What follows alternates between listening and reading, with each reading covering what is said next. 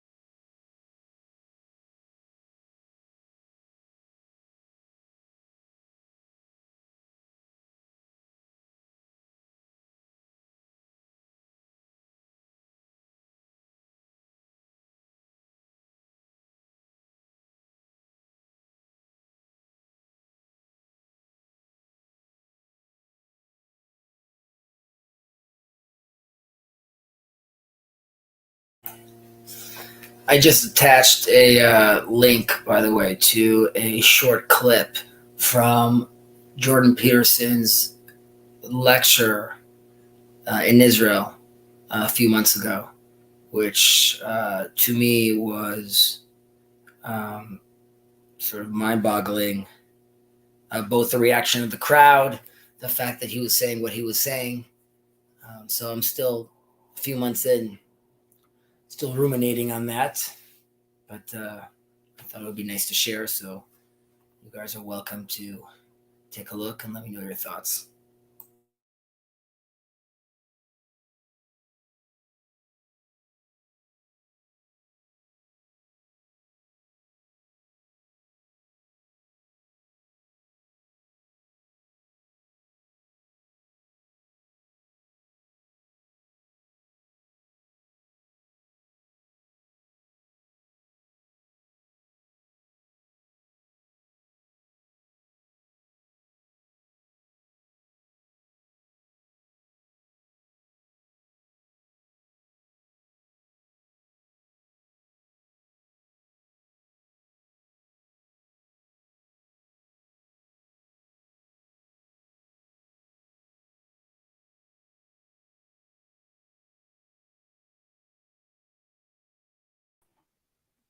Hello. I don't hear you. Your mic must be off. Hello, Rabbi. Hi, how's my audio? You're great. Yes. Success. Okay. Are we live? We are live. Okay, I'm like a minute late. It's all good. It's all good. What does time even mean? But thank you again for joining. I really enjoyed hearing your conversation with Jacob. Oh, it was lots of fun. Yeah, he's definitely a fun character, and I He's was a fun also guy. Yeah. enjoying the back and forth online over the last few weeks, months. I thought in this conversation, while it's still going to be focused on Judaism, uh, I was saying earlier that maybe we'll have like a little less. We're not going to be able to avoid the some of the jargon, but I do want to try to have it some of it accessible to the people watching this, of course. Yeah, I So definitely attempt to be understood by all. yeah, Sometimes inevitably of you course. you can't make that happen, but I try the best I can. So if you don't mind, before I get in, I have like a list of some stuff I thought we could discuss that I'll share with you. But I wanted to know if we could just do just a small introduction. I don't know sort of your background story so much, or like where are you coming at this from? What are you doing in this space? What does the rabbi do? Okay, a small introduction. A small introduction. I don't know how to make a small introduction, but Yes. okay. So my background is I grew up in Brooklyn, New York. I mentioned that Jacob's broadcast. Did I freeze? Am I still with you? You're with me. Yeah. For some reason, I keep seeing myself freeze, but I don't know why. You're good. As I mentioned on Jacob's channel, I grew up in a bit of a Jewishly confusing home Mm-hmm. because my two parents grew up secular and my father became religious after they married, and my mother did not. You know, it was kind of like, well, I didn't bargain for this and we got married, so I don't agree to it. But so I grew up with kind of that mixed message of, you know, keeping Torah on one hand and not keeping Torah on the other hand. And my parents split up, and I had to go through a lot of personal soul searching to decide on my path, and it wasn't always simple to know which way things were going. But in all that mess, I got a modern Orthodox education and I would say a prestigious modern Orthodox school. I got involved with NCSY, which turned me on really to Yiddishkeit. I would say prior to that, what my modern Orthodox education had accomplished was to turn me off totally from Judaism and make me want to be anything but Jewish. And I was pretty set that that was the path I was going to take, was jump off the deep end into, just being anything but Jewish. And when I accidentally ended up involved with NCSY, and for the viewers who don't know, it's a youth group that's not school oriented. It's what you might call informal education or experiential education. It's a youth group for Jewish teens from any background, and I got involved with that almost accidentally, which is a long story that I won't go into. But I would say in that environment, I was finding myself enjoying being Jewish and doing Jewish things for the first time in my life. And at the end of my high school years, it made me think like I was on the path to say, like, when I turn 18, I'm out of here. And now I almost feel like I discovered something new that I don't even really know what I'm abandoning. And I thought I did, but now I see I don't. So that's when I decided to go to Israel for the year after high school, which a lot of people with that upbringing do, but I was totally opposed to it, and I changed my mind on that. I ended up spending a year in Or Sameach, the yeshiva that Jacob mentioned, followed by finishing my college degree or doing a college degree altogether. But I would say that 1 year in Or Sameach, when I was in this very warm, nurturing, mature yeshiva environment with teachers who were extremely scholarly, but also at the same time warm and embracing, kind of like a family. And I lived in a community where people were very committed to Torah, and Torah kind of defined their life in a way that I had never seen in the modern Orthodox world, where it's just kind of like you're like, growing up, my identity was like, I'm an American kid who happens to be Jewish, and my obligations as a Jew kind of get in the way of the other part of my identity, being the American kid I want to be. Judaism was in the way, stopping me from being happy. And here I saw a place where people, their entire life was defined by Torah. It wasn't just like a hobby, it was life itself. And I got very turned on by that, and getting to know some of these families, going to Shabbos meals and things like that. I just saw something I had never seen before. And I said, this is so beautiful. I want this. So even though I went to college, and that's a whole other story, my basic overall trajectory was, I want to go back to Yerushalayim, that's Jerusalem. I want to go back into Torah study, and I want to build the kind of life that I saw there that others were building. And I did that. After college, I went back to Jerusalem to study in Or Sameach. I got married. I spent a number of years in the Kollel, which is basically what married men who study in the yeshiva are called a Kollel.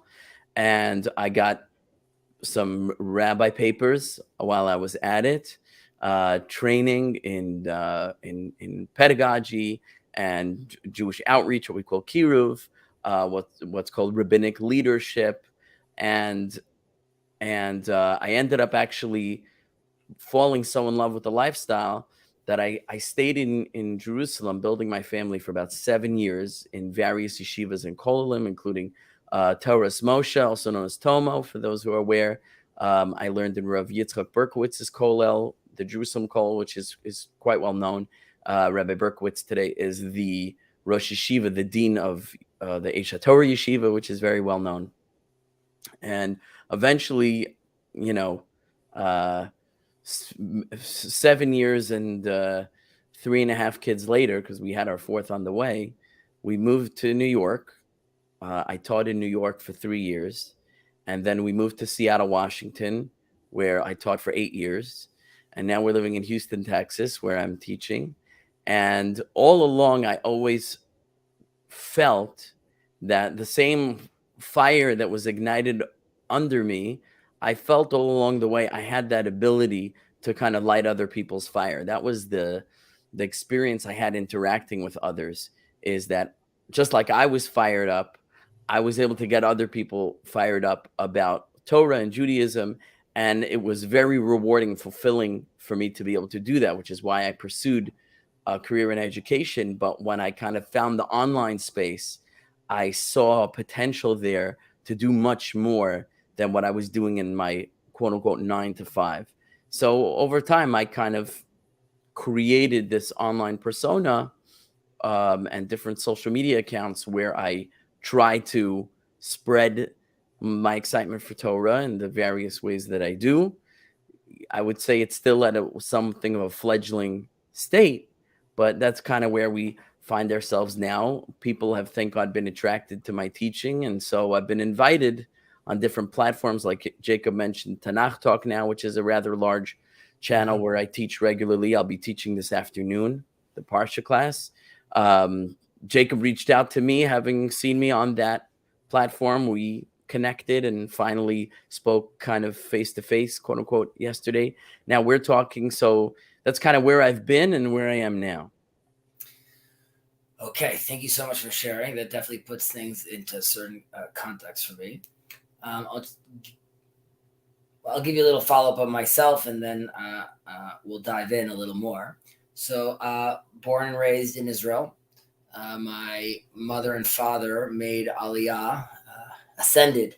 They moved to Israel in the early 80s, a few years following my twin sister and I were born here. The rest of my siblings were born in the States. But I grew up here all my life. What you would consider, again, these terms are sort of loose terms, but Dati Leumi, so national religious, which is sort of like Israel's version of modern Orthodox, but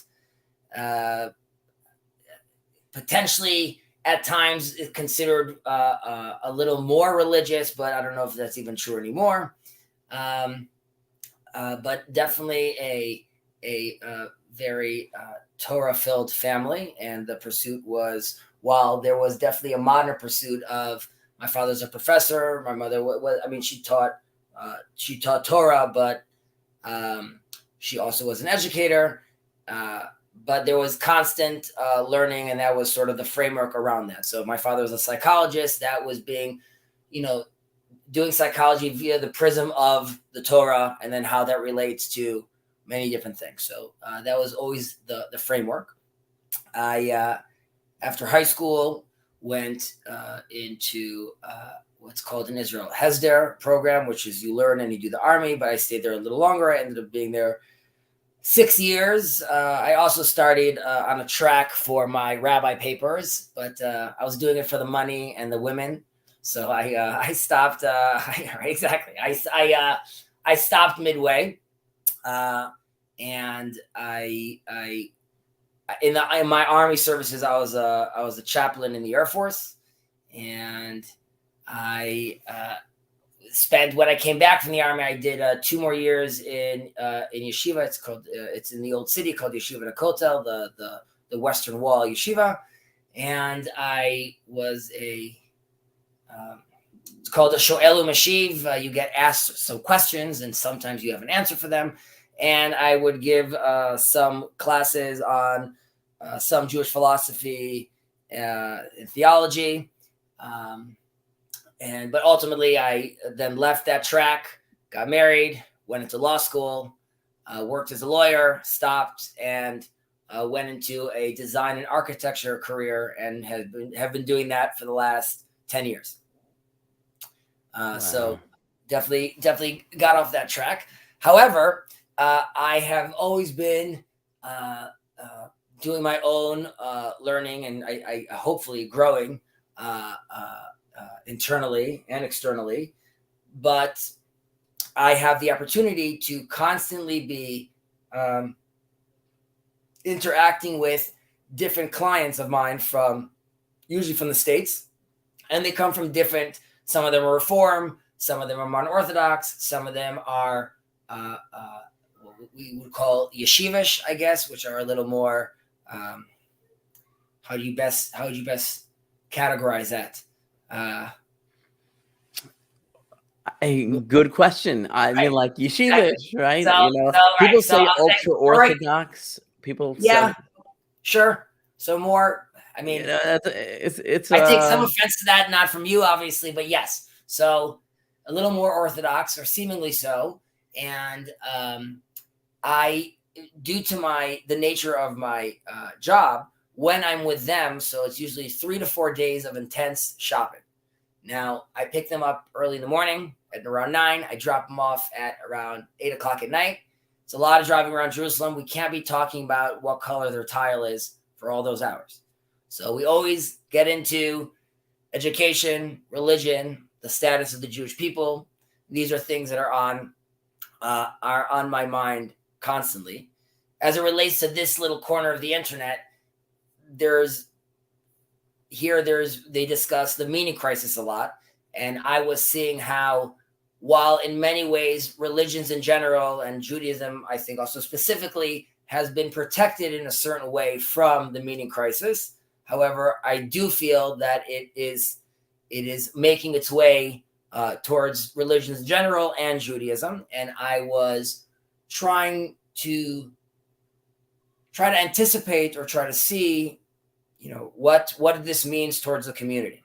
So having said that, because the conversation with Jacob, while informative, was sort of a mix of conversations, I was thinking of discussing sort of the interior status of the Jewish community with you a little, and then having a conversation about the exterior relationship that we have with other nations, other religions, potentially, if that would be okay with you.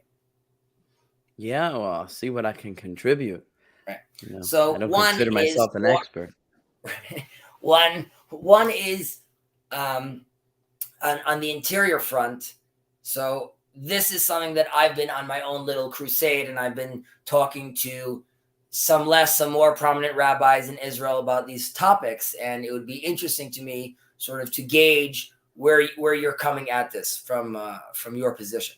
So,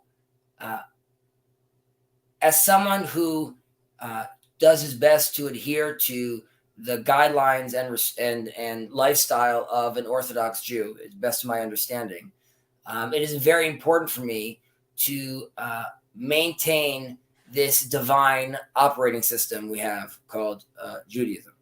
And I think it's fantastic. I think it's wonderful, Judean Christian values and where the world looks at today. So there's a whole nice package that Judaism comes with. However, due to its divine nature and its system that it's built over the last 2,000 years of exile, there are times when the Jewish community and Jewish leadership is required to make adjustments or certain changes, which we believe to be divine changes through their authority to do so, that allow us to adapt properly for the changing times. So whether it's an extreme example of one should not write down the oral Torah, to then the need to write down the oral Torah, to one should not get paid for teaching Torah, to then we could now get paid to teaching Torah. One should not teach women Torah, and we then managed to find the room where that happens. And while people could look at that as, how is it happening with a divine system? If we look at ourselves as constantly growing and constantly digging in deeper and understanding more, we could see how these truths are always there. However, so far, the religious community and leadership has been successful in being reactive to the world changes and making these changes slowly and methodically. It is a very dense web, and even if there's seemingly things that seem less relevant for cultural reasons, historical reasons, medical reasons, it's not so easy to just take out that Jenga tile, because you might be damaging the foundation, and one has to take that obviously very seriously when considering making these changes. However, I do believe that increasingly the rate of change in society, technological, psychological, and now biological and technological, are happening in a rate that far surpasses anything the Jewish community or the community in large has ever dealt with. And from what I've seen from my conversations is I get answers where I get looks of, yes, what you're saying is an issue. Yes, we understand. And my issue to them always is, but I'm a designer architect. Like, why am I having this discussion with you? These are your discussions to be having. I'm just here saying, hey, the canary in the coal mine. So the examples I give them would be, there's a CRISPR technology. I don't know if you're aware of CRISPR technology. It's with the genes and things correct. like that. So in China, the doctor was arrested, but he took 2 embryos and made sure they can never get AIDS. And he also played with their intelligence. Now, 10, 20, 30, 40, 50 years, when I'm tweaking genes, are we telling people, no, you shouldn't pick the best of your genes for your child, and how tall he's going to be and how smart he's going to be? And what does community in large and the Jewish community think about that? Are we not doing that? And then our kids are not competing with other kids? If you are tweaking my IQ, what are my responsibilities toward my family, toward my learning? If I decide to do so and my wife doesn't want to do so, would that be a reason to divorce her? Because now we are completely having different understandings of reality. If I could clone all my body parts, should I do so? And if so, can I live more reckless lives? If the whole Jerusalem eventually moves to be a smart city, also 10, 20, 30, 40 years from now, my fear is not only does religion know how to somehow adapt to that, it's also the mindset of there are families today in some communities where a child will have a relationship with the Sabbath, and him thinking he's doing something that, let's say, would be problematic from the law point of view, but then he finds out that in 20 years it's no longer problematic. However, his relationship is destroyed with his mother based on something that at the time she thought this is exactly what God wants, or at the time these are what the rabbis are telling me what God wants. And now it's easier to look back 1,000 years and be like, well, that change happened now. It's going to be much harder to have that conversation if 10 years I look back and I'm like, well, that was different. And then again in 10 years being like, well, that change happens. And I think to myself, when another example would be, and this is not to sound too controversial, but out there in the world, right? If I grew up in a quote modern house and I wanted to do my report about Moses for school. So I go to my father, and my father goes to his library and gives me some books. Seemingly with a new AI little chat that's going on right now that is just giving you answers, or the second Elon Musk gets this in my head, which he's already doing now with Neuralink, I'm not going to ask my dad for the information for the report. I'm just going to do the thing. And then I'm going to go to my dad or my teacher that's not ready for this response. And I'm going to tell him, dear teacher, what do you think about the fact that Ramesses II's tomb is like the exact size of the tabernacle? And who's this Freud guy? And what is he talking about Moses? And there's a guy named Sargon of Akkad that he predates our story in like a basket. So what's that? And if the teacher has no frame of reference how to deal with this, or 7 kids coming to him and being like, wait, or a student coming to a rabbi and asking him a question, rabbi gives answer, and then student shows him 17 different answers online from around the world of quote unquote bona fide rabbis. What is his response? What does that make to the trust between those rabbis? So that would say like my interior concern is, as I see the communities are bifurcating, I get very nervous that we end up turning into really different sects of religions and turning into different versions of how we relate to God. And while in exile, something like that there was room for that with the 70 faces of the Torah. When you have now on the ground a government that, if I took a zoom out, I'd be like, wow, the most religious government in Israel, maybe since the time of King David. Look at this. But I could zoom in and be like, but is this what Judaism necessarily looks like? And can I find myself exiled again, potentially, because of the shenanigans that happen over here?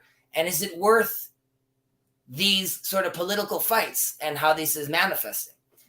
So I would say I'll stop off with that little tangent, but you can let me know about your thoughts. Oh my goodness. I mean, you said like 20 different things. So I'm not sure what to respond to first over here. It's a buffet.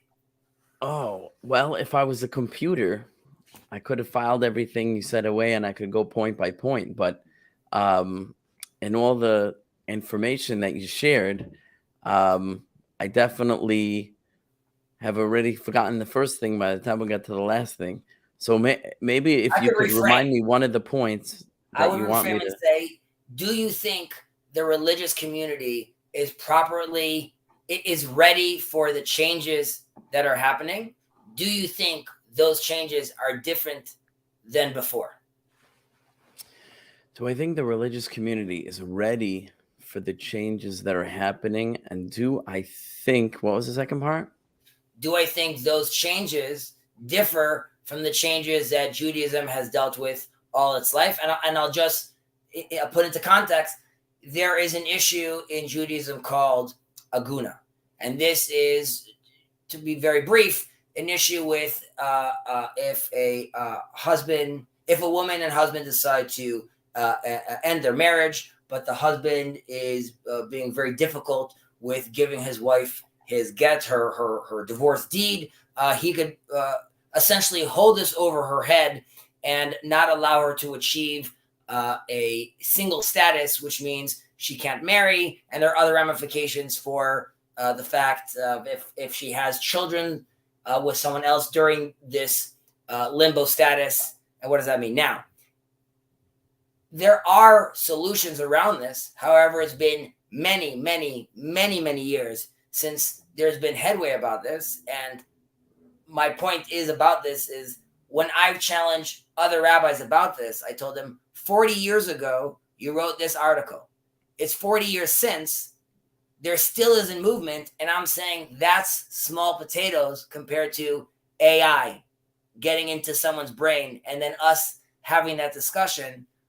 And is it crazy of me to think that that's not 200 years from now? That is, it's knocking. Right. Wow. Okay. So it's times like these. I wish I was Ephraim Goldberg. What I mean by that is Ephraim Goldberg is I'm just giving an example of someone who is very well known community rabbi, Orthodox rabbi. He's a big scholar. He's very worldly, and he is like at the forefront of these types of major Jewish communal issues. And I'm sure he's well informed to talk about these things more than I am. But I will acknowledge to you that I agree with a lot of what you said, particularly about the rapidity with which times are changing, so to speak, in quotation marks, more than has ever been. In other words, where a generation used to be 20 years or 50 years, right? A generation is now 2 years, and it's probably going to be even quicker. Meaning, what I mean by that is I have kids.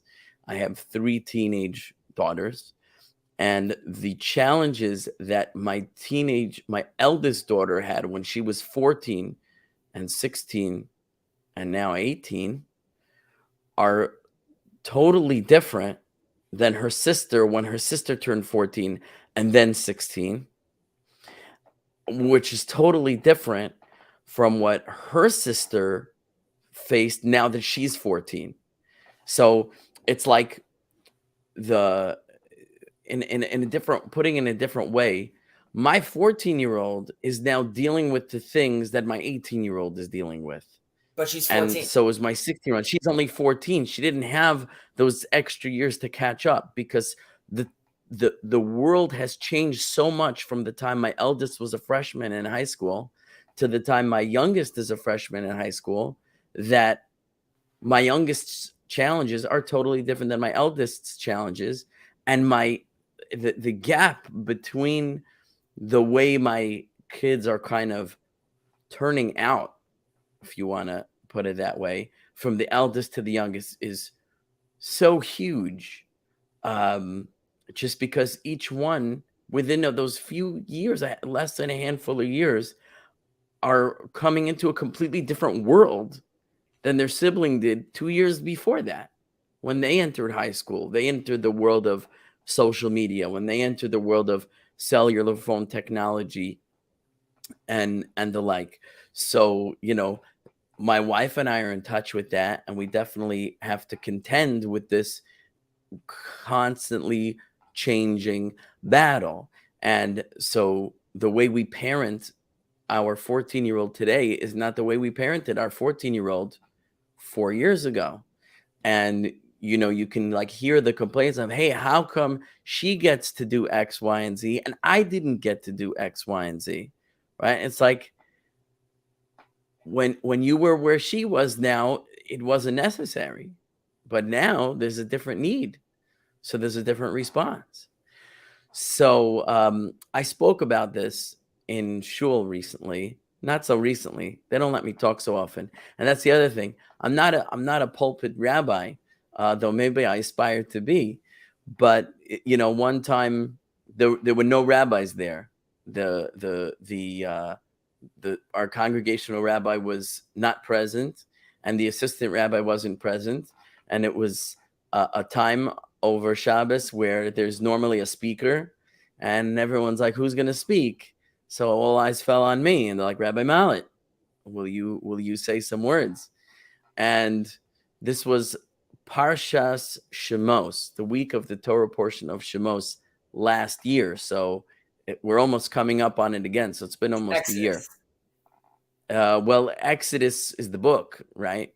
But the Torah portion is that first Yeah. portion of the book. So it's been about a year, and I got up and I said the following. I quoted my Rebbe, Rabbi Zachariah Wallerstein, whom I mentioned yesterday, and that he talked about in this section you have Moshe and Moses. He's speaking to God. This is the first conversation between Moshe and God, and it's an enormous conversation. It goes on for 30-something verses, which is a long conversation between. I might be the longest recorded in the Tanakh between any person and God. And within this conversation, God seems to ask a very strange question to Moses. He says, Ma ze biyadecha, which means, what is this in your hand? A very funny question for the all-knowing creator of the universe to ask a person, as though he doesn't know what's in Moshe's hand, Moses' hand, and as though Moses doesn't know. And Moses answers him, Mata, it's a stick. It's a stick. So listen, the creator of the universe knows it's a stick. If he's asking you, Ma ze biyadecha, what's in your hand, he's asking more than it's a stick, right? And if you're Moses answering him, the answer of, it's a stick, God, doesn't seem sufficient. So what kind of a bizarre conversation is this? So my Rebbe said a very, very profound thing, which has come with me all through the years. And that is, he says, Maze biyadecha means, we know in Hebrew, especially in biblical Hebrew, the euphemism was what's in your hand, and we use it in English, means what's in your power. What is your power? What is your ability? What is within your strength? And Moshe answers him, Mata, my power is that of a stick. What is the power of a stick? A stick is lifeless. A stick has no intrinsic ability to do anything. But in the hand of the wielder, the stick can be a very powerful tool. And depending on who's wielding it and how they're wielding it is the result of what this stick will produce and what this stick will perform and what the stick will be able to produce and perform. And Moshe was saying in his inimitable fashion, which is why he was Moshe, he says, God, I have no power of my own. I am but a tool in your hand. I am your stick. That is my power. My power is to be your emissary in this world. And as you will give me ability and as you will utilize me according to your power, which will be my power, which means I have at the same time unlimited power because I am a stick in the hand of God. And I also have absolutely no power because I'm a stick and I have no ability of my own. So That's beautiful. Rabbi Wallerstein encouraged us, that we need to look at each of ourselves in that way. And in that way, we can harness and be harnessed with the ultimate power that we have. But the way that I used it on that occasion when I was asked to speak and fill in, as I spoke about this issue, I said exactly what I said to you now. I said, we live in a generation where there's a new generation every 2 years, not every 20 years. And our children are being bombarded by technologies and influences that we can never have fathomed ourselves. And what is our response going to be? I said, what is our response going to be? Is our response going to be, as they say, usser, usser, usser, usser, usser, which means it's forbidden, it's forbidden, it's forbidden. We can't touch these things. We can't go near these things. We have to shelter ourselves. Said, you're going to lose. You're going to lose. You don't live in that world anymore. There's no more sheltering. Look at Lakewood. Look at Muncie. Look at the most conservative right wing. I don't mean conservative as in conservative Judaism. I mean religiously conservative, like, traditional. Traditional. communities, the most right-wing communities, and the children are finding their ways into these things. We can't stop it. You're not going to keep your kid in a cage. You're not going to keep your kid locked behind doors. You just can't do it. It's impossible. So now somebody was telling me, I'm going a little bit of a tangent, but somebody was telling me, my kids were telling me, my daughters were telling me that the new drug dealer in yeshiva, now imagine the yeshiva, this is the place of Torah learning. This is the four walls of the study hall that are going to protect us. And I remember when I'm going on a tangent within a tangent. Remember when cell phones became ubiquitous, and Rabbi Wallerstein was lamenting how the Satan, right, Satan has finally found his way into the study hall. It used to be the study hall was our sanctuary, our safe haven. We went into what the Gemara says, right? What does the Talmud say? If the evil inclination grabs hold of you, what do? You grabbed hold of him back and you drag him to the study hall, and you sit him down in the study hall and you study Torah. He can't have power over you there. And that's very profound and it needs to be understood, but that's another conversation. But I remember he said, finally, the Satan has found a way into the base medrash, because now everybody's got in their pocket this little machine. And this was before smartphones, where you could watch. He says you could watch the boys in the study hall, watch them like Pop-Tarts. You watch, all of a sudden one pops up, and then of course another guy pops up. Everyone's popping up, pop, pop, pop, and they have to walk out. Why? Because their phone's buzzing. They got a text, they're getting a call, right?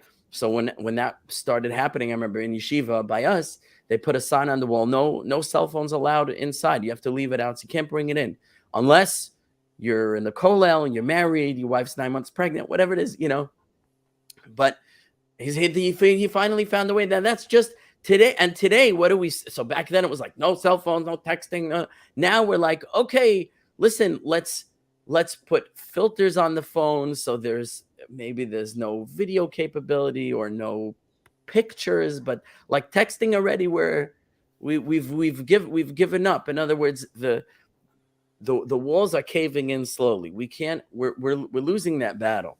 And but is it even the battle we are supposed to be fighting, or is that we? So here's where I'm going in my long-winded way. My daughter, I just want to roll back to the tangent. My daughter is telling me that the new drug dealer in yeshiva, it's not like it was before. Not that I ever encountered this, but one might imagine someone is, he's peddling over here some type of controlled substance. He says now it's smartphone plans, meaning everybody has to have a kosher phone. Kosher phone means that the parents have put filters on the phone. It's approved by the rabbis. It has a stempel, seal of approval. The rabbis say this smartphone you can have because we have stripped out of it the ability to damage you too much, right?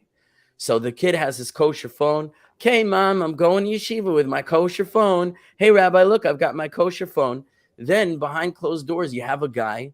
He's dealing phones. He's selling in yeshiva unlocked, unfiltered phones, smartphones. And so everybody's got their kosher phone they walk through the door with, but in the other pocket, they've got their unlocked smartphones. This is the new drug. So our kosher phones aren't working because the kids are finding a way around it. You're gonna block the internet in your house. The kid's gonna go to your friend's house and do. You don't know what. It's also gonna end up in his head. Let's get there when we get there. But in general, I had a Rebbe, Rav Naftali Kaplan, Shlita, who I remember him saying, just imagine what I'm telling you right now. We're living in Jerusalem. You can imagine this. And we're huddled around this great sage who's teaching us what we call musar, ethical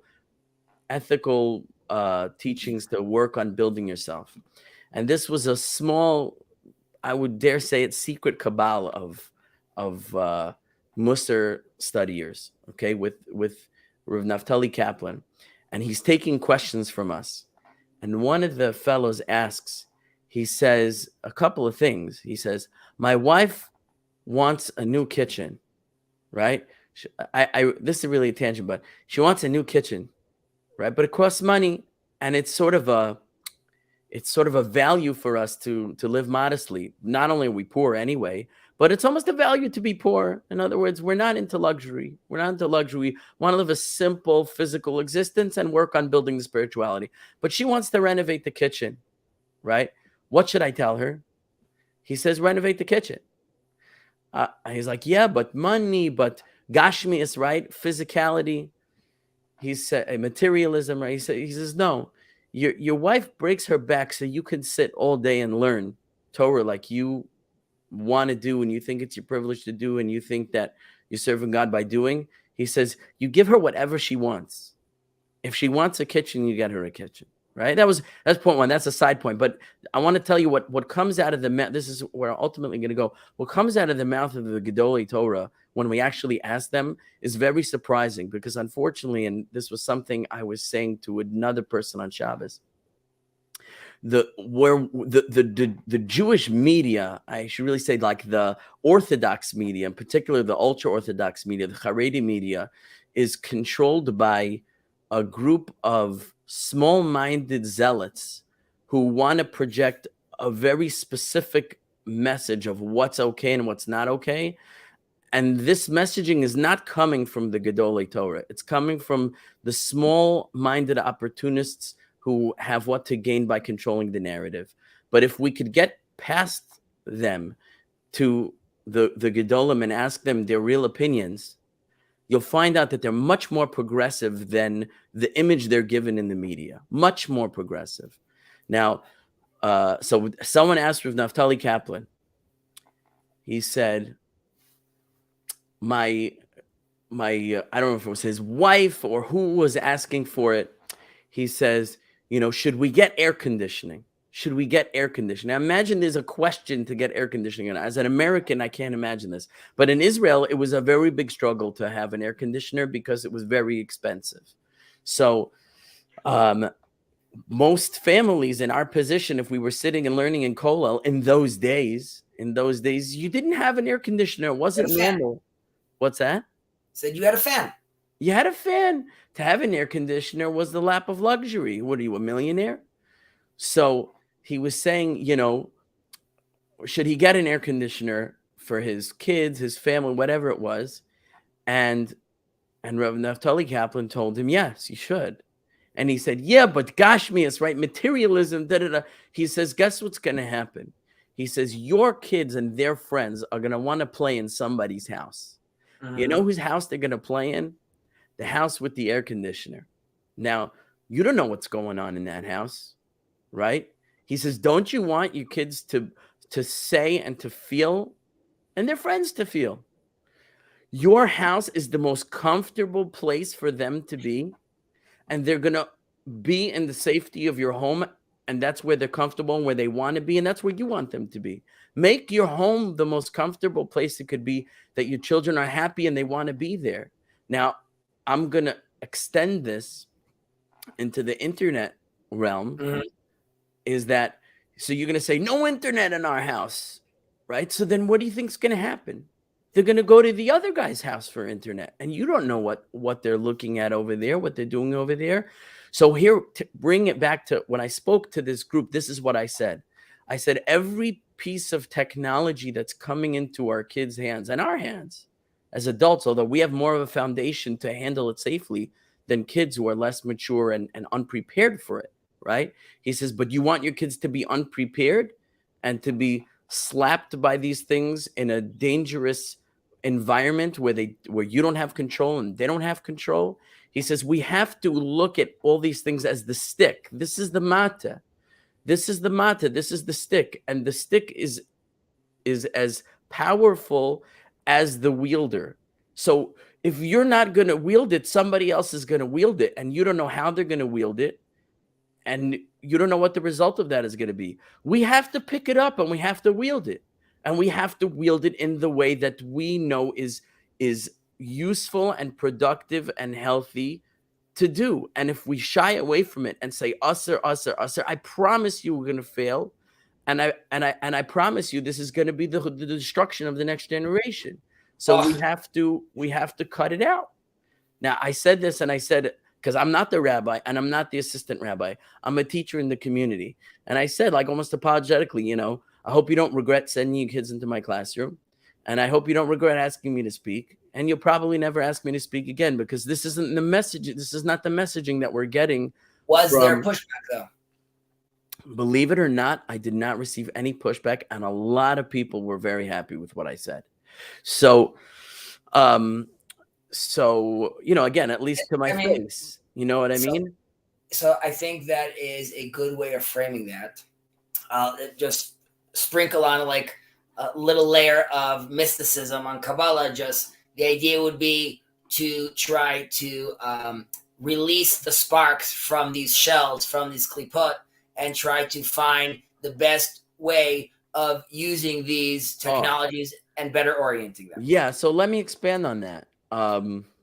Because I feel like there's not so much I have the knowledge to talk about, but I could say a little something.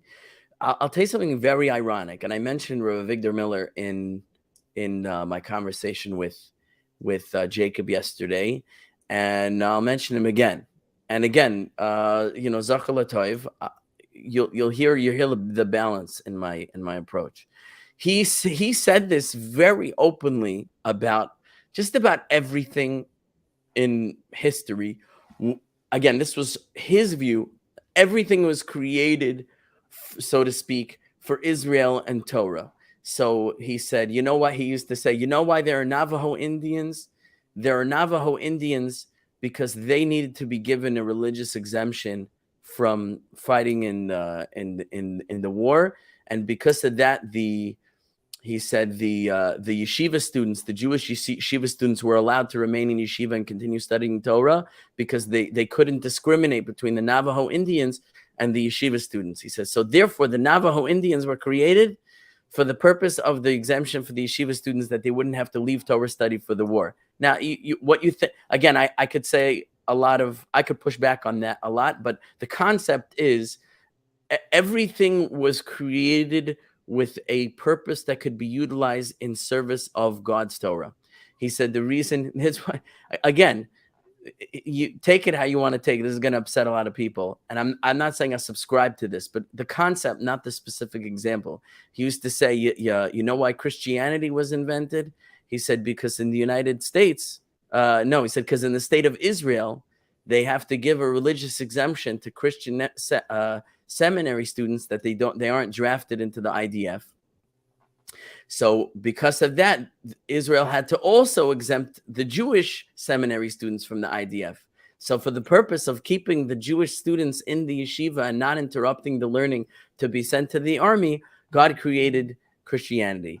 I mean, this relates a little also to Maimonides' take on divine providence and just in general, even the concepts of evil, that these are all, our lack of imagination and perspective to look how these things are actually manifesting in the world. And many times what we perceive even as evil ultimately has a more righteous goal, definitely righteous with regards to God's ultimate plan. But I want to actually, I'll tag that back in with regards to the Christianity in a moment. I want to, if you don't mind, just dig in a little deeper about what you said, you were talking about your girls. So do you think with the changes that you're seeing, would it be hyperbole to say that there is a chance that even the way humans interact, because arguably I could say the story of Homer and the Greek myth, they still, or Shakespeare, they still are resonate with us because we're very much like those characters. So, which also allows the Torah to be so inspiring, because we still manifest those patterns that we see all the way back then. However, if we as humans start changing, does that apply then? As in, if we are changing at a level where it's more than just kids are less impatient, or like, boy, kids just like, they're a lot less social today. If it turned into, we don't need to converse like that anymore. So what about all those obligations we have? What about all the infrastructure that builds based around, well, this is how humans interact. And that could be like, that was true for 3,000 years. And it's no longer true. And be with me for a moment. I take this together with what you're saying. You're like, listen, Chezi, I'm sort of with you about like, we can't just be on the sidelines and let this tsunami of change wash us. We need to safeguard ourselves. Now, I believe that not only do we need to safeguard ourselves, we are supposed to be spearheading that sort of change in the world. And to do so, where this begets a little more controversial, and that's why I preface this with, I'm not the guy to make this change, and I'm not the authority to call upon this. However, Rabbi Kook mentions that, for example, even the whole concept of the Talmud, he calls the great Band-Aid, right? This is the result of a 2,000-year exile. And when I say we, I'm like, I am, for myself, living in what seems like a prophetic time. Definitely, I see myself and the Jewish people as like a theological question for the world and a tension for the world to deal with. And then it's sort of, there's a verse that says, Shuva elai ve'ashuva elechem, return to me and I'll return to you. Again, there's a song on Pesach, on Passover called Dayenu. It says we would have had enough. And we say, if you just got us out of Egypt, if you just crossed the ocean. So now in Israel, the superpower of the Middle East, there's a thing called the Knesset, the most religious government. How much more are we demanding? And is the demand like, no, it's only enough when the temple falls from the sky, because A, can we appreciate the position we're in? And B, at some point, can we say, okay, we can take off the backpack called exile and now reinvigorate, come back to the source, rebuild. Rav Kook mentions that new Torah looks different than our exile Torah. Now, again, I'm not running like I explained about the web. I don't know if it's Y or it's X. I know that it potentially looks different.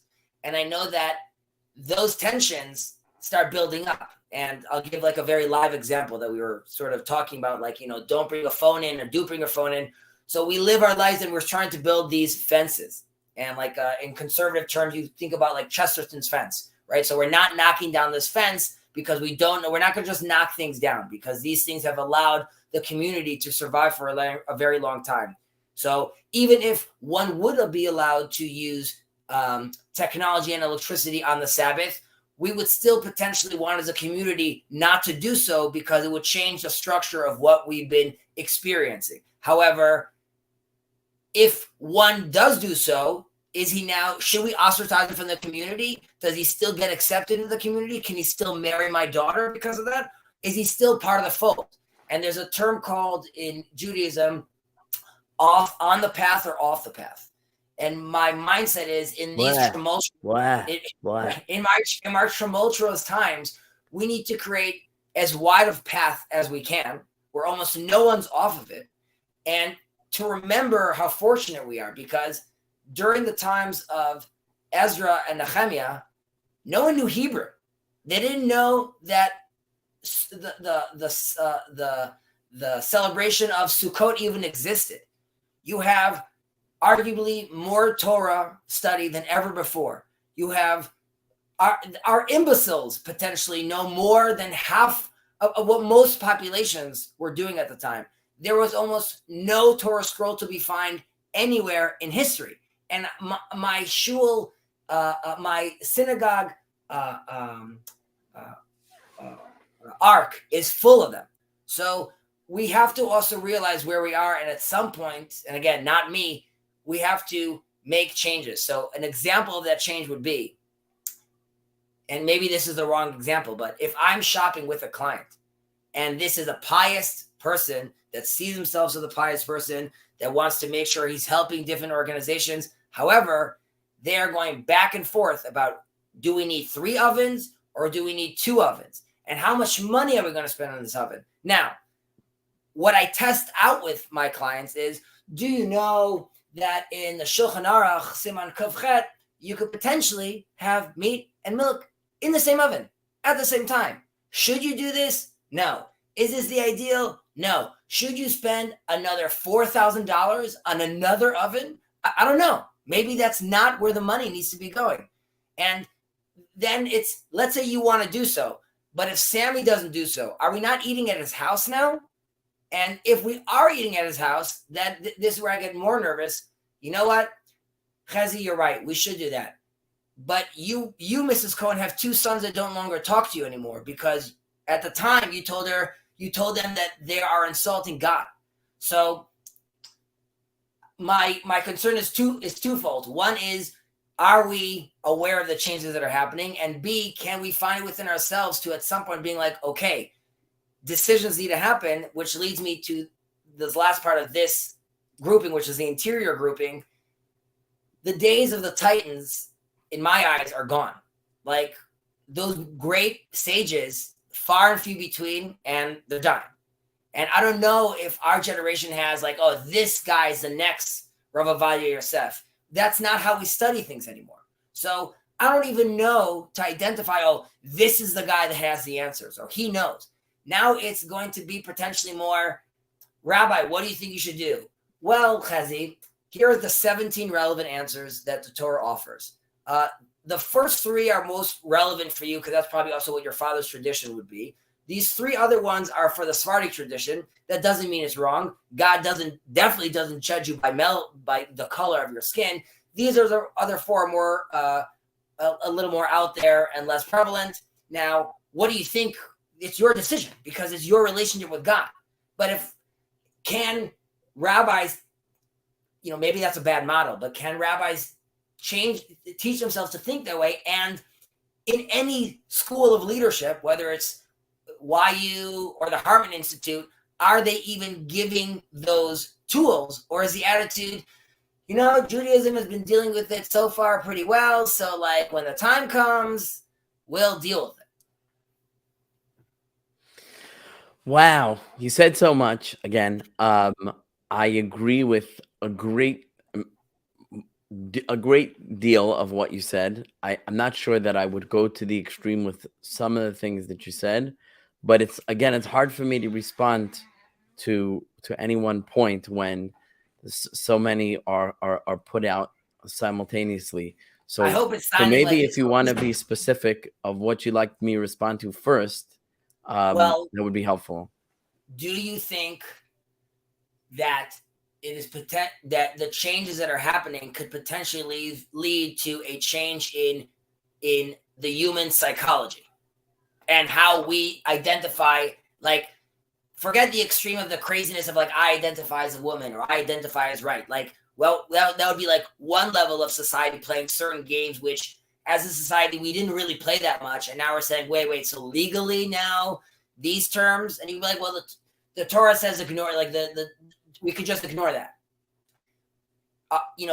Down the line, if we really change how we interact with people, with technology, with relationships, then you are talking about a different kind of human. And then the question is, would that be enough reason? Like, I don't think the Torah ever had to deal with that level of change. Would you agree with that? So to be honest, it's hard to, yeah. Am I talking now? It's hard to respond regarding what it seems, again, maybe not so far off in the future, but again, to imagine that human psychology has changed so much that it can no longer relate to the human condition of generations prior, until that is more present in front of us, it's hard to respond because it's a very big conjecture. I feel like my Can I give an example? Yeah. Okay. If your child no longer needs to discuss things with you for information, which has been what all children did with their parents forever, if you become obsolete as the knowledge giver. So here's the funny thing. I think I'm obsolete as the knowledge bearer to my children no matter what, because the nature of, it depends on which stage of growth, but let's say for teenagers, The nature of the teen is, I know better than my parents. My parents are old-fashioned. They're from a different generation. Their ideas are outdated. Their ideas are outmoded. They don't understand the way things work today. They don't understand the way people are today. They don't understand the way people think today. They don't understand the way people act today. And therefore, any knowledge that my parent attempts to pass down to me as has no value. And um, and anything that they attempt to argue with me about, rates even lower, because it's not just that they're a dinosaur, but now they're arguing with me, the all-knowing one. Now, what's funny is that yesterday on Jacob's, it wasn't yesterday, whenever it was, 2 days ago, the days blend together. On Jacob's conversation that we had, I was talking about impressions that I had as a 13-year-old, right? Yeah. And that I didn't believe the Rebbe was Mashiach, right? That the Lubavitcher Rebbe was the Messiah, which I still don't, and I never did. But what's funny about me saying that? Hello, did I lose you? No, you're with me. I seem to be going in and out. You're good. I hear you. Sure, I see my you. Wi-Fi seems to be, yeah. Yeah, and this Right. Wi-Fi On here my also. end, wonky. Anyway, I was saying things over as like, this is what I thought as a 13-year-old. But as I'm saying this, I'm like, meaning I was tantamount to an idiot because I knew nothing. And the funny thing is, at the time, I thought I knew everything about everything. I'm the smartest guy in the world. I'm smarter than my parents. I'm smarter than my teachers. I'm smarter than my rabbis. And my kids right now think the exact same thing. So I think that divide is there without the technology. That's just that is a feature of the stage, So I don't know that it's a technology problem. I think it's just a kid's problem. I would give, and we don't have to dwell on it too much, but an example I would give, which is, me telling my dad, right? Because my dad's methods of educating me still have a lot of what his grandfather gave him, and that's what he gave me also. Now, when my father talks to me about dating, right, there's no concept, not that I had this as a religious person, but there's no concept of, then you'll have a phone which you could just pick all the most beautiful people in the world, because that's never going to happen. But that is what happened, and that completely changes how I look at women and how I look at relationships. And it was very damaging. That's very damaging to the fabric of dating, to the fabric of relationships, to the fabric of marriages. Well, wouldn't that be something that changes society on a crazy level then? Yes, it certainly does, but not in a good way. Meaning, even if we did transition, to a mode where kids are getting their information from the internet, and we can't confiscate their internet devices, their laptops and their phones and whatever it is, because there's a chip in their brain or whatever, however they work the technology out. I don't know. I'm not in the know. Mm-hmm. But I think that would be a terrible thing, because everyone knows that the internet is full of dangers. It's full of dangerous people. It's full of dangerous misinformation. And I'm not talking about all the COVID conspiracy theories, CDC. That's not what I mean by dangerous misinformation. Hunter Biden's laptop. I'm not talking about that. I'm saying from the perspective of a scholar who actually is studied to whatever extent I am. And I'm not talking about myself. Any scholar in any field that I've ever spoken to about this knows you cannot do real research on the internet. The internet is full of foolish misinformation. There's a guy, Sean Altman. He's a singer. He had an a cappella group called Rockapella, which was very famous and popular. Jewish guy, Sean Altman, secular Jew. He has a very funny song about Passover, and it's called They tried to kill us, we survived, let's eat, right? And basically, if there's a YouTube video of him performing this at a radio recording on a radio show, and he's and he's telling them the backstory of how the song came about. And he says, my rabbi called me up, or not my rabbi, said a rabbi called me up and said, Sean, I'm a big fan. Could you write a song about Pesach? And I said, Rabbi, what's Pesach? And he said to me, Sean, Pesach is Passover. And I said, oh, what's Passover? And so Sean Altman goes on to say how he decided to do some research to find out about Passover so he could write a song about it.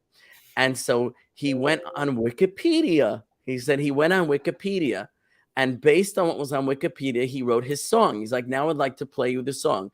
Now it's satire, and it's making fun of Wikipedia. It's making fun of the misinformation that's online, because he sings this whole very funny song about Passover, but it's all inside out and backwards as far as the facts. It's all mixed up. It's all wrong. The year was 1492, Jews were sailing the Atlantic and whatever. And he mixes in every wrong holiday, and it's all anachronistic. And he sings a whole song about, it's like kind of the Pesach story, but with all the pieces wrong. Yul Brenner is the Pharaoh and everything, but like in real life, it's Yul Brenner. And then finally at the end, he says, and we got to I don't remember the tune or the lyrics exactly. He goes, and Moses took us out into the desert so we could serve our Lord and Savior, Jesus Christ. Right? And that's the end of the song. That's hilarious. So the idea is the internet is not the place to get your information. So really the way to get information is from authentic sources, and maybe some of them are on the internet, but for every one authentic source, you probably have 9 inauthentic sources of misinformation. So I think our generation is very damaged by on the one hand by internet technology, and thinking that somehow this is a way to learn. And if we put it straight in the head and we don't know what's going in there and who has control over it, I could speak on this for a long time. I think that's very alarming. But the problem is we may not be able to stop it. So rather than just stand on the side and go, this is terrible, we need to find a way to take that stick in hand and wield it the way we want. So, like speaking of Rav Kook, and I brought up also Ema Banim Smecha and Yisachar Shlomo Teichtal. He says, Jews, Haredi Jews, if you want Zionism to look differently, then you got to get involved. What do you expect the result to be? If you Torah Jews don't have a hand in it, of course it's going to be a disaster. Get involved. So that was my message when I spoke, not about Zionism, but I spoke about the challenges our generation faces, my kids face, your kids face, will face, are facing, all our kids are facing, we're facing, marriages are facing, couples are facing, people are facing, individuals are facing, is we can't stop what's coming, but we can influence it. We can influence it, and we can direct it, at least partially, in the way we would like it to be. Okay. So on that note, right? So Rav Miller, right? Back to Rav Miller. He said airplanes were invented. You know why the Wright brothers invented the airplane? So that today planes could be filled with hundreds of Jews flying to Israel, he said, to study in yeshiva. He himself was anti-Zionist, and he wasn't encouraging Aliyah, but to go study in the great yeshivas in Israel, just on a interesting tangent, love him or hate him, and I know that's the way people feel about Rav Miller. It's really love or hate. He fundraised from his congregation during the 6-Day War. He said, we're raising money for the Israel Defense Forces. And he raised however many thousands of dollars for his congregation. And then he got up and said, we're sending money to the Israel Defense Forces, Yeshivas Mir, Yeshivas Panovich, Yeshivas Slobodka, Yeshivas Chaver, whatever it was. He said, I think he named 4 yeshivas. He said, these are the Israel's Defense Forces, because the boys learning Torah are the ones protecting our nation. So now again, love him or hate him, but this was his perspective. Okay, and I don't even want to talk about that. But the point was the principle of the technology of airplanes were made to service the growth of Torah. And but right, in contrast, and this is like a conflict in my mind, but in contrast, he I heard this on a tape where he did Q&A. After every class he did Q&A. So he said, someone asked me if they could publish my Divrei Torah, my words of Torah, on the internet. So this must already been in the 90s, right?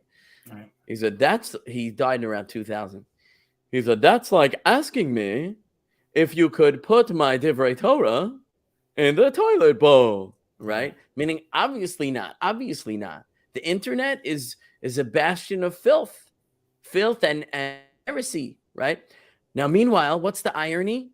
The irony is that the internet is full of Rabbi Miller's Divrei Torah, and all of his tapes have been transcribed into MP3s, and now you can download them. And why? Because at a certain point we said, no, we can't put Rabbi Miller's Torah on the internet because he didn't want it. But now it's like, okay, our kids are on the internet. What do you want them to see, right? They have no iPods. Now they'll give you an iPod full of Rav Miller's shiurim, right? Here, you want an iPod? Take one with hundreds of hours of Rav Miller's Torah. Now, Rav Breitowitz. We talked about Rav Breitowitz. Rav Breitowitz in my conversation with Jacob, right? And everybody should look at Rabbi Breitowitz. And they asked him a similar question, like, what's your view on internet technology for Orthodox Jews? And we know the destructiveness. We know the problem that pornography is having on our community. We know the problem of social media and affairs and divorces and big problem, and also all the heretical atheist sites that people are reading, and we don't have sufficient responses prepared, and people, going off the derech. And when you were saying that before, you might have said I was pantomiming, like inducing vomiting. I hate that term, the derech. But that's a term for I told my kids the other day. So one of my kids said, "Oh, this person is OTD." OTD stands for off the derech. I think Jacob has on his profile, it says OTD Jew, whatever. I take very great offense to that term. And I said to them, don't say that. I said, there is no derech. Derech means way in Hebrew. There is no derech. Chanoch lanar al pi darko. Every individual has their own derech. If you try to make a one-size-fits-all derech, you're doing Judaism wrong. And the communities that try to do that to their children are bordering on child abuse. So, every and this is where I agree with the latter part of what you were saying about Judaism and the halachic process needs to be utilized as more of a precision tool. I just had a conversation today with someone, I'm not going to say his name, about this topic, the tension in the halachic world between the codifiers and the people that want to turn halacha into a textbook where everything is laid down for you, exactly what you should do, and there's no deviation, or you're not from, like you said, I can't eat in your house, and I won't give you an aliyah, and you're not part of the community, right? Whereas the old way, and this is, Rabridowitz just spoke about this in one of his classes, the way of pre-Shulchan Aruch, which is why people like the Maharal were so opposed to the Shulchan Aruch. The way it was each community had its Rav, and its Rav was the scholar, and the individual community member brought their questions to the Rav, and he would judge based on the individual and the need of the community. This is the proper way to go. It was tailor-made for the community. It was tailor-made for the individual. And the Maharal was emphatic that this is the way Judaism is supposed to be, and a Shulchan Aruch is going to destroy that. And in a certain way, it did, even though it had other very great benefits. And we live in a world today where there remains this tension between the halachic authorities of, what I call the Mishnah Berurah people and the Aruch HaShulchan people. You have Mishnah Berurah, which is an anthology of the halachic authorities, and he basically goes with the consensus opinion, which was the way of Rav Ovadia Yosef, who followed, which is the way of the Shulchan Aruch essentially. and he's one of the anthologizers.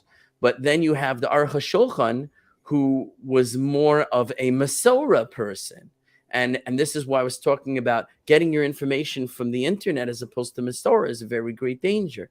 But he was a Masorah person. He said, the minhag is, and the Ramah, you can see the Ramah in his comments to the Shulchan Aruch also has this tension. He says, our minhag is to do this, ve'ein lashanais. He says, and you can't deviate.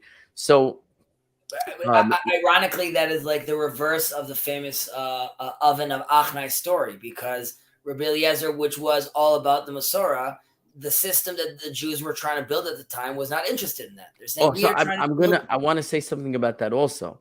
But the Aruch HaShulchan is much more. He's much more goes with Masorah, and the Lithuanian poskim were like that. Rav Moshe was like that, and Rav Moshe's Talmid, Rav Moshe Feinstein, and Rav Moshe's disciples are like that. If you talk to them, they're very opposed to the Machmirism, that is the stringency culture that's taken over the Orthodox world. Of, well, I learned another opinion that's more strict, and if I keep that, I'm a better Jew than you. This is very opposed in the Rav Moshe world, which is really, really the authentic Lithuanian Masorah, the Lithuanian tradition, as it were, and the poskim that I consider my own Masorah, my own line of tradition, are more. And I've asked a number of people. I said, Mishnah Berurah versus Aruch HaShulchan, right? These two works, the anthologizer versus the tradition. I said, who do we paskin like? Now, if you ask the man on the street will tell you Mishnah Berurah, because that's the popular book to study. But if you ask the poskim, that actually depends which posik you ask, but many of the American poskim who follow the Rav Moshe school, they'll say Aruch HaShulchan over Mishnah Berurah. And if you don't mind, I want to comment on three things you said. One, just about the Aruch HaShulchan, there's a book called Pninei Halacha. I don't know if you're aware of Pninei Halacha of Rav Melamed, Rav Eliezer Melamed. It's a very, very popular book in Israel. It basically replaced. Oh, yes, it's amazing. I love this book. Now, by the way, I've read very little of it, but I read enough of it that I was blown away, and I was very joyous. And I said, if I could afford it, I'd buy the entire set.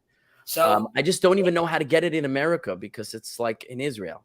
It's amazing. There's a whole set for kids, which is phenomenal. And he's the real deal. However, he came out last year with a series that had on it about relations with Christians. And there was some more lenient, obviously all with sources, some more lenient with regards to marital relationships. You mean intermarriage? No, not intermarriage. I'm talking about like the premarital sex with purity laws between a Jew and a non-Jew. Purity laws, Hilchat Nidah. What does that do with Christians? No. It was two separate things that he wrote. One thing about Christians and a separate thing about purity laws. Oh, I thought you were saying that the book on Christians had to do with like intimacy with Christians. No. I was very confused about. So he wrote two things, and as far as many of the schools over here, get his books out, get rid of his books, don't buy his books anymore. Terrible.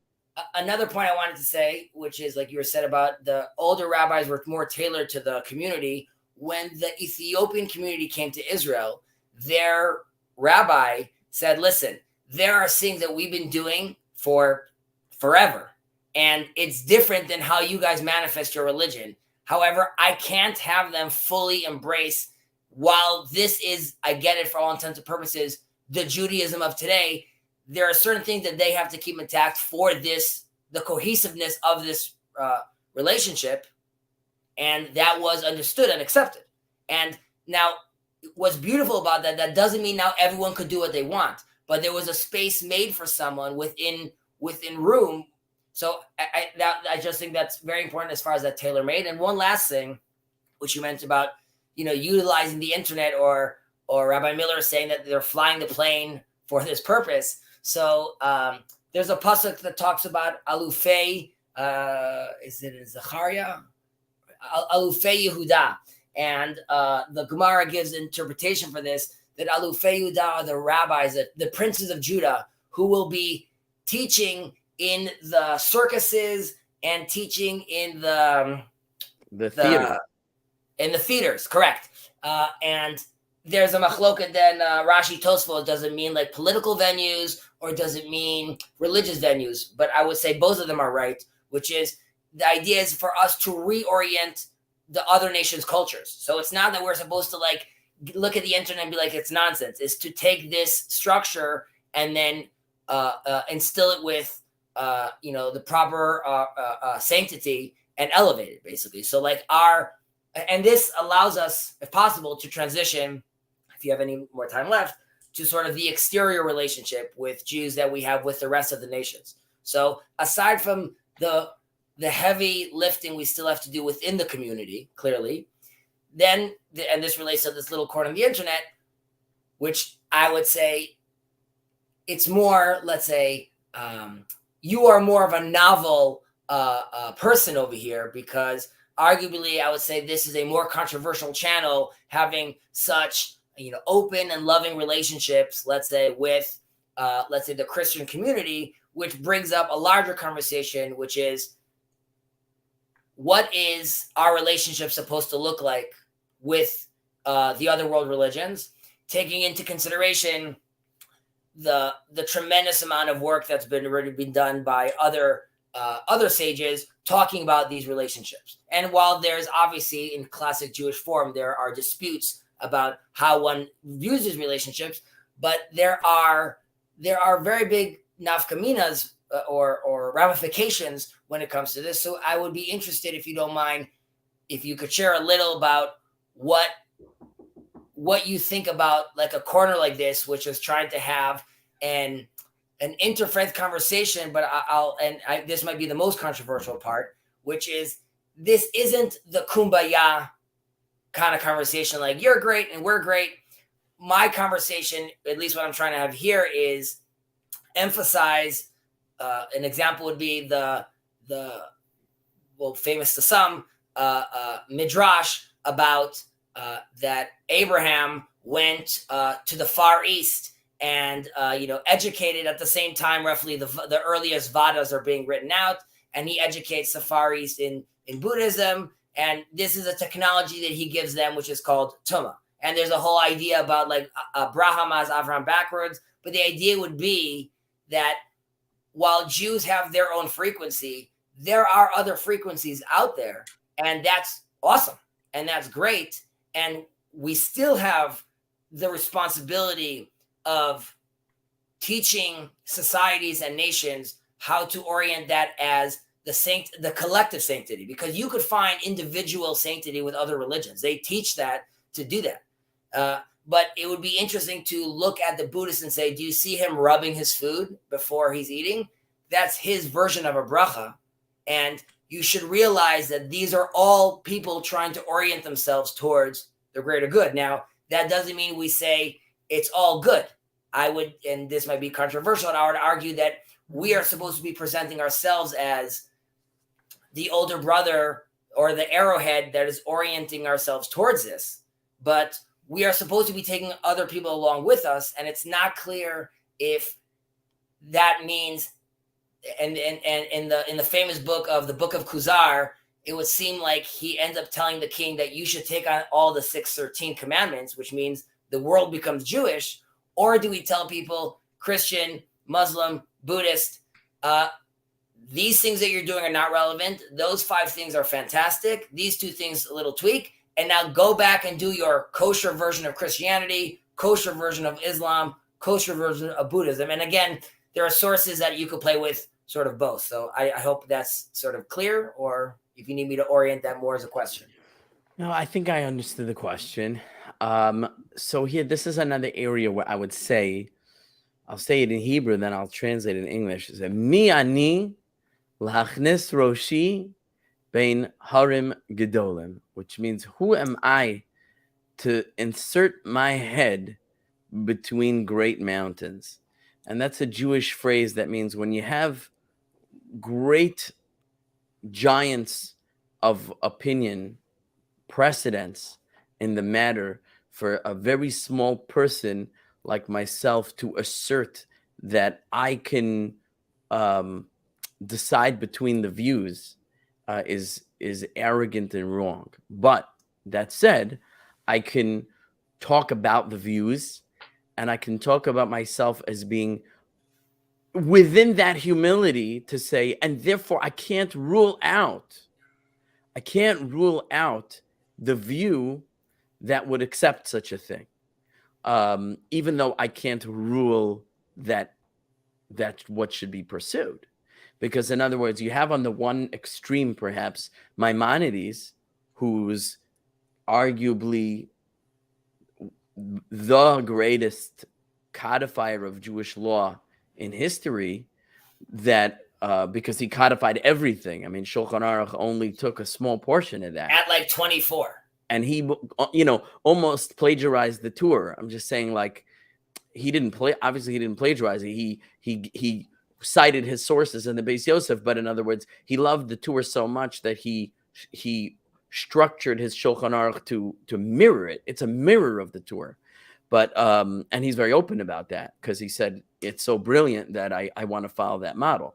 But Maimonides codified much more in his code, and he is very restrictive in this area, where he says basically the only difference between a Jew and a non-Jew as far as what they're permitted to do and not do is in action. The Jews have 613 commandments to follow, and non-Jews have 7, but in emunah, in faith and belief, a non-Jew is just as obligated to believe in all the foundational principles of the Torah as a Jew is. And if he wouldn't do so, although he may be wise for living a life in conformity with the 7 laws, which are certainly universally benevolent laws, he would not be considered a so-called righteous Gentile as far as his relationship with God, and he would not share a portion in the world to come. So he would not accept any form of Christianity. He would not accept any form of Zoroastrianism. He would not accept Islam.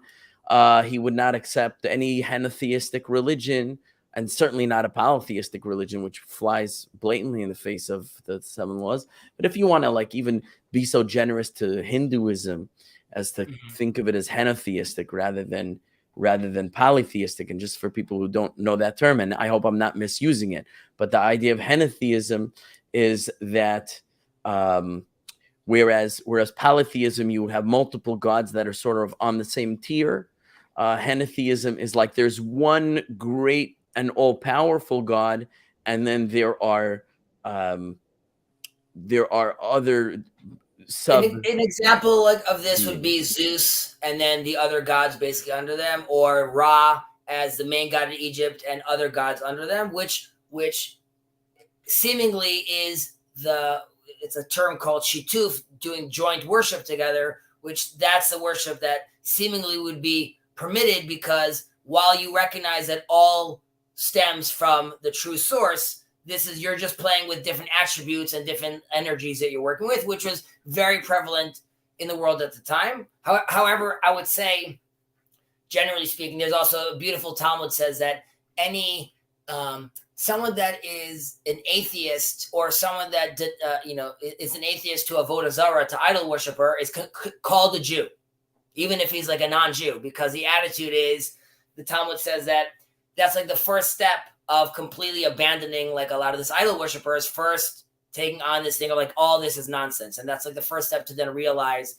which some people think saying Shema Yisrael is sort of us being monotheistic. However, you could also look at that as a call to action, which is, that's our goal. Our goal is to make sure Shema Yisrael Hashem Eloheinu, and that's to Eloheinu mean our God, not the other gods. Like, we are making sure the call to action is that everyone one day realizes it's all one, which also right. So there are these conflicting sources. Now, if you could give me the citation of the passage in the Talmud you're citing, because I may have come across about it. What about saying it's someone's that atheism is the first step to belief in God. I'm definitely not Oh, that they so call him a familiar Jew? with it. So you're gonna have to send Where it my is way so I that? could look into it. Not I off. want to say it's I in don't mean Avodah off the Zarah, top but of a your part head. of me If you have a thinks chance, it's in maybe Megillah. after the conversation, to send it to me, I'd like to look at that. Megillah But Yud Gimel. which one? What is it? Megillah Yud Megillah, Gimel. Amud Megillah Aleph. Yud Gimel. Okay, I have to look at it. I learned Megillah. I don't remember that. So, but you have on the one hand, right, this very extreme view in the Maimonides, and again, because he's sort of like the greatest codifier in history, it's very hard to ignore as a matter of law. But like we were talking about, the tension between codes versus precision ruling, right? It could be that we need to approach each generation and each situation with a more subtle hand. So where you have on the other extreme, like Tosfos, who says that a non-Jew is not required to believe in Nevuas Moshe. That means the prophecy of Moses. A non-Jew is not required to believe that Moses was a prophet and is not required to believe that the Torah is a work of prophecy. A Jew is certainly required to believe that. But a non-Jew to be a keeper of the 7 laws, so according to Tosfos, this is not a requirement.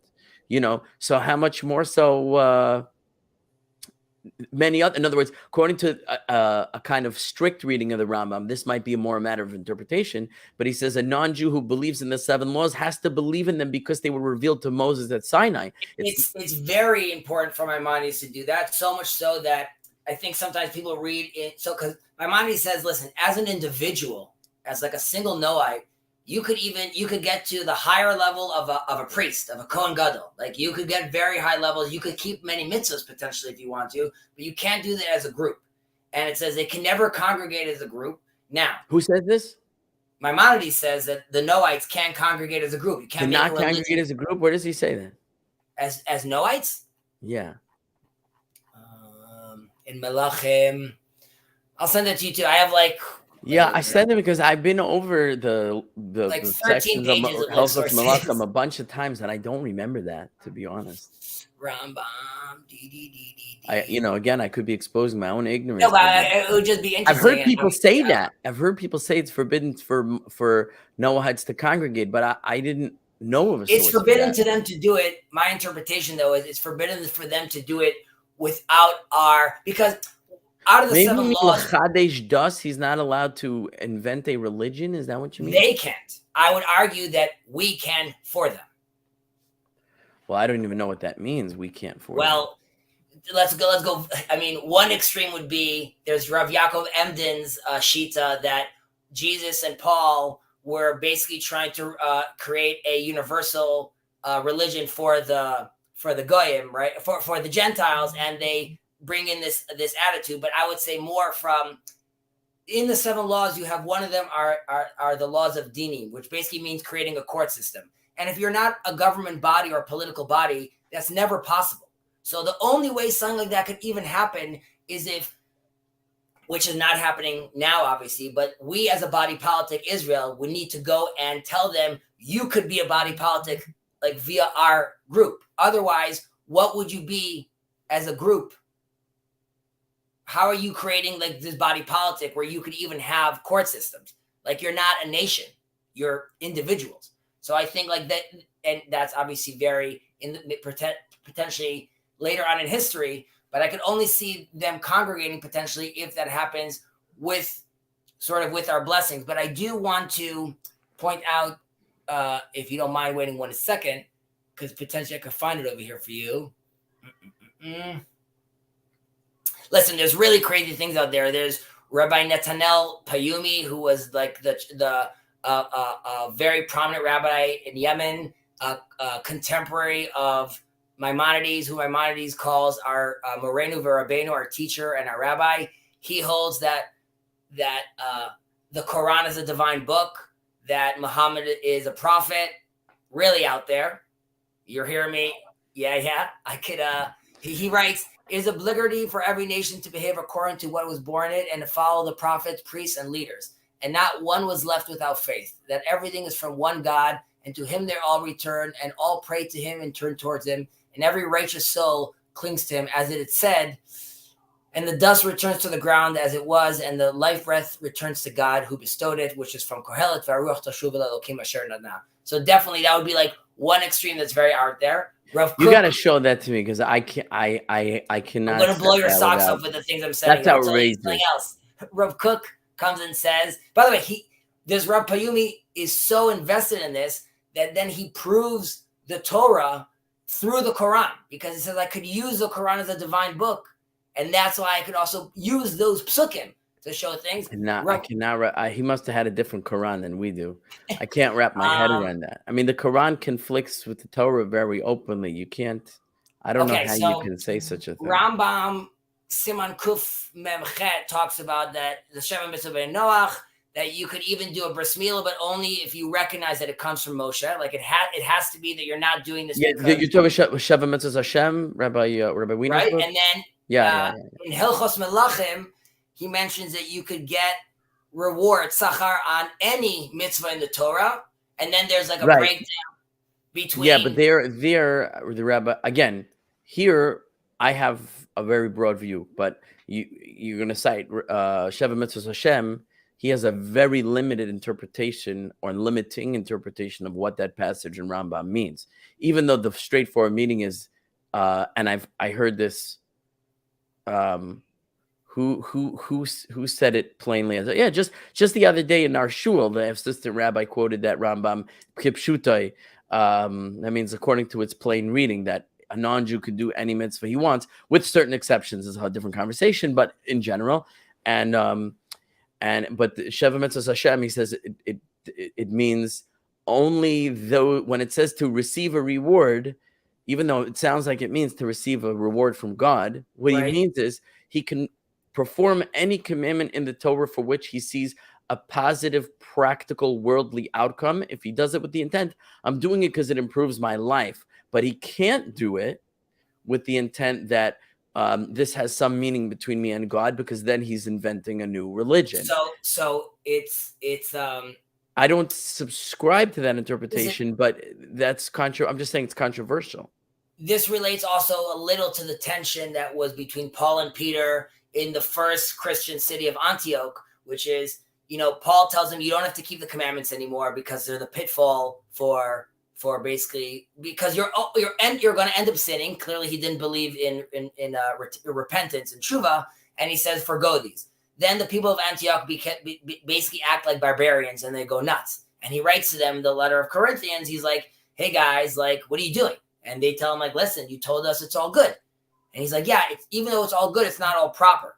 And the issue is, and this relates to, which seems counterintuitive, like you would think that one that does a righteous thing, even though he's not commanded to do so, would be at a higher level than one that is doing something because he's commanded to do so. But it's very important for Maimonides to stress that it can't be that you're doing this because it's embedded in universal code right now. You need to be doing this because you are commanded by God to be doing these things. And that's why it's very, very important for Maimonides that it all relates back to through Moses. I would mention though, just going to say Maharatz Chayut, he says that the Christians are considered a ger toshav, that they're going to be, zocha le'olam haba. But Rav Kook, interesting enough, says that he recognizes that many people deny the fact that there could be other religions. He calls it for the small-minded. He then says that within our religion, there is no reason that we can't believe in another religion. And goes so far to say that their prophets and leaders could even do miraculous things, which is also... Yeah, but obviously they could do miraculous things, but we know from the Torah that doesn't impress us. In other words, God says, I'll test you with a dreamer of dreams or a prophet who tells you to go astray from that which your fathers followed, and he'll be able to to make a prophecy that comes true. He'll give a sign. He'll be able to perform a wonder. You may not follow him. Our Torah says, yeah, you can expect this, but you shouldn't be impressed by it. Well, So I think I don't get it. We should unpack and press. So let's say 20 years ago, Rabbi Lord Jonathan Sachs came out with his book post 9/11. What is it called in English? In Hebrew, it's L'chvod Shoni. I think it's a tolerance of difference. I'm forgetting the exact title right now. But he writes it was censored. But he writes that that God speaks to the different religions via different languages. So he speaks to the Christians through Christianity, through the Muslims through Islam, and through the Jews. Now, then it was changed to basically saying like rah rah Jews. But the opinion would be, and again, this relates back to still us being the arrowhead, which is the question then is, and before I even start going this explanation, I'm going to give just like a little pasuk, a verse to put it in context. But the verse would be, for example, for example, in Yeshayahu calling Asher Berchu, for the Lord hosts will bless them, saying, "Blessed my people Egypt, my handiwork Assyria, and my own very own Israel." Calling Egypt my Ami or my people is never heard. Or saying that the king in Melachim in Kings 2, we have those nations worship the Lord, but they also serve their idols. To this day, their children and their children's children do as their ancestors did. So the question is there room to say, yeah, and this was controversial, but I'm working off Netanel Payumi.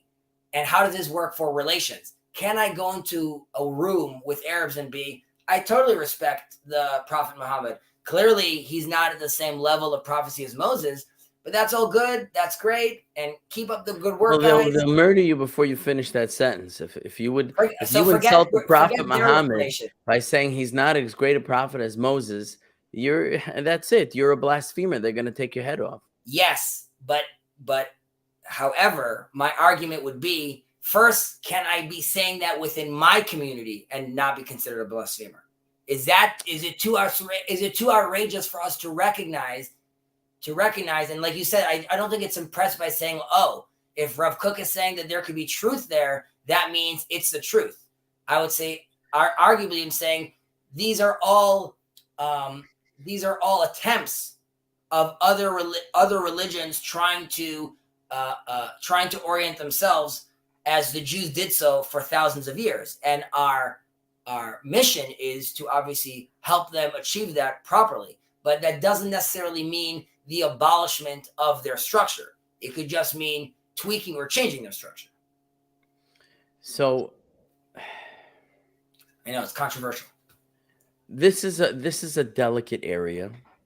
And that might be stating the obvious, but I'm not the world's greatest scholar. So, take everything I say with many grains of salt. But I'm saying, like, I've heard rabbis, and by rabbis I really mean one rabbi who's not living anymore, and I don't remember his name,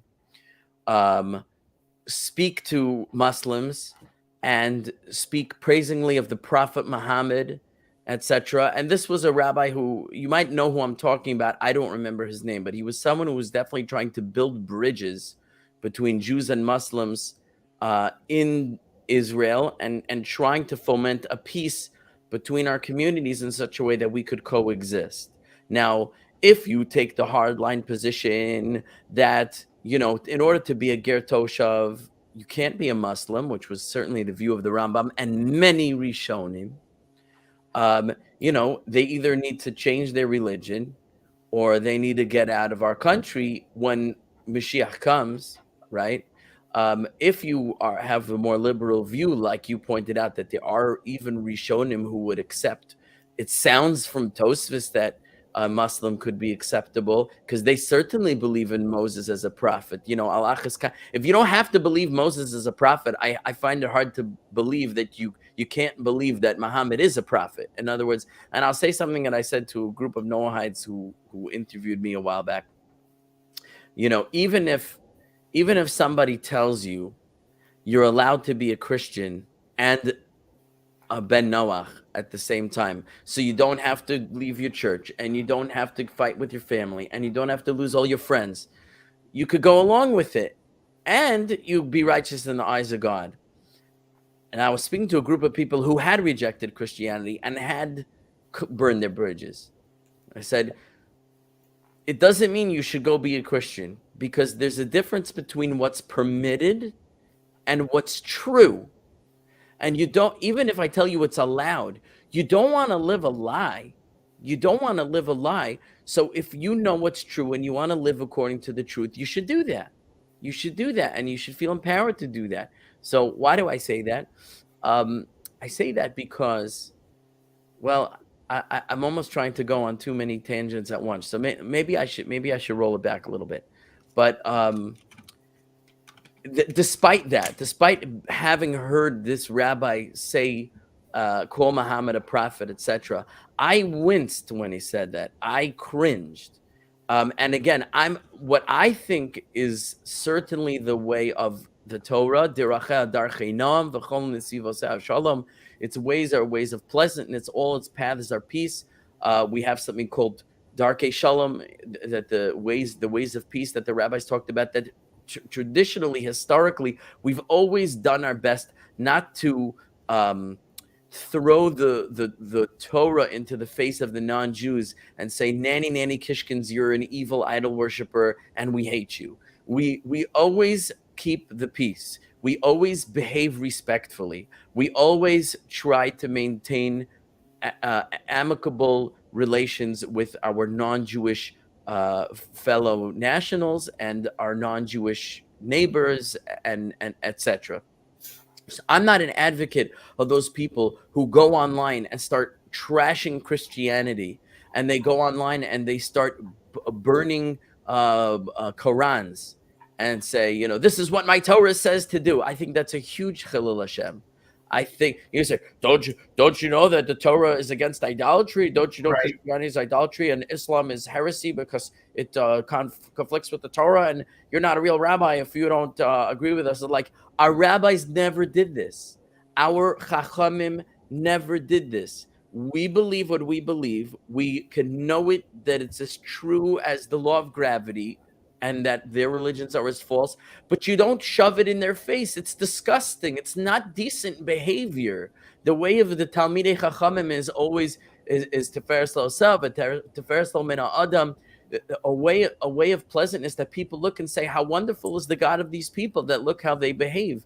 You behave in a decent, upstanding, pleasant way. That's the way to be. Now, of course, there's limitations to everything. You don't bow to the idol, etc. And I don't think you should speak heresy, but you can be respectful to their religion. So I'm not that guy who's saying we have to throw in their face how false we believe their religion is. No, we can keep it to ourselves. We can show them a lot of respect that we would ask in return. In other words, if we're going to be nasty to others, and then we're going to get upset when they're nasty to us, that's hypocrisy. It's a double standard. You want to be, the Torah is what? It's what's hateful to you, don't do to others. You want to live peaceably and peacefully as a Jew, and not be attacked by others, then don't be an attack dog either.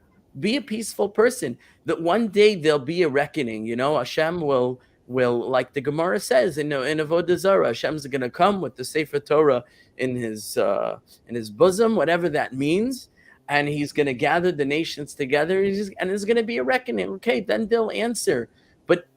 But your job is to be a light. And even in the Jewish community, it's so toxic when we behave to one another in such a way that we throw the book at people, that makes Judaism so unpleasant and distasteful, and some people running away from it. We do it to our own people, which we should be very concerned about.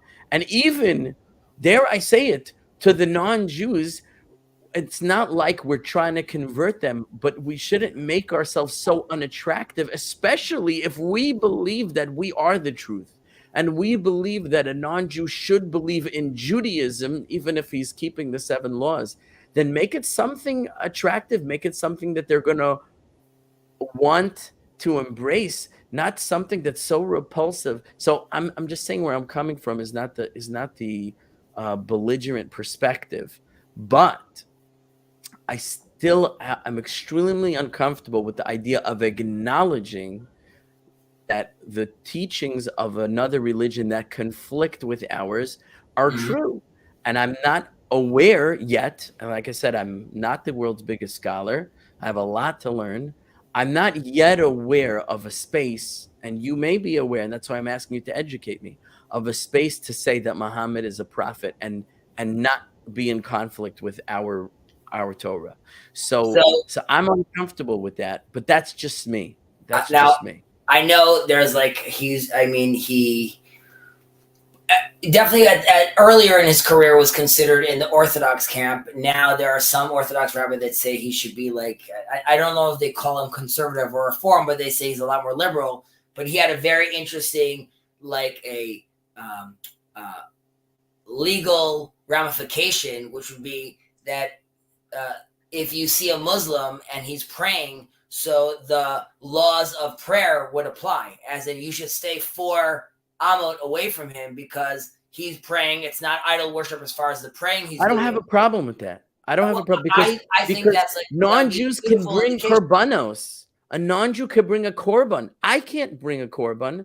And so whether or not this guy is a bona fide ben Noach, according to Rambam's definition or Meiri's definition or whomever, right? And it's funny because, you look in a sefer like Sheva Mitzvos, Hashem, and he's very Maimonidean in his restrictiveness. And then you talk to people who are in the Masorah camp, and the Sefer Mitzvos Hashem, it is an anthology. It's an anthology. He's a brilliant scholar, and he shows all his homework. Look at the footnotes. He shows his work, right? Which is why I love the book. But in the end of the day, he admits in the introduction, I'm basically following in the footsteps of Maran in the Shulchan Aruch, that he anthologized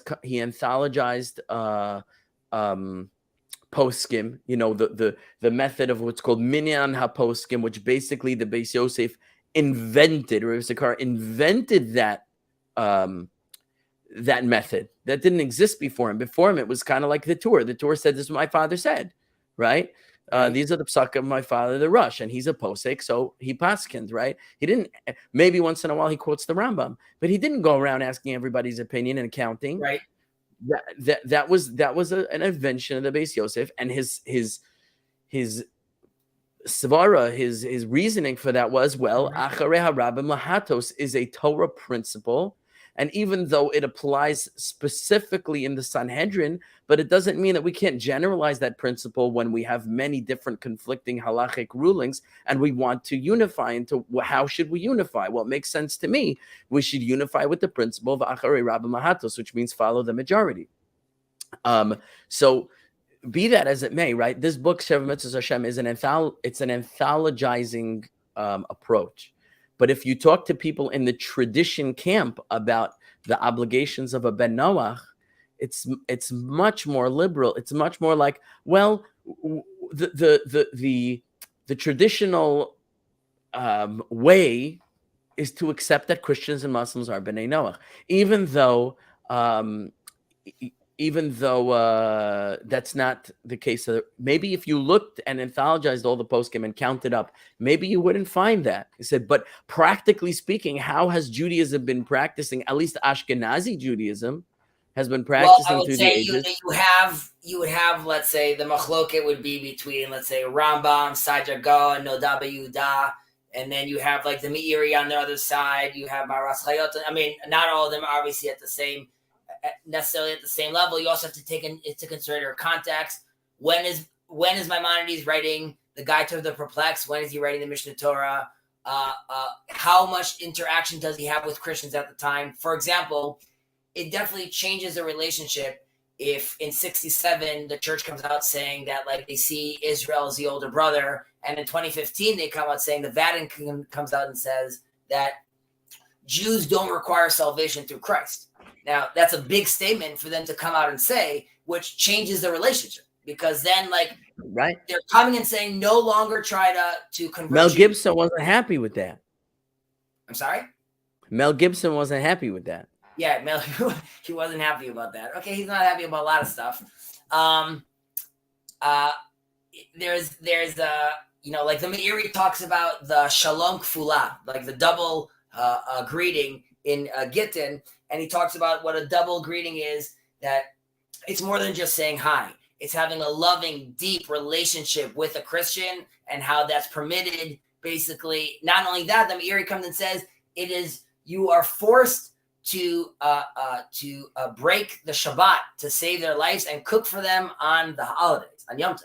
Right. So those are like, he defines all the sort of pejorative statements that are found in Chazal and the Talmud and that period literature against non-Jews. He categorically redefines that as referring specifically to these pagan groups right, that were hedonistic, etc. Whereas he contrasts that with the modern day, in his 800 years ago, but the modern day Christian or Muslim who is an upstanding, decent individual.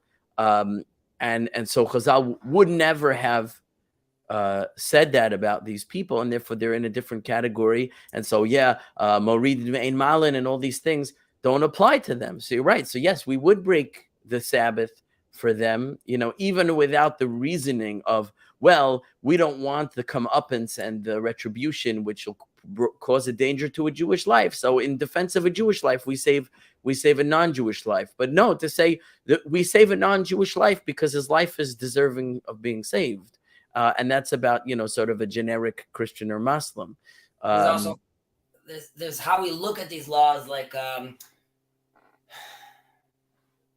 Rabbi Yosef Albo in Sefer HaKarim mentions that, like, he sees the 7 laws as like a starting foundation of, like, that's a blueprint for religions for other. It's like, it's a version of 70 faces of the Torah, but for religions for other countries or other nations. That's what they need to be building off of. Chezi, my time is up, but I want to close out with a story and maybe a closing remark. Well, you really took my time. I feel like I was rambling too much, but generally speaking, I'm very happy to hear that your mindset is that you recognize that changes potentially need to happen. And just, again, to stress, we didn't mention what those changes are or who needs to make them, just that change is afoot. There needs to be a reaction from the Jewish community. I think we identified that within our own community, and this is true to every community, whether it's Christian or Muslim, but like, there's deep work that we need to do for ourselves. And like I mentioned it many times, that it's more about less about a safe space and more about a brave space. It's about being confident in trying to engage in things from a true perspective or a righteous perspective. And with regards to the exterior relationship, I think we're both are expressing the sentiment of realizing that while it's on a spectrum of like where we define it, where we draw that line, there needs to be a open dialogue that sees the other as made in God's image. This is Sefer Toldot HaAdam and Ashrei Kol Adam Nivra B'Tselem. These are things that we need to recognize and see ourselves as clearly part of all of God's tapestry. It would have been great if Jews were, in a little own planet by themselves, but God in his infinite wisdom had put us in a playground where other people seemingly are playing with different frequencies, and we still require deep thought of how we as Jews want to relate. And I'll let you finish, but I send you this clip from Jordan Peterson. So you have to assume I'm sitting inside Jerusalem. There's 3,000 people around, standing ovations. Many rabbis are clapping for this quasi-Christian coming and telling us like what every pulpit rabbi says, like in synagogue, and people are passing out. And here it's like, this guy, he's telling us that we're special. So it comes with a great responsibility. The world is awakening, and the tension that we feel from the world is, if you Jews exist and you're a walking Bible, you better have something to say or go away, because it's too much tension for the world to handle. having this just sit here. And I don't think we realize for ourselves yet, like the sense of urgency that we owe the world and we owe ourselves. Yeah, I think that's very well said. I think what Jordan Peterson said is very well said. What you said about it is very well said. I don't know that anything I could add would add rather than subtract. So I'm going to leave it there. But I want to tell two stories, and then I'll go. Story number one. There was a fellow who came to our school here in Houston for a professional development, and he was teaching a sort of radical new approach to how to teach kids how to read Hebrew. Okay. And, spoiler, it wasn't Kamatz Aleph okay. And I remember when he was presenting this to our group of Rebbes, I decided to be brave. I raised my hand and I said to him, I'm going to ask you a cynical question. Okay. And I decided to phrase it as cynically as I could, just to really make it sound extreme, because I wanted to hear how he would respond to an extreme objection. So I said to him, this is my question. I said, but Avos Aveseinu didn't do it, right? So for those in your audience, it means our ancestors didn't do it this way. Our ancestors didn't do it this way. So how dare you come along in 2021, whatever the year was, and say, after thousands upon thousands of years of Jews doing this the way we do it, I have a better way. Okay. And he said, I have all the data. I have all the studies to back up what I'm saying. So I said, but obviously didn't do it. Our ancestors didn't do it. So if it's so much better, why didn't they do it? Right. So he said, I'll answer you with a story. Am I still with you? Yeah. Loud and clear. He said, when he was going around to the yeshivas saying what he's saying now, he got a lot of pushback and he made a lot of enemies. And Rav Shmuel Kamenetsky, who you may know who he is, but he's one of the great American Rosh Yeshiva heads of Torah academies. Rav Shmuel Kamenetsky called him on the phone and he says, I'm going to change his name. Joe, why are they telling me that you're a heretic? What did you do? Why are they complaining to me that you're a heretic? And he said, because of XYZ that I'm teaching about how to teach kids how to read. And he said, Joe, tell me something. Are we failing the children? Are we failing the children? He said, yes, we're failing the children, and I have the data to prove it. He told me at this, when I asked the question, that this Shmuel Kamenetsky told him. He said, they're upset that you want to change the Masorah.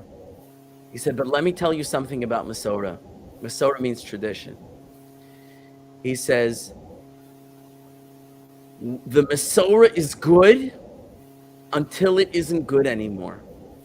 And when the Masorah is failing the next generation, we create a new Masorah. When this Masorah is failing the next generation, Shmuel Kamenetsky said to him, listen to this. It's time to create a new Masorah. And that is the Masorah. The nature of Masorah, the tradition of traditions is that the tradition is good until it no longer works. Then the tradition dictates that you make a new tradition. And this was his answer to this fellow about why he should continue doing what he's doing. So that is it's beautiful approach. And that's why I say when the Gedolei Torah, the giants of the Torah, they're far more progressive-minded than the small-minded media people in the Orthodox world would have you believe. Now, because they want to paint the Gedolim in their own image, and they're small-minded.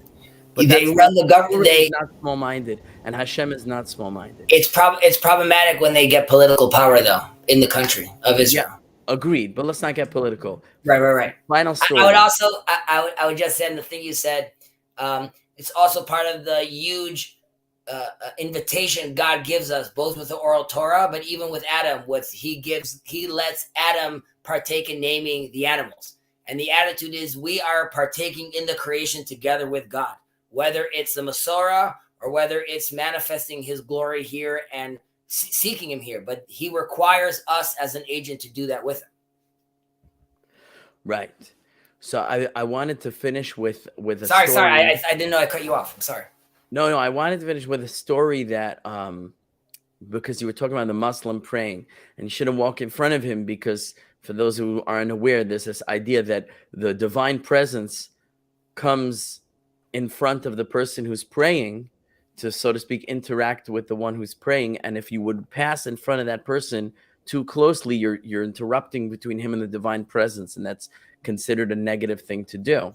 So therefore, you said a rabbi said you shouldn't walk in front of a Muslim who's praying. And I was saying to you, I have no problem accepting that every human being has a portion as far as praying to the God of Israel that's intrinsic to his nature as a human. It's not uniquely a Jewish privilege. And not only that, like I was saying before, a non-Jew is allowed to bring an animal sacrifice even nowadays, according to everybody. And I can't, right? So they have a certain potential of prayer that may be stronger than our own. But be that as it may, also we know Yishmael is a special idea of the Ishmaelites coming from Yishmael, which means God will hear, and based on the fact, so they have a special power of prayer that they are named for. So I'm very on board with that. And that's what brings me to the next story. When I was in college, in Brooklyn College, I had the problem that my class schedule didn't always line up with my prayer schedule. And sometimes I'd have to sneak out of a lecture to go find a quiet corner to pray. And on a college campus, that's not always so easy. So I remember there was one time where I was like, I gotta, the sun's going down in a few minutes. I gotta pray somewhere. So I walked out of the classroom, and I'm like, where am I going to go pray that I won't be interrupted?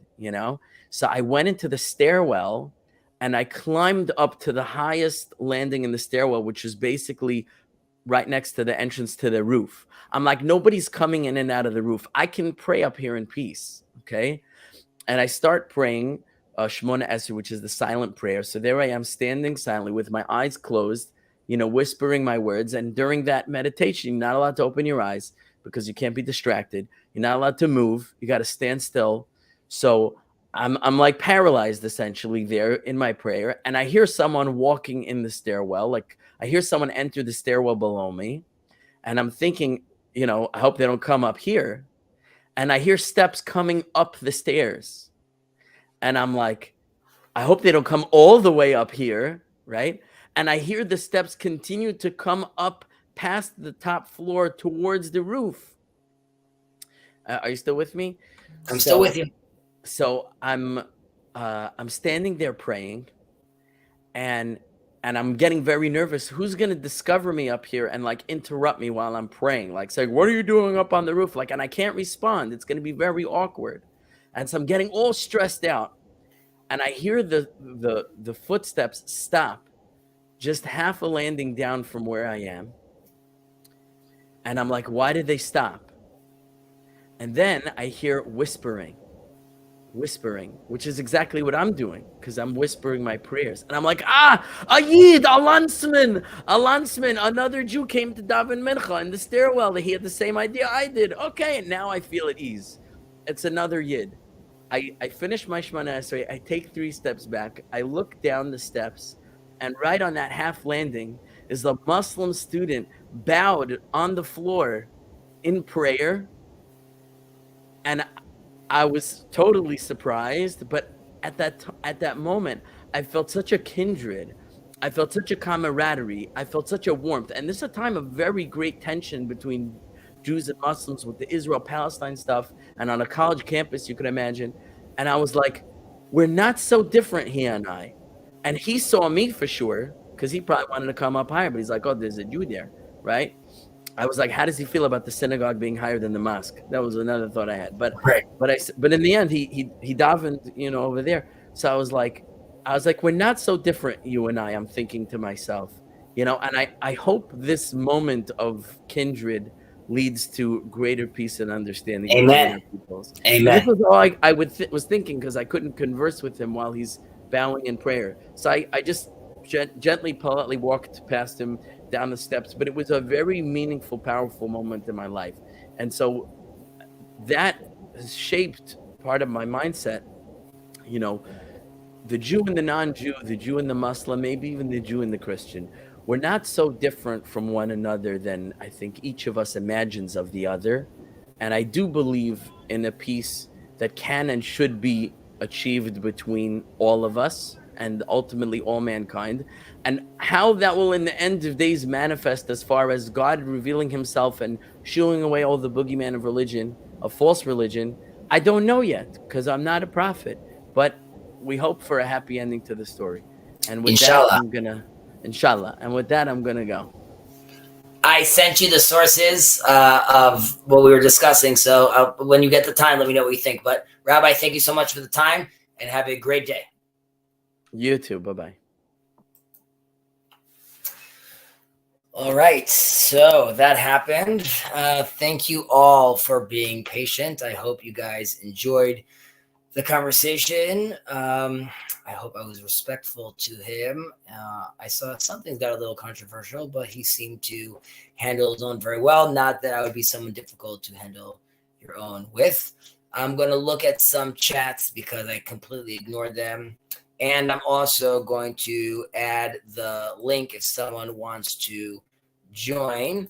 I'll probably be on for, I don't know, another 20 minutes or so. If someone wants to schmooze about some of this. Okay, Jess says hello. What's up, Jess? I don't have my hat on, but I hope all's doing well. Okay, and what else do we have going on over here? Almond Tree, Jason's over here. It's very nice to see you. I have over here, your overall question sounds very related to Matthew Pajot's recent talk to how do we incorporate the stranger. Yeah, or does it even be, do we even necessarily categorize him as a stranger? In the book of Kuzar, when the rabbi is talking to the king does a breakdown of like 5 levels. There's inanimate objects, there's living, there is mankind, and there's like the prophets, and he sees the prophets as the Israelites, and man is like at a different level. However, the rabbi himself, later on when talking about the golden calf, says there's only 4 layers, and man is one of them, and man includes inside of Israel. So there's clearly was like a schism between before Judaism turns into, let's say, this favored child, or am sgula, as they say, with this other sense of responsibility. That doesn't necessarily mean that the stranger or the Gentile can't eventually reach those levels or those heights. Okay, what else do we have going over here? Okay. Bart, just me lurking. I'm afraid, but this is a great. Oh, it's just lurking. I'm afraid. Okay, I got you over there. Okay. Dave Smith, Dan Smith. Maybe it's framework to strive to align with instead of modifying in different manner and different times. Yeah, but the framework itself changes, I believe. Okay, so good question. What would organized religion look like if it continuously adapted to new times and new social standards as they evolve over the years? My general claim was that, like I said about the stories of Homer or the stories of Shakespeare, still relate to us because as humans, we're more or less the same for, let's say, the last X thousand years. The question is, with social media, technology, and biological advancements, if I am now living till 160, 170, if I'm living till that long in a body of a 40-year-old, my whole mindset and the way I relate to life changes completely. And then the question is, do religions, if they are divinely inspired, how do they adapt to that? Which relates to Jonathan Peugeot, which is sort of, when do these patterns start becoming irrelevant, even if they are relevant now, because the pattern won't map onto us anymore if we change significantly. Jason writes, that was a really interesting statement. You cannot do real research on the internet. Where can one do real research? Right. So I don't know if I was so like, maybe in the past, and as AI gets better and better, the internet has, I mean, while there could be more crap, filters become better and you could be represented with less crap. So I don't necessarily agree with that. How can someone be a good source? What if the teacher is not an authentic source? Correct.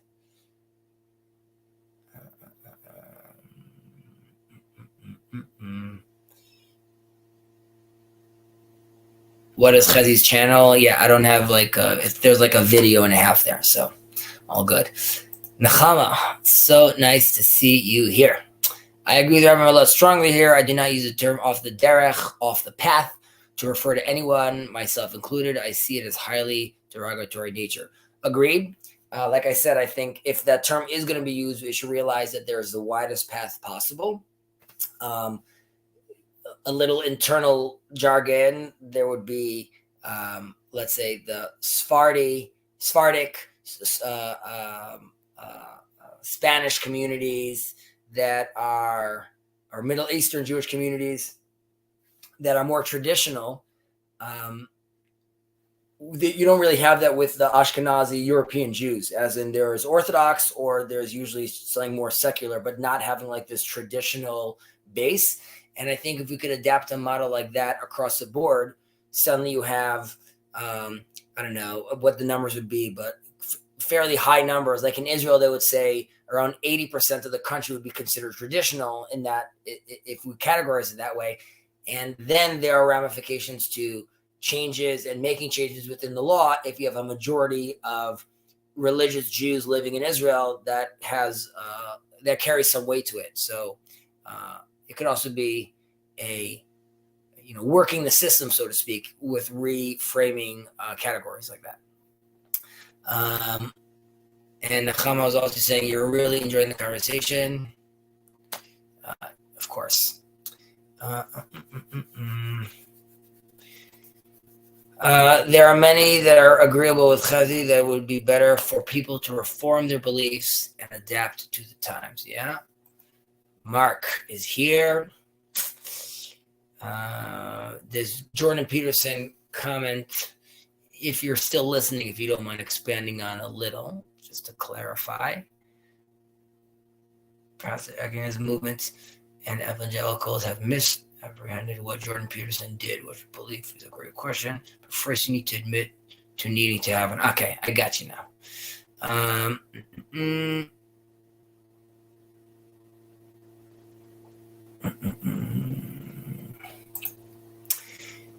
Henotheism is the worship of a single supreme God that does not deny the existence or possible existence of lower deities.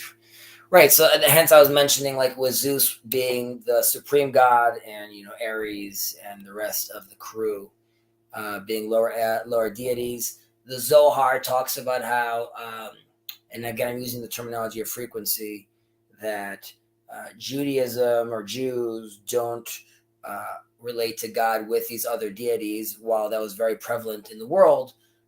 So the Zohar says, like, that's how Gentiles do that. Gentiles relate or have related in the past, and that brought up the question that Rabbi and I were discussing, whether, well, we didn't talk about it specifically, but alluding to in Christianity, if you are seeing the Trinity as all on the same playing field, then that becomes more of an issue then. But if you could see the Father at a higher level or status, so that potentially changes the relationship and makes it more accommodating, or Judaism could be more accommodating.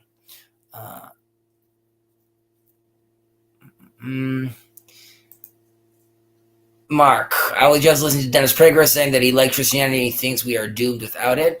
I would tend to agree with Christianity as a representation of Israel in its own form and its values. Maimonides also talks about that Islam and Christianity are the path makers in the world. And another rabbi says that, and Jacob mentioned this a few times, that the world owes a double thanks to Christianity. One being that no rabbi has spoken about God like nowhere near as much as Christians did, and the fact that Christianity has elevated the whole globe with regards to its morality status. That also relates to the controversial theory that Paul and Jesus were attempting to institute a universal religion for the Gentiles. And that really relates to, at the same time, the rabbis are dealing with the two schools of thought, the prominent schools of thought of Hillel and Shammai are dealing with the ramifications of Gentiles and the 7 laws, and can Gentiles be rewarded in the world to come and found salvation in the world to come, and why Hillel, which Jesus is attributed to his school of thought that there is room for that relationship, but it would require the Gentiles taking on the 7 laws. And Beit Shammai was very against this.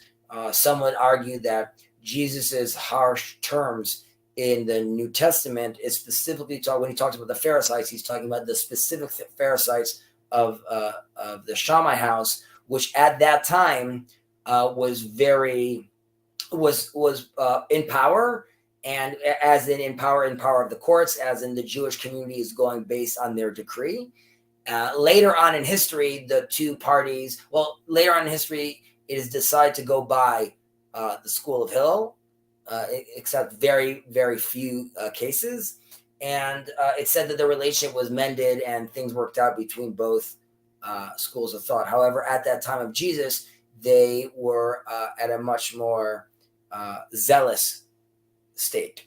And this relates to the Essenes going out. Paul and I spoke about this briefly once in our first rando conversation. Just, that whole history, seeing Hillel as an essence, seeing other characters, assuming this is a different Paul and not the classic Paul with his 70 disciples, where do they go off to? So all fascinating.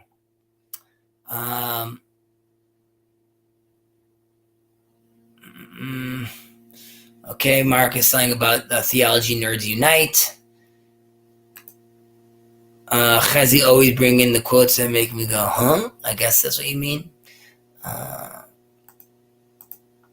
Dan Smith, my mind is Melchim Umilchamot, kings and their battles, wars. Chapter 10, section 9, they are not allowed to be ordered the new religion to create mitzvahs for themselves. Right, I knew I wasn't. I don't think he thought I was making that up, but first of all, thank you. But that's where it was. What I was saying about that is that they can't do that for themselves. However, and this presumes a lot about Judaism, I would say that if we ourselves are more oriented as Jews and we get to fulfill our potential, then the idea would be that then we create a space for a Noahite religion to then exist, as long as its roots are still part of the Jewish story, messianic Moses's code. So it would have to relate back to that.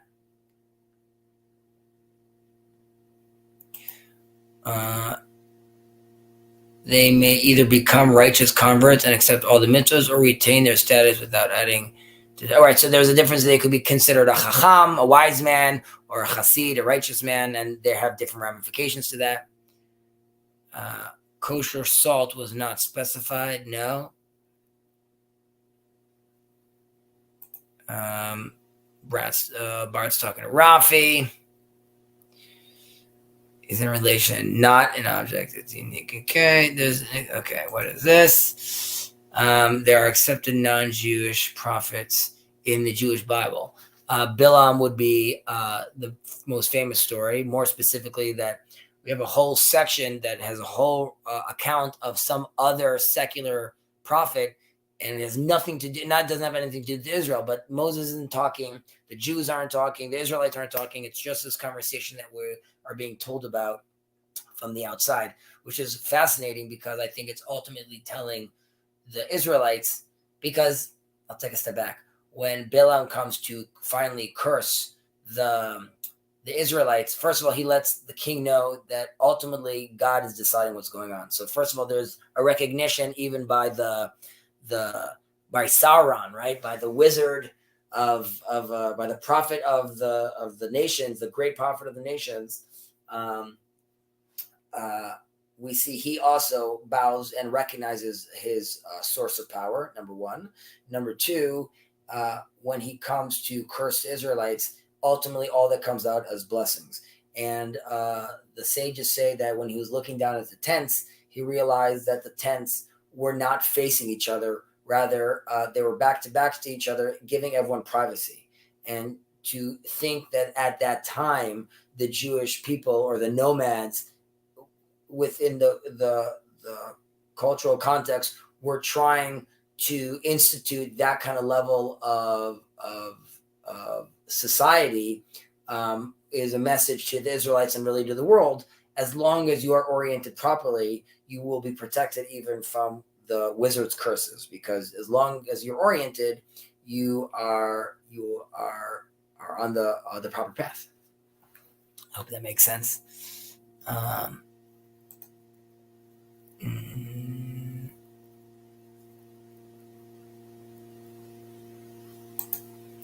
Why does the Bible have the Jews want their own land to live in if it's better for them to mix around with general population? Great question. So I mentioned this earlier, which is, I believe, and other rabbis would also say this, that other religions already offer the world or the individual specifically, I don't want to say salvation, but sanctity. And you could find a sanctity within, as an individual, within other world religions.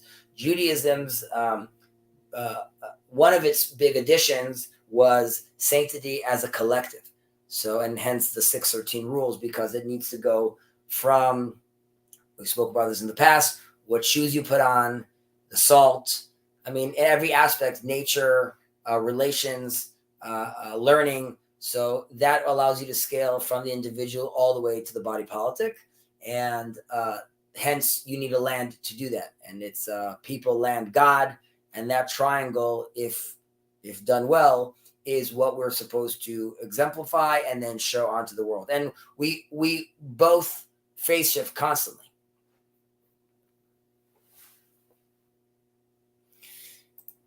Nate from Grail Country, fantastic channel, recommended, with beautiful mystical thoughts. Tradition needs to be a dialogue, regardless of what tradition it is. Correct. There's a phrase in Hebrew saying, Ma ahavti Toratecha kol hayom sichati. How much that I love your Torah, the world, all day. It's what I converse about. But the idea is that it's a conversation. Thank you for the stream. You're welcome. Okay. And Dave, thank you for the response. Would you say that at those times, 1,000 years ago, they felt that they were a more advanced generation than those that preceded them? Yes, but we know, looking back, what that means. Like, first of all, Egypt was profoundly advanced. People don't talk about this so much, but I mentioned this earlier, that in the Bible, God refers to Egypt even as my people, which is usually reserved just for the Israelites. Secondly, the Egyptian people, the Zohar in mysticism talks about how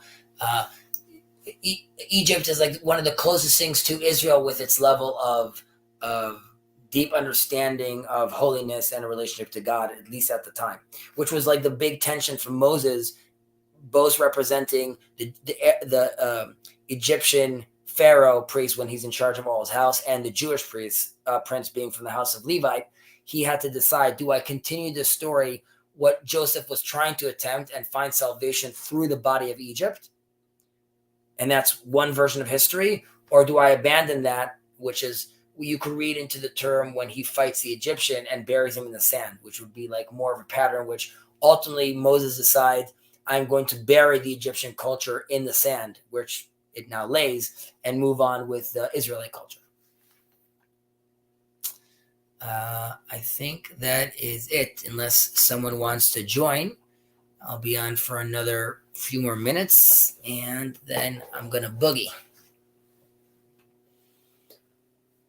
Why do I still have this on?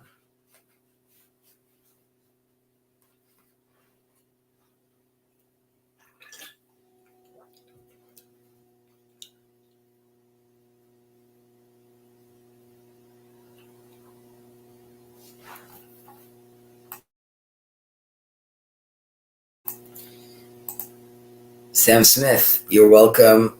Dan Smith, sorry about that again. It's almost 1 o'clock here. My pleasure, sir. A fantastic question on your end. Thank you for keeping us all engaged with your beautiful tidbits.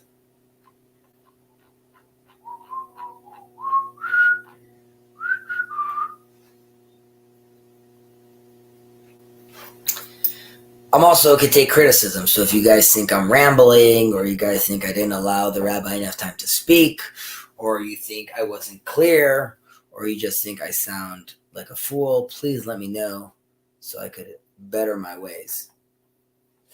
There actually is something I was writing out, but I would read out here as well. I just sent it to the rabbi when I was working on it before our conversation.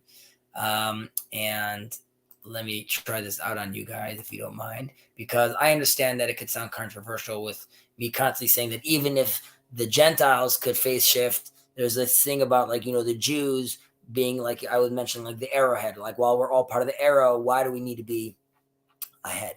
So the term I use, which is like a technical term, where did I write this down over here? Excuse me for a second while I confirm my notes. Can I find it? I wrote it over here.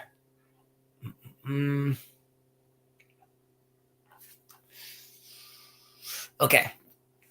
Right. So if I'm saying that both of us could be, by us I mean like Jews, Gentiles, Muslims, could phase shift, which is like if all Gentiles could be at the level of Israelites, then that has to do with the priestly nation. Then all Israelites become to the level of priests. And if all Gentiles could then get to the level of priests, then all Jews get to the level of high priests. And then the question would be like, why? Why do we need to be like doing this chase? So the way I wrote it, there's always required potential difference. For if there is difference in zero, electric current stops. This is like with regards to electric currents flowing, and there could be no phase shift. At the point, the Jews are the arrowhead guiding and orienting all nations. So again, there needs to be this potential difference, and we have this in electricity, where if there's no difference, then it's just dead. So if we are constantly pulling up, and we're pulling the rest of society with us, not because they're lower or genetically inferior or culturally barbaric. It's just a pattern of like the necessity of the natural flow of things. And I say this both to myself and to the Gentiles, and obviously this is from my context, or from my frame of reference. And that was the first part of the conversation with the rabbi, which is before I want to go spouting off that, I'm the arrowhead. Right now, I don't even know if we're in that structure yet. So on one hand, Jordan Peterson's singing our praises, and there's a lot to be impressed about with the Jewish people and in Israel. However, we are not there yet. And before we could start going around telling other people how to fully interact, it might require us to clean our own room, as JBP would say, first. However, I do think that Jacob's always worried about the religious issue with teaching, in-depth teaching of the Torah to Gentiles, which is in theory prohibited.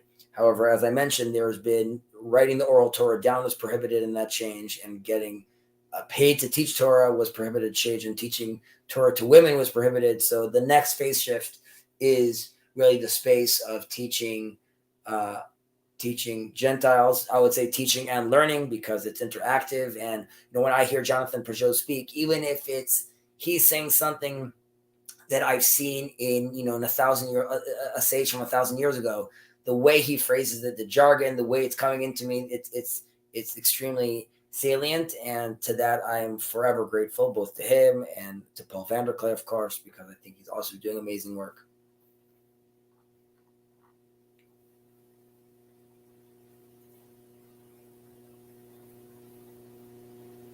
Again, I'm going to stress that there's always required a potential difference, where if the difference is zero, electrical current stops flowing. So that would be the point one would try to stress, if that makes sense.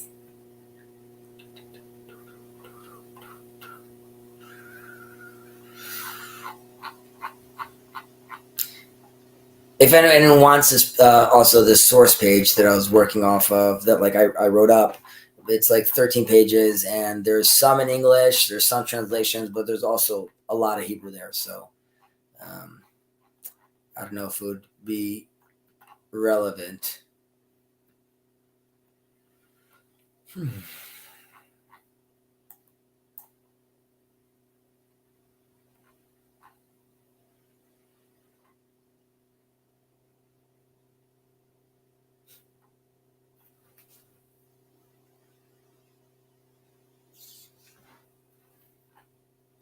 I also hope I got that Paul and Peter story correct with Antioch and his letter to them. I think I'm a lot less well versed than Jacob, and I think also Yosef with regards to my Christian brothers.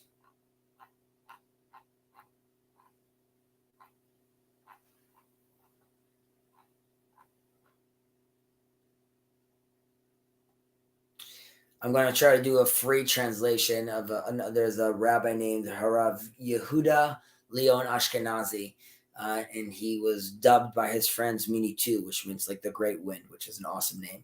But he mentions something that's very interesting, which is if the Jews are Israel, then what are the Christians?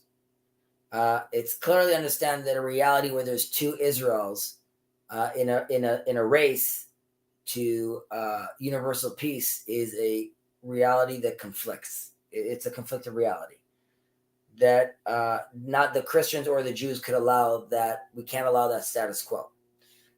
We are dealing with the question of brothers trying to chase their tranquility, while the right hand and the left hand are currently have to figure out how to get folded together. We will not be satisfied with just raising the questions that bother us, but we must together, Jews and Christians, walk together and try to rediscover the roots of our tradition, and to recognize what is separating us and what connects us. The mystery of Israel, the orientation of the internal body parts. I hope that makes sense, but I thought that was very beautiful.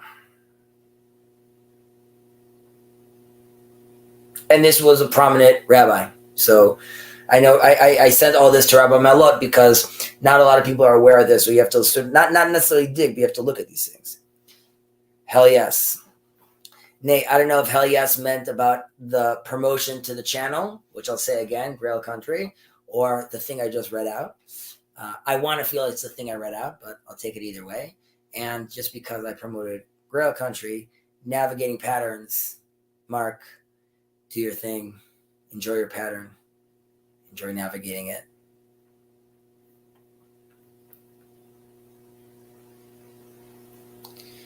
It's not really clear. Awesome.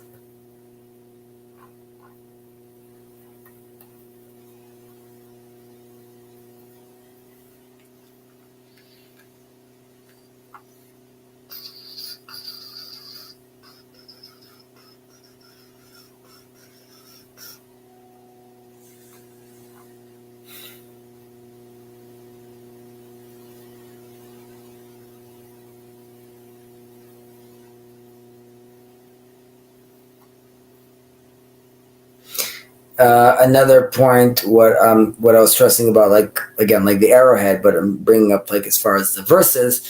So we have in Zechariah, I'll read it in English translation. In that day, many nations will attach themselves to the Lord and become His people, and He will dwell in your midst. Then you will know that I was sent to you by the Lord of hosts. Then the following verses, the Lord will take Judah to Himself as His portion in the Holy Land, and He will choose Jerusalem once again. So this is again like the leveling up. So there's the level where all the nations become my nation, my people, which was the name that was reserved for the Israelites. But at that point, all nations get to that level, which again, that level is collective sanctity, which one needs to achieve. Then He will choose Jerusalem once again. That's supposed to be, again, like focusing in on Israel. And the reason it's doing that is to create that tension we were talking about, to constantly allow that electrical flow to keep happening. So to have something constantly orient all of us as individuals, as groups, higher and higher.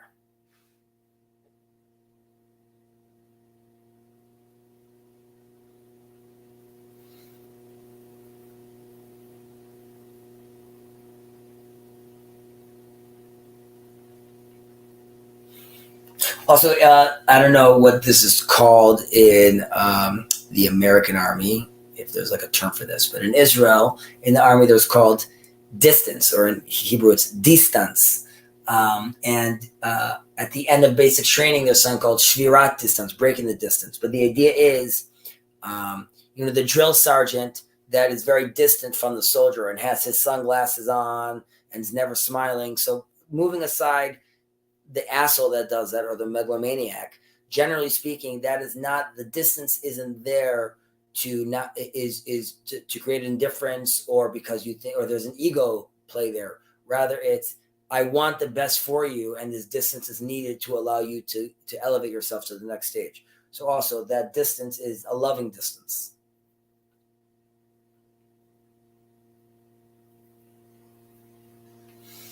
Mm-hmm.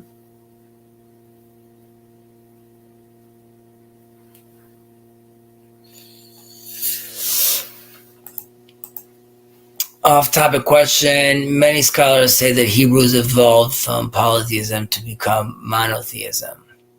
You could expand a little more about that, but just on that vein, there is when Moses comes to Jethro. It's the original King Arthur story. So the Midrash says that Jethro had in his, well, some context. Jethro comes to Keturah, which relates to Yishmael, but the idea is that there, and that goes all the way to the Canaanites, to the Midianites, and the idea would be that Jethro is already well versed in the tradition that really goes all the way back to Ishmael, back to Abraham. Let's put that on the shelf. Then Moses comes, and the Midrash says that there was a tree in Jethro's garden, and Jethro told all suitors that anyone that manages to take out the tree will get to marry my daughter. And everyone tried, and they were all unsuccessful. And comes Moses, and he manages to take out the tree. Now, what was the tree? The Midrash continues and says that the tree was Abraham's staff that was brought down in tradition, and it made its way all the way down to Jethro, and that's what he planted. And it had on it the Tetragrammaton carved into it. However, so the idea was that Jethro was aware that this is where truth is stemming from. However, he needed Moses to be the one to take it out and orient himself. And Moses is like the one holding the staff, and he's the man of the staff. And Jonathan Peugeot talks about this as far as order. So it needed Moses to do that. However, as far as Jethro goes, Jethro, it was told that he would worship all the gods. And the reason he did this, as far as polytheism, because he realized that it's clearly not just one of these. it really needs to be an effort of, if I worship all of these, I'll perhaps start to see a little of the face of the one. So he was the first, he's a major polytheist, but he's doing that because he realized that behind that monotheism exists. I hope, Dan, that made sense. How does one reconcile that when the Jewish modern prayer book still is praying to El Elyon, which is claimed to be a different deity by those scholars? Deep questions. So the same thing with the name El, which can relate to like a calf god at the time. There's scholars that talk about that that was an issue that happened during the Golden Calf, where there's the Tetragrammaton relationship with God, and then there's still some of the Israelites or some of the Erev Rav or the Egyptian people that came on still had this relationship with El, and the story of the calf is to stress the tension that existed, and then you have the whole Levites that kill everyone over there. But the attitude was that from that point on, it needed to be recognized that we don't have any more room for these this kind of relationship with El. But even El Shaddai, these names potentially predate our story. It doesn't make them not true. That just means these names are coming from other places. But Dan, I would mention that even with the word Tehom and how it relates to Tiamat. So what making Moses so impressive as a scribe is taking the common myth and terminology of that time and reinstituting it, reframing it via divine inspiration and infusing it with pattern that would be divine and relates to us. So while Moses was clearly aware of the flood story, he gives us a version which we believe is a more properly oriented version, not because it's necessarily scientifically true, but more that it would be, I don't want to say like metaphorically true, like Brett Weinstein, but true like a meta-truth.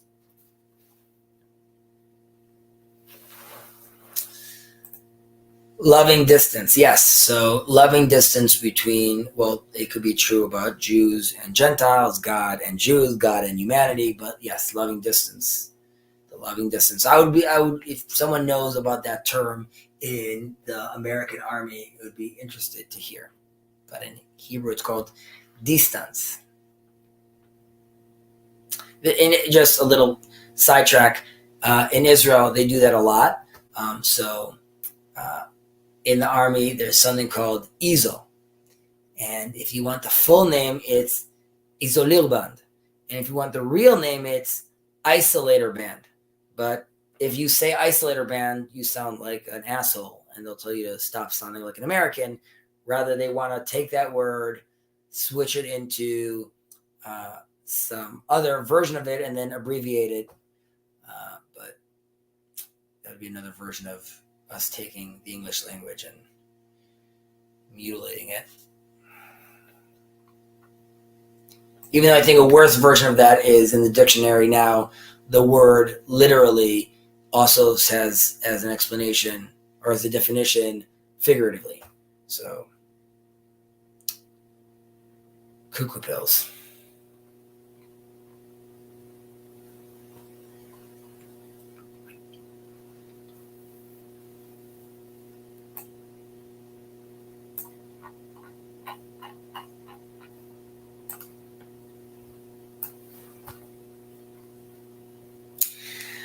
I was just thinking about it. I hope the rabbi won't have a hard time with this conversation. Like, I mean, I don't know how many people watch him, things like this, but I was a little nervous because specifically in his community, people have less, and these are generalizations, but less tolerance for these kind of things. Ironically, everything I'm quoting is their sources, and more than that, like some of the people I'm quoting, they would use as sources or authorities for many of the things in life. In their life, they're just not aware that these conversations were happening.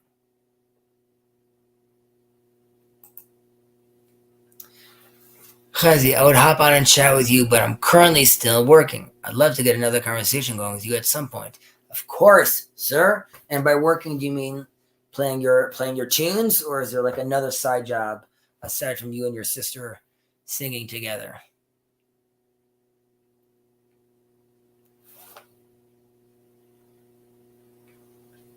But yes, the answer is, of course, we could have a conversation. No problem.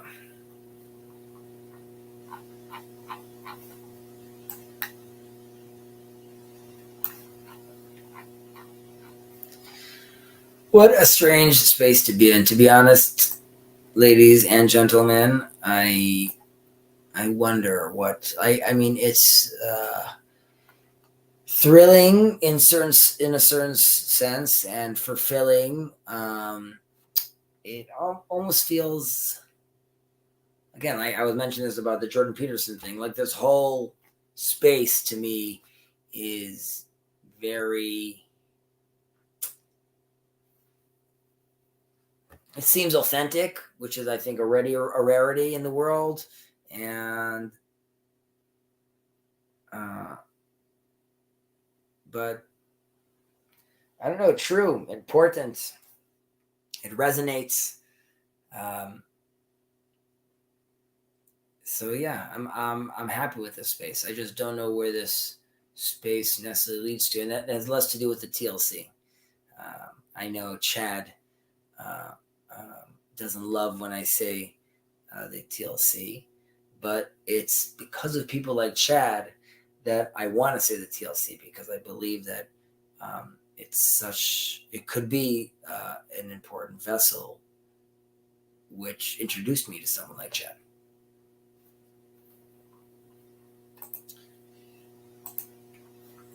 The music stuff is a side job. I do land title work. Yep, you mean the land title work is the side job that you do for necessity, which allows you to then partake in real creation, which would be the musics and stuff. Bonding, singing together with other people in harmony. Music is such a powerful tool.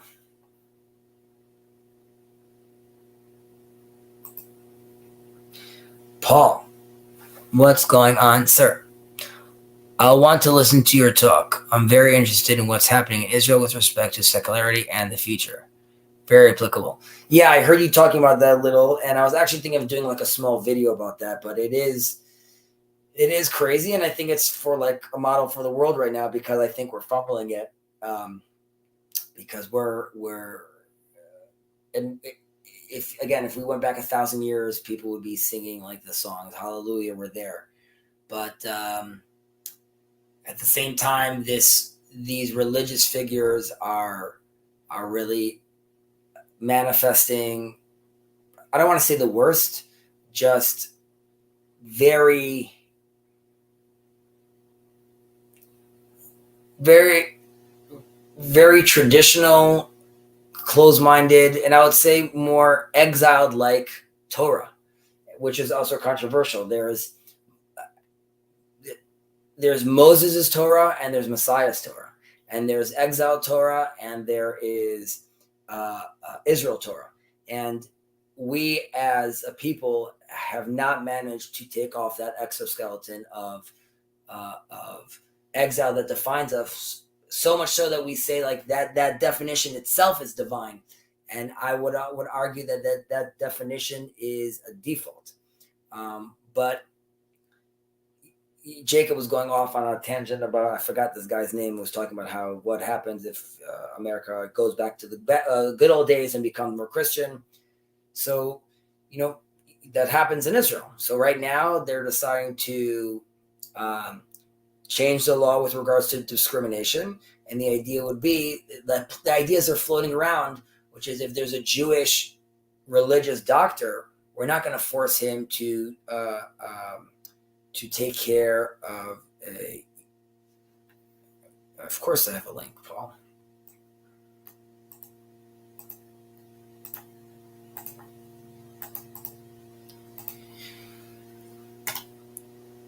Here you go, sir.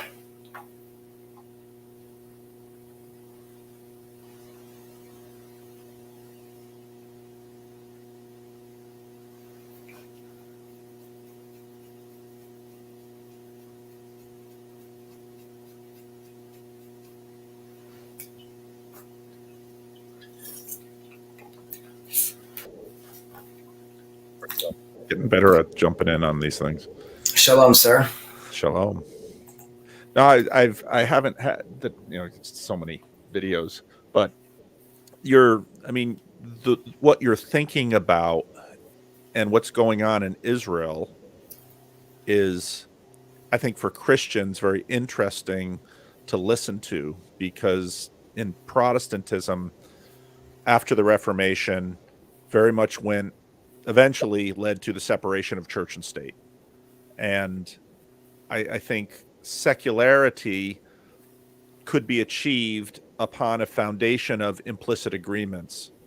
And what we're seeing is that the implicit agreements are dissolving, making the secular foundations unstable, then begging for the question of, can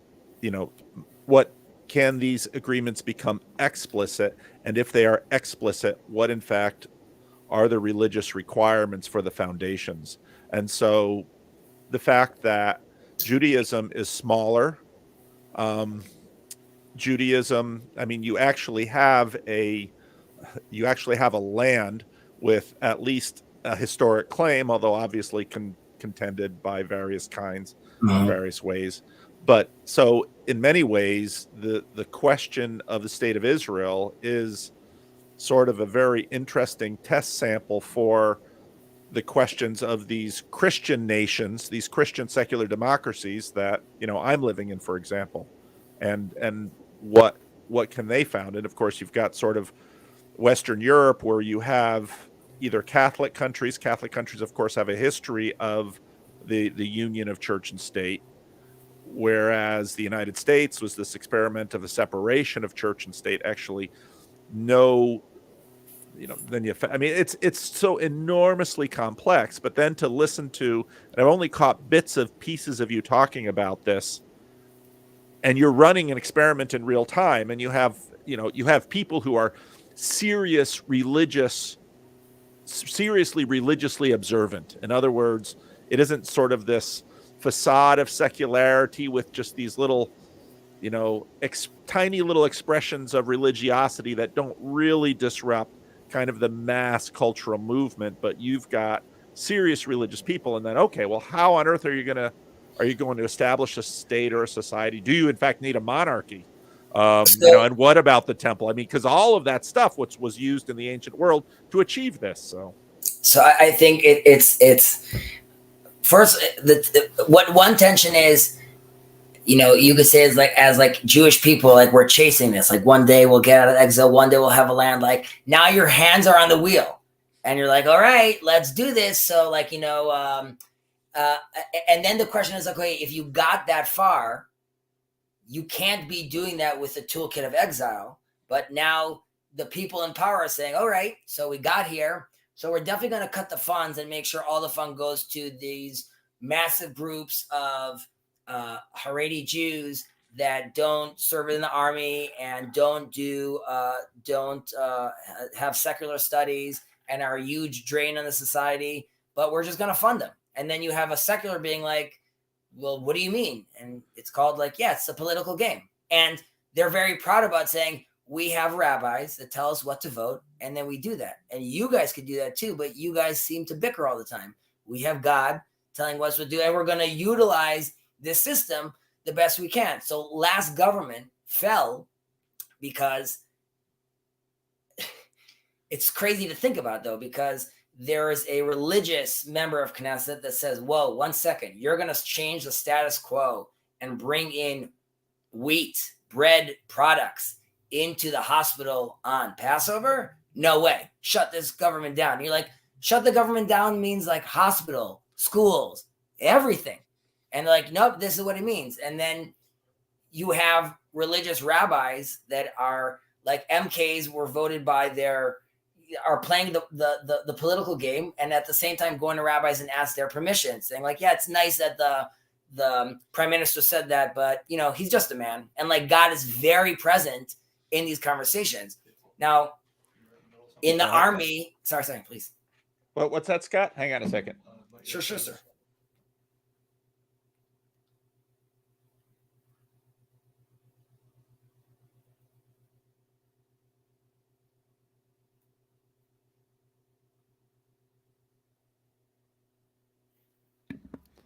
pastor of a I'm small telling church. you, this rabbi that I was having a conversation with, I saw he was taken back. So I quoted to him this prominent rabbi, contemporary of Maimonides, that says that Muhammad is a prophet and the Quran is the divine book.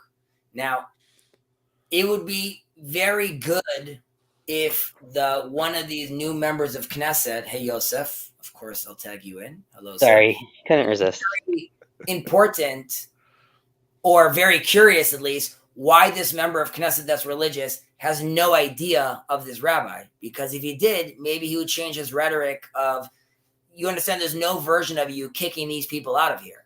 Or, but then you find yourself, I told this to Jacob earlier, my grandfather is going to be 100 years old this year.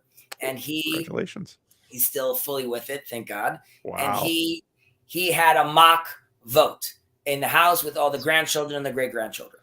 And he wanted to sort of get like some sort of census. Now, we're all roughly, it's a spectrum of how religious everyone is, but everyone's fairly religious and all modern. So doctors, lawyers, psychologists, professors. And we have their mock trial, and 65% voted for, let's say, the more extremist party. Now, their attitude was, we want Bibi in charge. We don't like him, but the world is changing. The maps are changing. We need the most qualified captain of the ship. Sure, very pragmatic. I get that. I got up and I said, there's still these religious aspects we need to take into consideration, though, because they're going to push this. And the attitude of the family was like, yeah, they'll toe the line. They'll realize that it's too crazy to do that. Now, post-elections, I'm sitting with my grandfather on Shabbat, and I'm telling him, so, Grandpa, first of all, these groups that now categorize themselves as religious Zionists, I used to be that, but I'm not them, so that's it. As far as history is considered, that name has been taken away from me. There were people called the Essenes. We don't know where they are. That name is gone now. I lost that title. And I said, Grandpa, these are your grandchildren. They're all smart people. They're all loving children. This is a decision they made. And there's the famous story of the destruction of the temple, where this happened because of confusion of two different Jews. One got the wrong name. He was invited to a party. They kicked him out of the party. He was insulted. He went to the Romans. Destruction. And I feel like as my family's voting, I'm saying, hey, it's happening. It's happening again. We're just instead of letting it, we got to this amazing space where, after all these years, we're back at the helm. And I go to the Jordan Peterson clip where he's telling us, these Jews, he comes to Israel crying on stage, which I guess he's doing that a lot now, but crying on stage and letting us know that the chosen people, where everyone's looking at you, what are they looking at? We're fumbling the ball right now. And it's very scary because it's so close and yet so far. Wow. Yosef, I'm sure you have a lot to say. Hit us. Yeah, well, so I only caught part of your conversation with Rabbi Mollot. I was going back and forth between working, but on this stuff. So one, I mean, I kind of, I know, Paul, you're saying okay, there's kind of this fascination, looking at Israel, how's it going to play out? I think it's going to be very hard to learn anything from Israel, honestly, for the Christian world or anyone. Because in some ways we're coming at the problem with no governmental tradition, essentially. And that's not really true in the sense of Jews had autonomous control of their communities for much of the Middle Ages, and they developed laws and policies, but they only were developed locally. And there was never, there's no such thing as national law. And our experiments with it are essentially strongly Western Protestant experiments, with some, extra little features thrown in here and there. Now, Bibi, for instance, is very American, and what he's done, from the view outside of Israel, at least economically, and a lot of the stuff he's been doing is kind of imposing an American vision of, let's say, capitalism in Israel as kind of replacing the socialism in many ways. And right, what had a very strong socialist labor tradition is mostly not everything, but a lot of it's kind of been replaced with a very different attitude, a mindset, not necessarily functioning in the same way as American capitalism, but the mindset he's definitely shifted in many ways. At least that's what appears to me. And something that's really struck me listening to the Peterson interview is just how American he is, and how much the time growing up here and being at places like MIT and Silicon Valley and the exposures that he had to here really just shaped him as a person, and his view of the world. And I would Chezi, you can. Then I mentioned this with the conversation with the rabbi, that there's a verse that then gets interpreted in the Talmud, but basically talks about the princes of Judah sort of taking over the circuses and the theaters or the cultural institutions of the Gentiles and repurposing them. So when I look, and Bibi doesn't talk about this a lot, but when push comes to shove, I don't know if it was in the Peterson interview, but it was in another one recently, because he's been talking like this is the most he talked like in the last 10 years. But they were pushing, but why? And he's saying like, I'm taking the might of America and the capitalism. But he said, this is our story. This is the Jewish people. We're here for a reason. I do think that there's another version of him trying to take secular tools and infuse them with his mission. Now, he's clearly corrupt at some level, because like he's just been in power too long, and like I don't know, like at some point, I guess if he gets elected again, maybe he'll hit like a new stage and become like, I don't know, like some sort of like, I don't know. But I do think that which is different than, let's say, the American story right now. What is pushing you forward? Why are you guys still doing this experiment? Because here the experiment is like, there is still this tradition that we're trying to manifest destiny. And that is still very much the core of Israel, where you have a lot of people saying, like, whether more secular and less secular, we are a part of a story. And America, at least back in the day, was trying to identify as part of that story. As a child, seeing "In God We Trust" on the money, to me was like amazing. That was like, wow, like what of a declaration. You know, the founding documents to me are like, you know, that's like a secular Sinai. That's like society getting to a place where you're like, way to go. Like, this is fantastic. I just don't think the commonality exists anymore. You definitely see that politically. So in Israel, while there's political battles, there's always, but we're Jewish, but we're brothers. And that's cooked in, really baked in, where you see like with the left and right, I really don't think there's any common story anymore. And as religion, or Christianity specifically, starts to loosen its grip on America, then that foundation, like you were saying, Paul, becomes even less relevant. Okay, so it's not religious, and it's not cultural, and it's not political. Then what are we doing here? Ironically, even the argument that brought down the last government about the food and Passover is still, even the disagreement is still connects us more than your disagreements in the States. Like our battles are a lot more.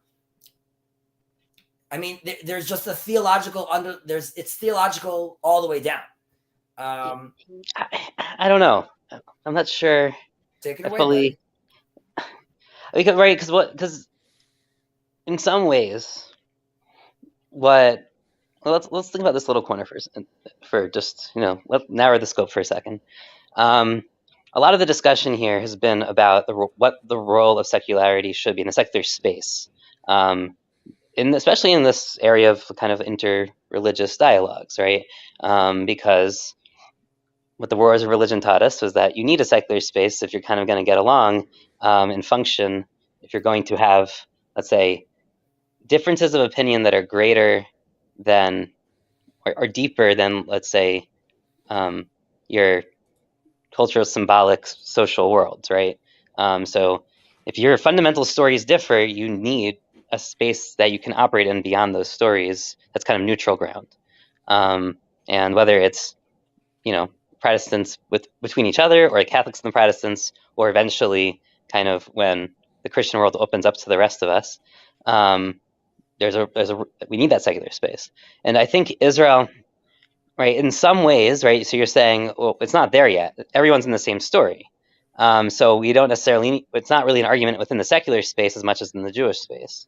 Whereas, let's say, the American fight is in the secular space, because like there's a secular space in a very broad sense, right? Because we're not talking about religious difference here, but like the left and the right need to discuss something beyond both of their narratives.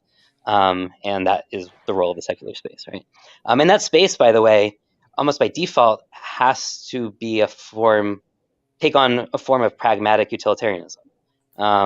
This is like a classic philosophical ethics argument, but like we can all talk about what ethics we want to use internally within our narratives, but at some level, because the only thing we can agree upon is something beyond our spaces, and that might not be very useful. And we're going to try to take a view from nowhere, objective, correspondent view of reality, because what else do we have that we can share, which is not necessarily good, not necessarily useful, but like that's the best we have.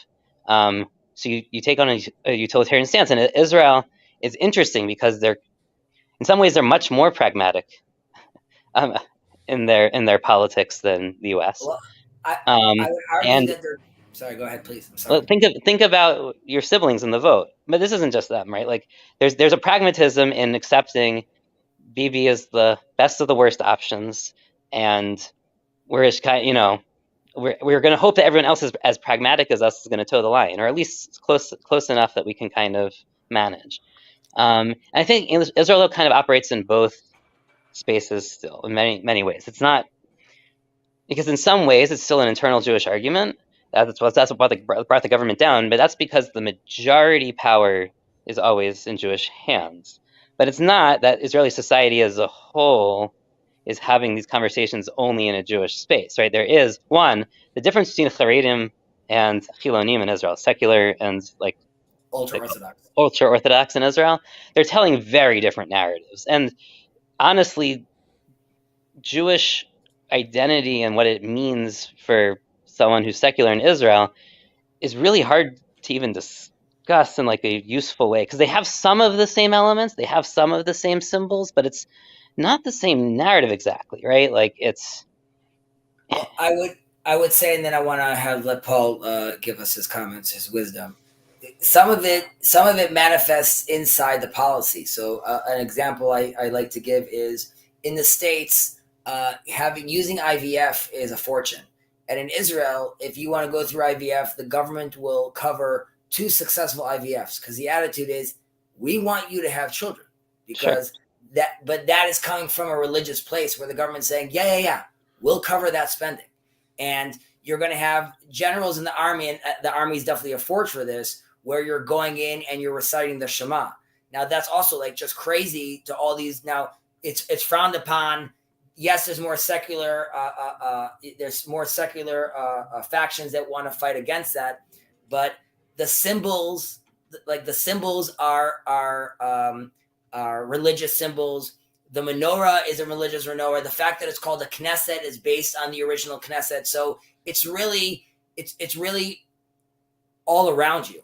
And having said that, I would argue that I believe that from I don't want to call it a secular space, but from a neutral space, you could have, I would say, truer religion emerge. And by that, I mean, like right now in Israel, you have weddings, right? So you have to get married in Israel according to Moses' law. Okay, so you could get married in America. Even in the 80s, you could. Halachic Jews need to get married in Israel under Moses' law, right? It's a very specific. If and somewhat narrow. If you want to get married, there is no civil marriage. That's correct. But if you're not halachically Jewish, there is no Jewish marriage for you either.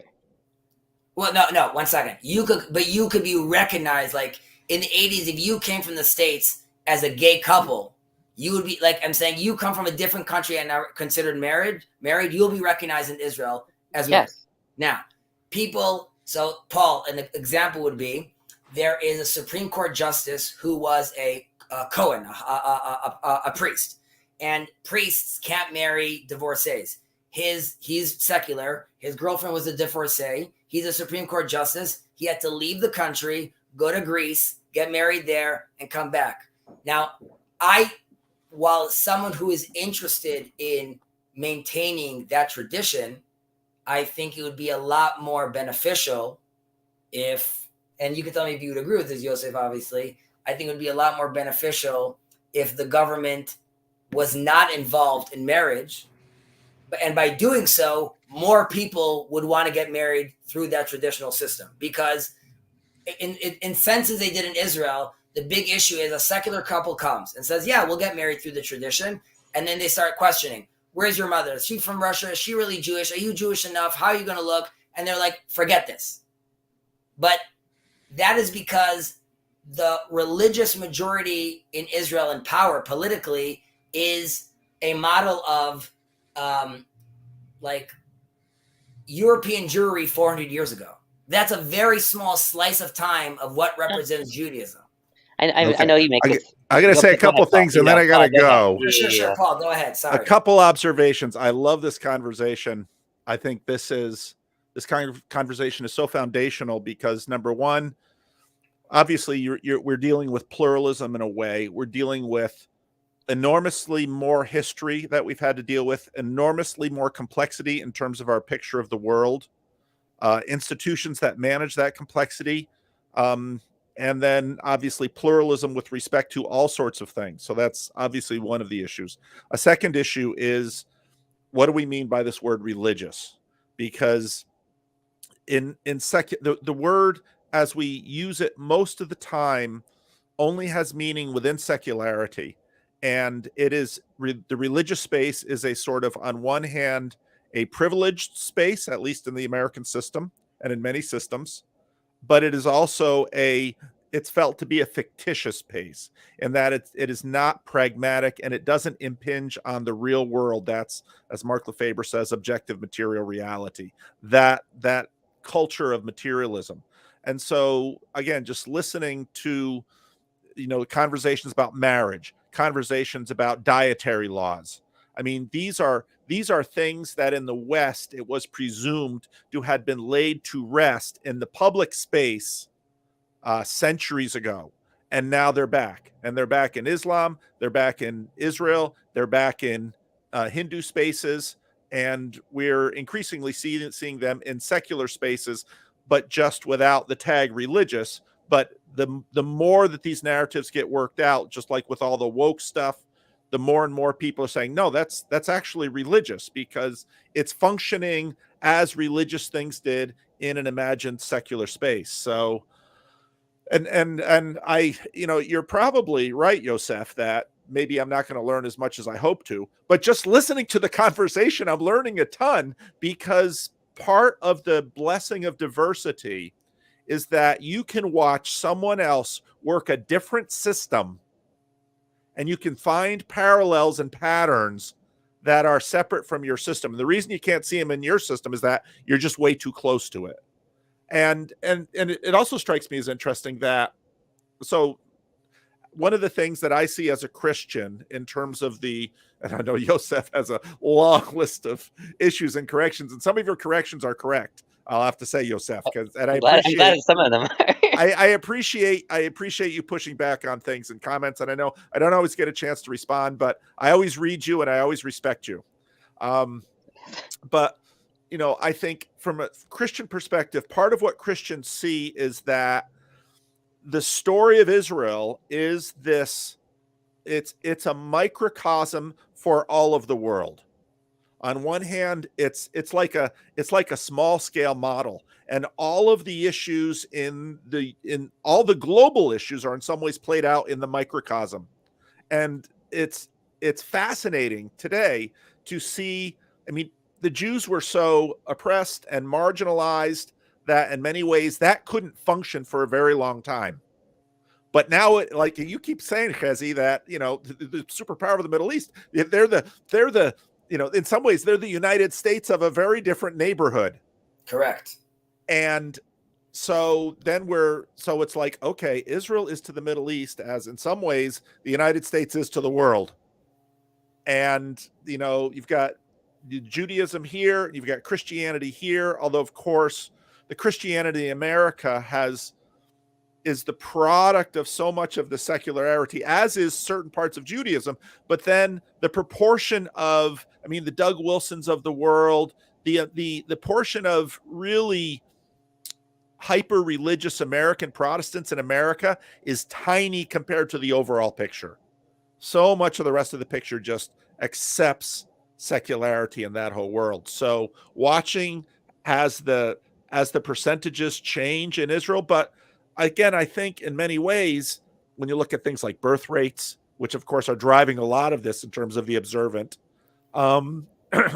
it's, you just see sort of an acceleration in the Israel model as opposed to the very large scale model. So those are just off the cuff observations. And now I've got people here and I got to go take care of them, but you two continue and I will definitely watch it. And I might even clip some of this, because to me, this is a really, so I've John Vervaeke sent me a little, the first episode of his After Socrates, which I'm going to watch. I'm going to talk to him about it. But I mean, that in many ways is the same thing, because John Vervaeke self-consciously sees the failure of the religious functioning in the society, but accepts this, doesn't accept some of it's massively complicated, but you're right in that it's very integral to the entire project of this little corner and what we're doing. We're also just a little microcosm. And I think that's part of the reason why the tiny little Jewish corner of this little corner, which isn't itself very large, is at the same time outsized, energetic, significant, insightful. And that's somehow what the Jews have always been with respect to the world. So, and even in the history of the West. So it's astounding. We live in very interesting times. It's what Mordecai tells Esther. What's the terminology? I don't know what it is in English, but maybe for this reason you've ascended to this position. Yeah, and we hope we don't have to all take off our clothes and go to a beauty contest or something like that. Right, exactly. With a Near Eastern potentate. You never know what this new government's going to decree. However, I do think that in a certain sense, you're seeing a national level wrestling with God. Yes. We're seeing it all over the world right now. And, God number one, in a sense of, pragmatism is the domain of God number one in many ways. So anyway, there's just a teaser. Anyway, I gotta handle some things here. Thank you, Paul. I just want to say to both of you that I really respect you both, and the kind of stuff that you're putting out is very important. So I just want to encourage you to keep doing what you're doing. Thank you. We're following your lead, so much appreciated. All right, take care. Yosef, take care. Yosef, I would mention also that that in Israel, our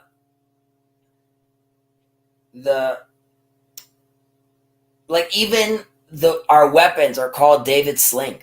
You know what I mean? Yeah, it's so there's a spectrum, right, of kind of language, symbolism, culture, religion, right? And I think, right, somewhere the Chilonim, the secular society, exists somewhere on that spectrum for sure. It's not like it's talking a different language. It's still speaking the same language, though. From what I can tell, modern Hebrew is getting some really strong new effects from other languages lately. Yeah. Much more rapidly than it had been for a long time. And the academies, due to internet, globalization, social media, but especially American English, but also French and Russian, and the crazy. Tensions in Israel always they constantly pull even the secular back to reality, which is, hey, you're in trouble. Why? Because you exist, and they can't manage. And it could be you're saying those are not the reasons, or it's because we are occupying, whatever it is. They still have to deal with a tension, which constantly saying this has nothing to do with me, Joe, as an individual. This has to do with who I represent in the world. And it's uncomfortable for the world, and it's uncomfortable. I was mentioning this to Rabbi Mollot at the end, which is it's too much tension for the world to see this biblical, theological walking issue emerge on the world and then not have anything to say. And I think that's true from the interior perspective and from the exterior perspective. It's either disappear or say something. So I get that.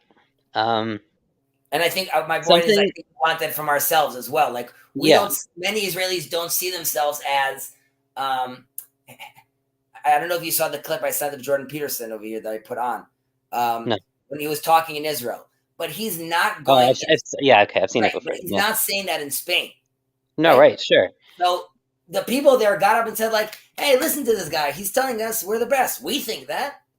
Right. Which is, okay. I mean, so I get it. It's a grain of salt. And it's also, like, as Paul likes to say, it's like stroking the axioms, like, because it's, people like hearing what they want to hear. It's also kind of what someone else commented actually recently about ChatGPT, that the reason people are so impressed by it isn't because it's actually giving better answers. It's just giving the answers that we expect. Like, the fact that it's giving us the answers we expect is, like, kind of strokes our axioms and, like, oh, this is, like, working as well as I would. So, like, it therefore is good, which isn't really right. I mean, like, we can talk about objectivity and, like, whether it exists, but, like, it's a confirmation bias thing, right? Like, oh, this acts as if, this comes up with a poem that I think, I could write, when I have 5 minutes and I'm not very good at poetry. But, like, it can do that too. Great. No, I know you're very concerned about technology and stuff. I'm much more skeptical about. I mean, it's impacting things, but that's a whole other conversation. By the way, at that tangent, what does it mean? You're like, so when I asked the rabbi, do you not think in 50 years you're talking different humans? Or different enough where it should cause concern for religious leaders that use their divine. So I think those are somewhat different questions, right? And so it's good that you clarify that. Things definitely are changing rapidly. There's no question that, like, tech and culture and things are just whatever. That's just the nature of modernity, or the current state of modernity. But, like, I don't really think we're going to be fundamentally different in a way that's going to be different humans. I do think that Judaism is going to hit challenges because of it. There's no question that, like, religious leaders are going to be in trouble, and not just religious leaders. I mean, the whole structure is. I don't think that's incorrect. I'm not sure. Did you watched my last video about the difference between Greek and Jewish thought? Yeah, I saw that. No. The one before Mild Story. The Greek Jewish, the stuff about normativity and nomological and narrative. I also saw your counter narrative thing you sent out. Yes. Okay.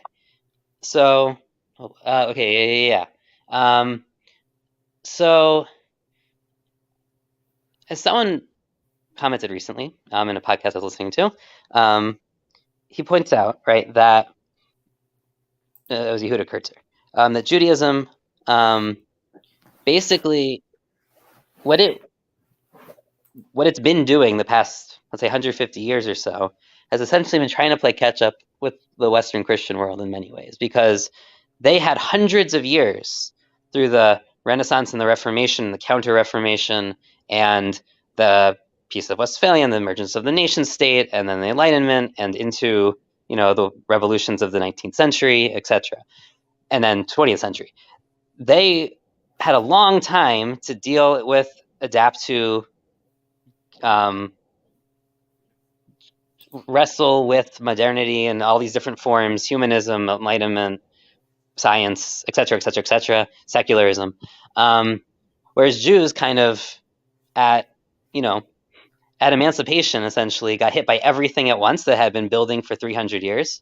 Right. That's not totally true. Obviously, there were some changes, but, like, for a lot of it hits us really, really, really quickly. I think this ties into both your comments and also Paul's last comment before he left. Like, a lot of this is Jews and then Israel kind of trying to deal with this at such an accelerated pace, more than even the rest of society in some ways, because and part of that's because of our history of conservatism. So like we adopt things very late, and when we do adopt them, like they've already gone through multiple generations.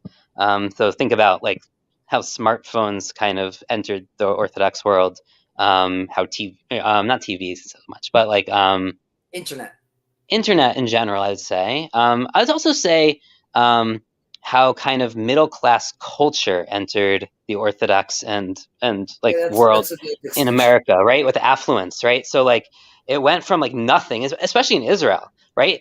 Like my dad was in Israel in the 70s and 80s, like and then like the change that happened, mostly under Netanyahu, but like whatever, maybe slightly before, a little some point, there was this rapid change in quality of life and in affluence and in attitudes toward wealth, and like the ability to get imported products at a different, like, and whatever. All these changes happened so rapidly, and in some ways, I think, like for Judaism, it's going to be especially hard because we've kind of set ourselves up to like put all this on, exponentially worse in some ways than the Christian world. Not the Christian world, the Western world, I'd say. And it's going to be, I think it's also interesting because I don't think it's unique totally, because I see it in other parts of the non-Western world.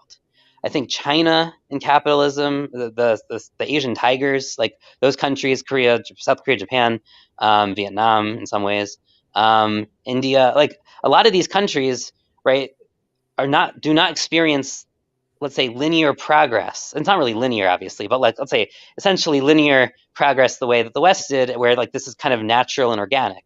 It's very much fits and starts, and you have a sudden burst of like all this new stuff that gets adopted suddenly. And the way that drives the culture and evolution just is very different. And one, it's much more violent, right? Like you're going to have these shocks to the system. And more frequent. Larger. And you're going to have, and generally, depending on the system, so you could have, some systems are more flexible than others, right? So like some systems cope with the shocks better. Like that's, and I think, right. So, but what about like for example, like a theological system handling those kind of changes, or Brett Weinstein talks about this, about like niche switching, right? That he said, like, so I don't think, like, that's the point. Like we are skipping along so quickly, and this relates to sort of the back to the technology question. When you're saying like, I don't know if it's going to change, do you think it's silly for me to talk about like, forget about, you're saying, Chezi, it's 100 years before like this thing is in your head, okay? 100 years is not so far away. So I think let's go less crazy. So I think here's where the conservative, small c conservative mindset has a bunch of different interacting effects, right? Because on the one hand, you're saying we have this long-term mindset that really does look out far in the future, and therefore, like 100 years isn't so far, and we should be we can start planning now for that. Maybe. I don't know if you actually think that, because how do you plan for something when everything's rapidly changing? But my point would be, you never really had to plan, because history was so like, what is tomorrow bringing? And now you're being like, well, what do you mean? I'm paying taxes, I'm online, I see the stuff, I'm talking to this guy, like I could see the changes. Yes, but no, you're paying taxes just like our ancestors did 2,000 years ago and 4,000 years ago. Yeah, but that doesn't change. No one is playing around with ideas of like, this guy in CRISPR just like played with the genetics of this baby.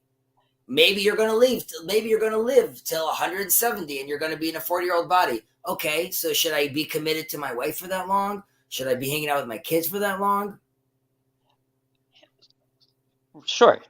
I mean, so I don't think necessarily that we're at, I think that 100 years might be a conservative estimate for some of those changes.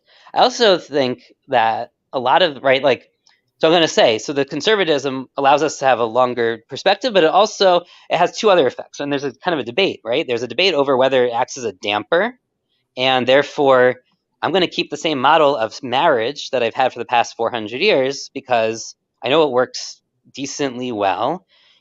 Keep a little flexibility in how, let's say, we define marriage a little bit, or how we, like, let's say, dissolve marriage or enact marriage or acquire, resources for marriage. But for the most part, we're going to keep the institution mostly there. And that's going to serve as a damper because we kind of know what already is, and reality fundamentally, Mishnah Teva doesn't happen that often. It's like we can kind of keep a conservative view on the institutions and hope they kind of continue to function mostly, and adapt them as needed. There's another position that says no, conservatism stales you out and makes you brittle and makes you, you're going to be more likely to break when there's lots of rapid changes. If you get kind of old and unable to cope. And like all of these are true to some extent, right? And like none of these are necessarily like totally false. None of them are totally true.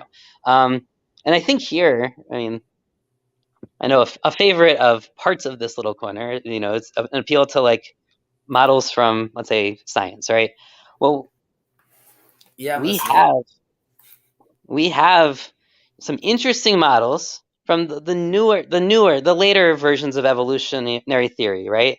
That talk about evolution as, is it punctuated equilibrium? Is it linear progress? What happens when environments change rapidly, suddenly, versus slowly over time? And how do organisms and species adapt to those environments? We actually have some, not just models, like one, we have simulations, we have past events that we kind of understand, but then we also do this in the lab with species that evolve rapidly. Like they do throw in bacteria, or they throw in fruit flies, or they throw in something, and they can actually show this is how good our models are and how bad they are. Where were these studies for social media and the rate of female suicide attempt, right?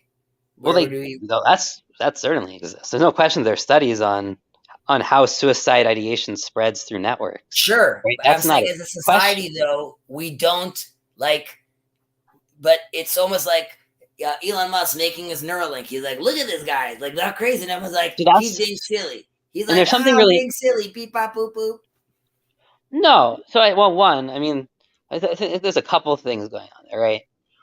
And I think I'm seeing this now with my new job is really interesting because, I'm seeing projects that take, that were started 20 years ago that are still not fielded, right? That will get eventually, they do get eventually fielded, but a lot of time, effort, thought, testing, arguments, policy, regulation, oversight happen on a lot of stuff that, let's say, in parts of our economy, right? So I'd say the military and pharmaceuticals are good examples of where and a lot of kind of the really big science projects. Like how long did the James Webb Telescope take to build, right? It's a lot of little innovations, research, work from thousands of people that had to go happen. But it's exponential, right? To some extent. So I think this is what's right. So there's this whole thing now, this pattern that's been happening in science for the past century, right? Where it used to be you could have one guy or two guys, and they would publish in 12 different fields, and their papers could be 5-10 pages, and they would have huge impacts. And now, you have a paper from the James Webb Telescope, or in pharmaceuticals, especially things in protein folding, where you'll have hundreds of authors on a paper. That in some ways, now this doesn't mean science is done. I'm not saying this is the end, that we've discovered everything. That's not at all what this is about. This is about we've kind of saturated a lot of our current framework, and we're kind of hitting a point where without a new paradigm shift, it takes a lot more effort to squeeze out so much more. But what we're seeing would be one of those paradigm shifts. Longevity could be one of those paradigm shifts. By the way, at the end of the day, we are flying in the air. The cars are driving themselves right now. The internet is the internet. So we thought these were all make-believe stuff. Yeah, but look, the internet, it's 40 years now in the making, and and it's gone through some major phases, especially recently. Like, think about, I can remember before YouTube, I can remember before Google, right? Like, I'm not that old, you're not that old, but like, and in some ways it's hard to remember because you're on these devices every day, but like, I remember like the first, viral video that I saw on YouTube, right? Like, it wasn't that long ago in some sense. A cat. What? I'm saying like a cat on YouTube. A cat, the peanut butter jelly time video, But I the would say Soldier Boy dance. One major difference would be your father had more of a right to tell you be patient than you have to tell it to your kid, because patience is different. Because why are you telling me to be so slow? The internet's fast, the answers are fast, the Google is fast, the response is fast. Yes, You're the only guy that's talking slow. Yes and no. I mean, look, I just told you that projects are taking decades now, and it takes thousands of people to make the same level of contribution, or let's step in contribution, than it used to, right? So some things are slowing down in some ways. Okay. A lot of what's happening, and we're seeing this a lot on my side, and the part of why I'm an engineer, not a scientist, because like I'm pragmatic, is that like in some ways we've squeezed out what we can from the science. We're exhausting in many ways the science within the framework that we have access to, but the technology has not caught up yet. There's a lot of exploitation of technology from the science that we do know that we haven't really exploited yet. And that's kind of where all these innovations are happening. We're not necessarily innovating a huge amount in basic science. There's some things that are actually progressing in some nice ways. There's no question. But a lot of it is, okay, sure, now we're seeing deeper galaxies closer to the Big Bang than we were before. Is that due to not enough capital? Is that due to like gone are the days of the polymath? Like we just don't have that kind of brain power, or we've eaten all the low-hanging fruit, and to get to more advanced science, we need to, arguably you'd say, you need to utilize your collective consciousness, which would be like the internet. I don't know if we know how to do that though, but we need to be able to reach higher. I think there's a lot of things. I don't think it's necessarily a capital limitation, honestly, because one, the cost of a lot of the science has gone down in some ways. Citizen science and things have opened up new. Now, a lot of it is low-hanging fruit, and I think kind of a lot of the benefits we saw have been for a long time have been there was a lot of low-hanging fruit out there. We didn't even realize in some ways how much that there was, and it also, right, like it's hard to appreciate like how much work, how much stuff goes into every single new insight, like because we don't.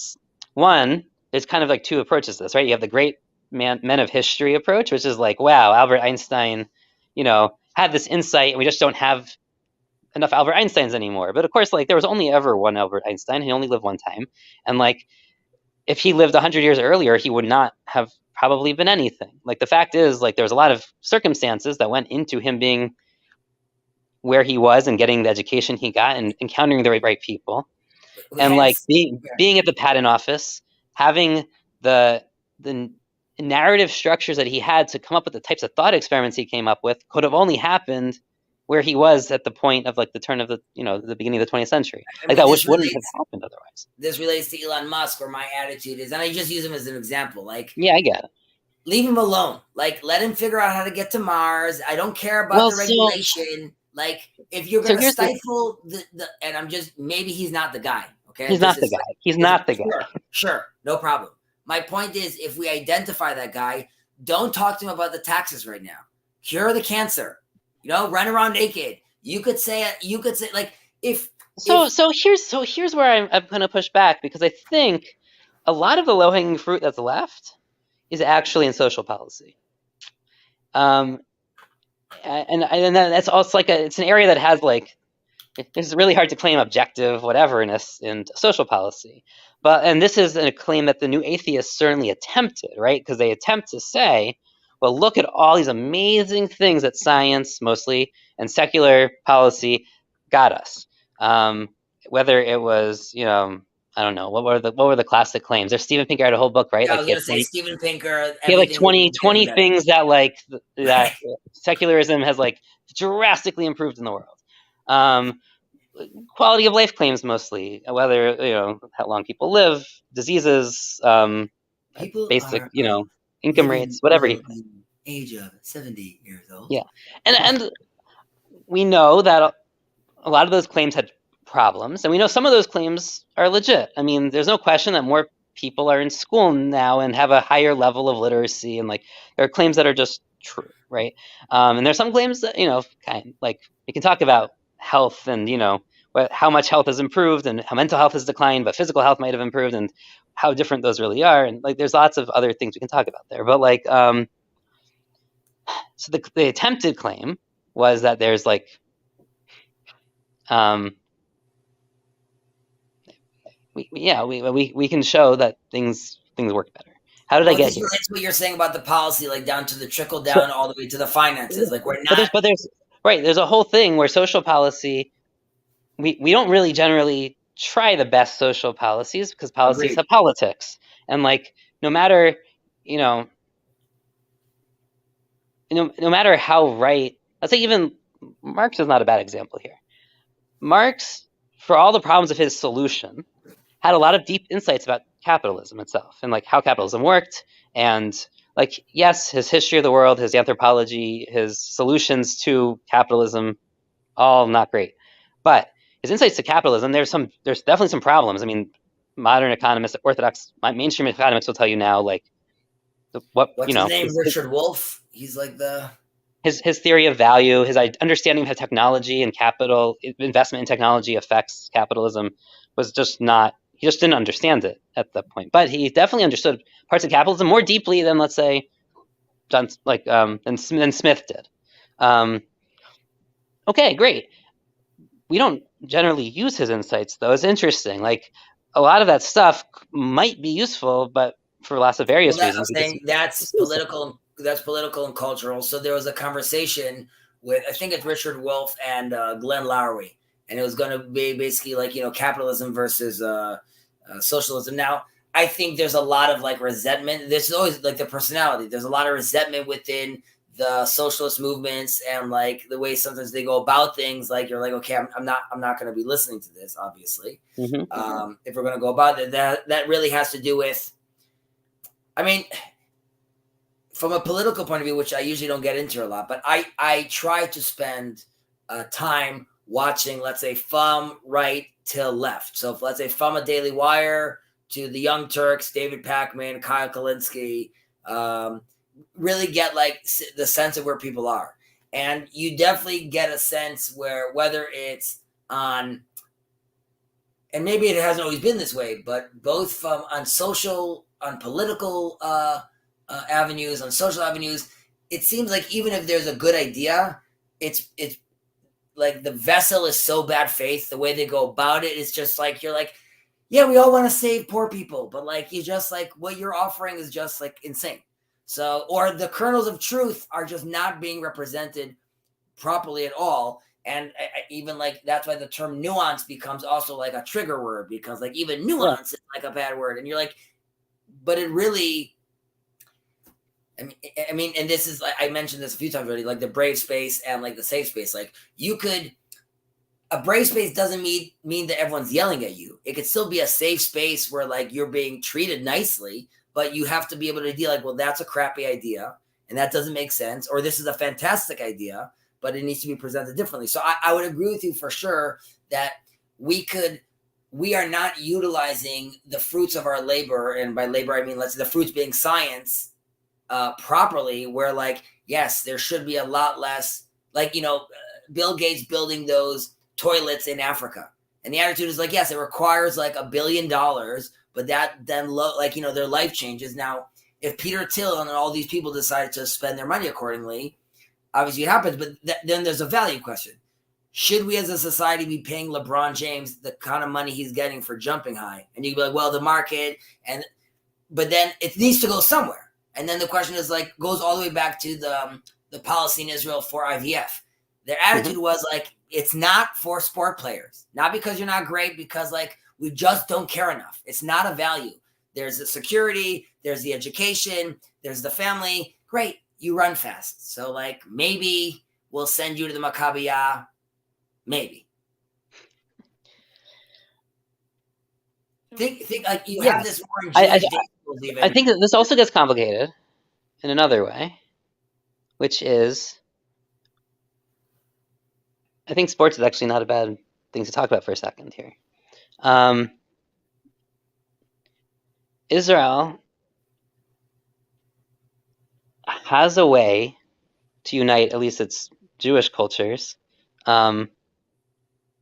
that work kind of within one, whatever, narrative framework, as you were saying before.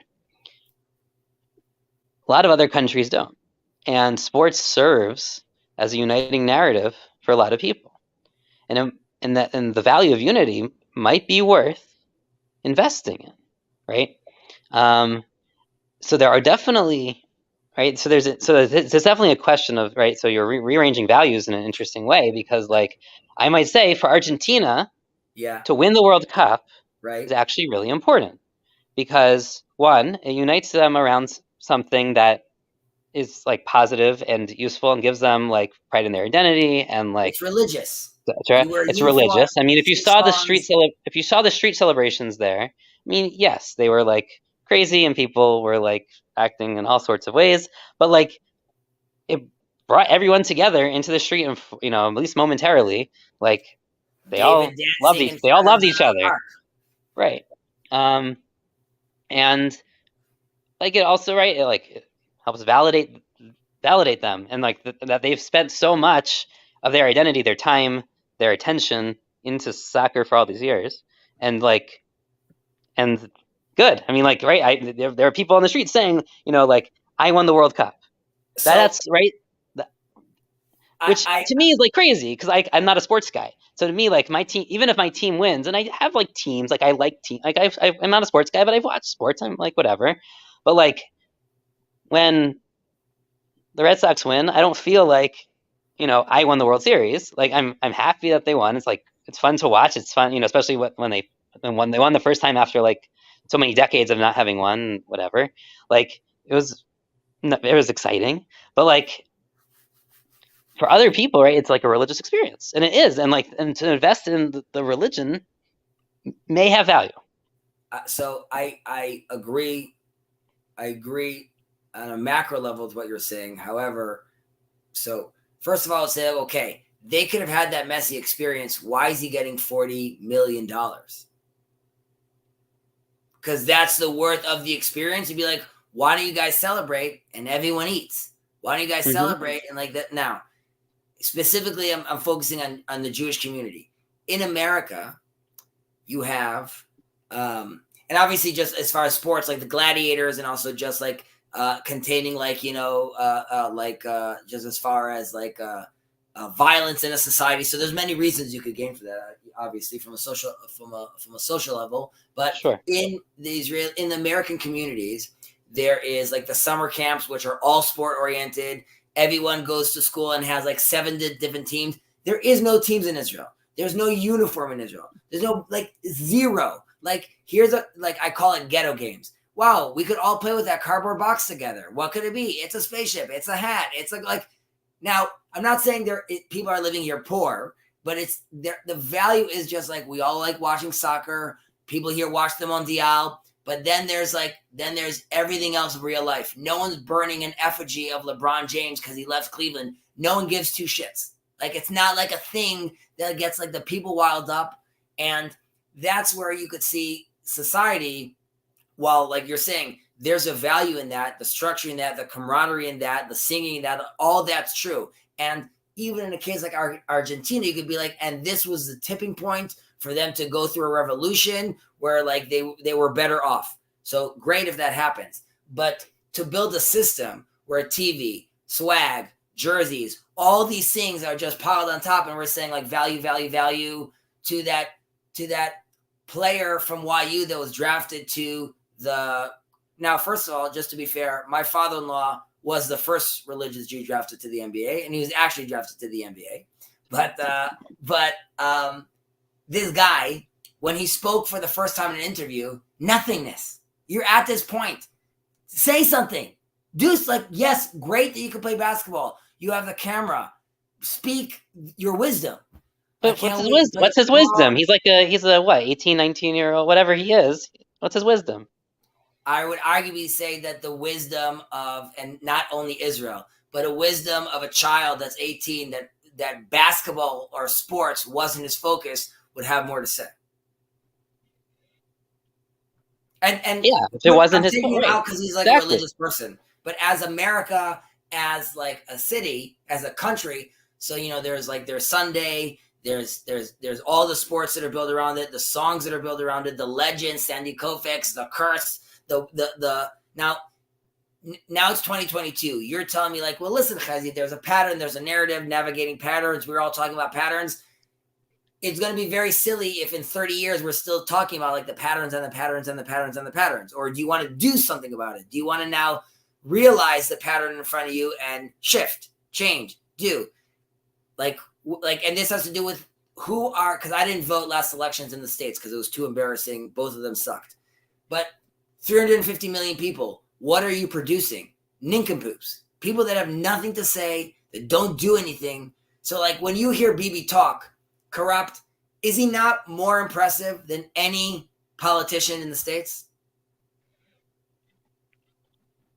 How about I'll ask it differently? No. Do you think you would do potentially a better job running countries around the world than many of the people that you hear spouting off, constantly talking? Now, there's many issues that he has: a plan, a set, an agenda, a game plan, rules, technology, this, that, looking around. There is a man that has an agenda that is working around. Yeah, he has a vision, and you need vision if you're going to do this type of job. What's Biden's vision? What's Trudeau's vision? What's all these people's vision? I know the Ayatollahs have a vision. I know. Yeah. Well, I think it's funny because I think a lot of people in this little corner will tell you Trudeau has a vision. They just deeply disagree with it, right? So this is where it gets complicated, right? Because there's a difference between not having a vision and having a vision that people just don't like. I mean, it's not like Saddam Hussein didn't have a vision. Like, are the visions, or is like the idea you have, is there any foundation to it? Are you going off and saying things that like are nonsensical or contradict themselves, or like show that you have no, like when Bibi comes and says, I always have to give like these prerequisites of like, he's not great, he's corrupt, things like that. But when Bibi comes and says, I'm changing the economy to allow me to fund the technology, which a lot like, oh, okay. So marathon thinking. And for marathon thinking, you have to like noise. And even the level of, which this is going to sound controversial, what did you say? There's this new crazy game shifting technology with regards to submarines. Yeah, we're going to take them.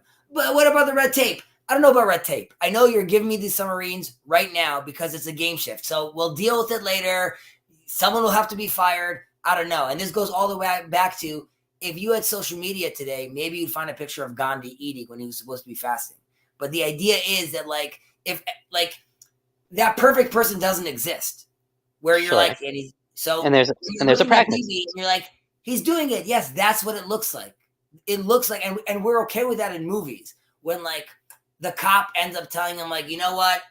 He ends up giving them the private jet. They fly off, and the good guys have a good time. Who paid for that? Well, what about the expense? Is the secretary going to be fired for authorizing that? As a society, we're like, we get it. Like, the good guys did it.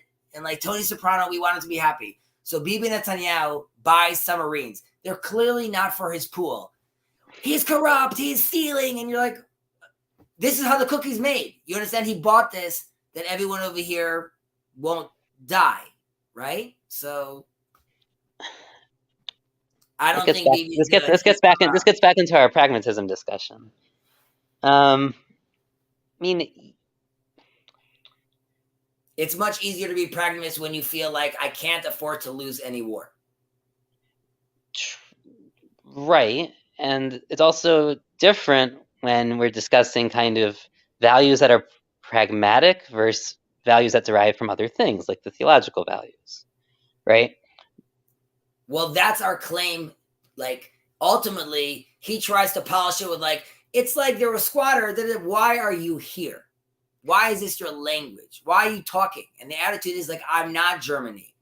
I'm here to make a statement. And more than that, the fact that we exist is like, it's almost a self-fulfilling prophecy. Bibi's like, I don't know, maybe I am the king of Israel because like I keep on getting voted and like I keep on getting in and like it seems like we're always moving like the Abraham Accords. Can you imagine what he sees that when he looks in the mirror? He's like, you did it again. Yeah, I can. Yes, exactly. Because when you listen to him, the story of Israel somehow is Herzl, his grandfather, his father, him, and his brother. That's the story of Israel for him, right? Like that's what he told Peterson. How many, right? Like I said, like that to me, that's what made it so hard to listen to. And I wanted to listen to that interview because I haven't heard him talk that much, kind of in a free flow conversation in who knows how many years, right? So it was like I wanted to kind of. I didn't really actually listen to that at all for Peterson's take, because what does Peterson know about Israel? I wanted to hear what Bibi had to say, but like his man, like right. I mean, his view is very, very narrow. In some ways, right? Like obviously, when he talks, he's using all the symbolic, religious, cultural Jewish language. He's in that milieu more deeply than I think a lot of other secular Jews are, and I don't think that's necessarily so surprising, right? He's not some random like 18-year-old in Tel Aviv who like right.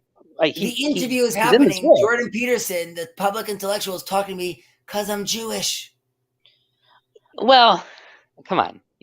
Not just he didn't talk to every Jew in Israel.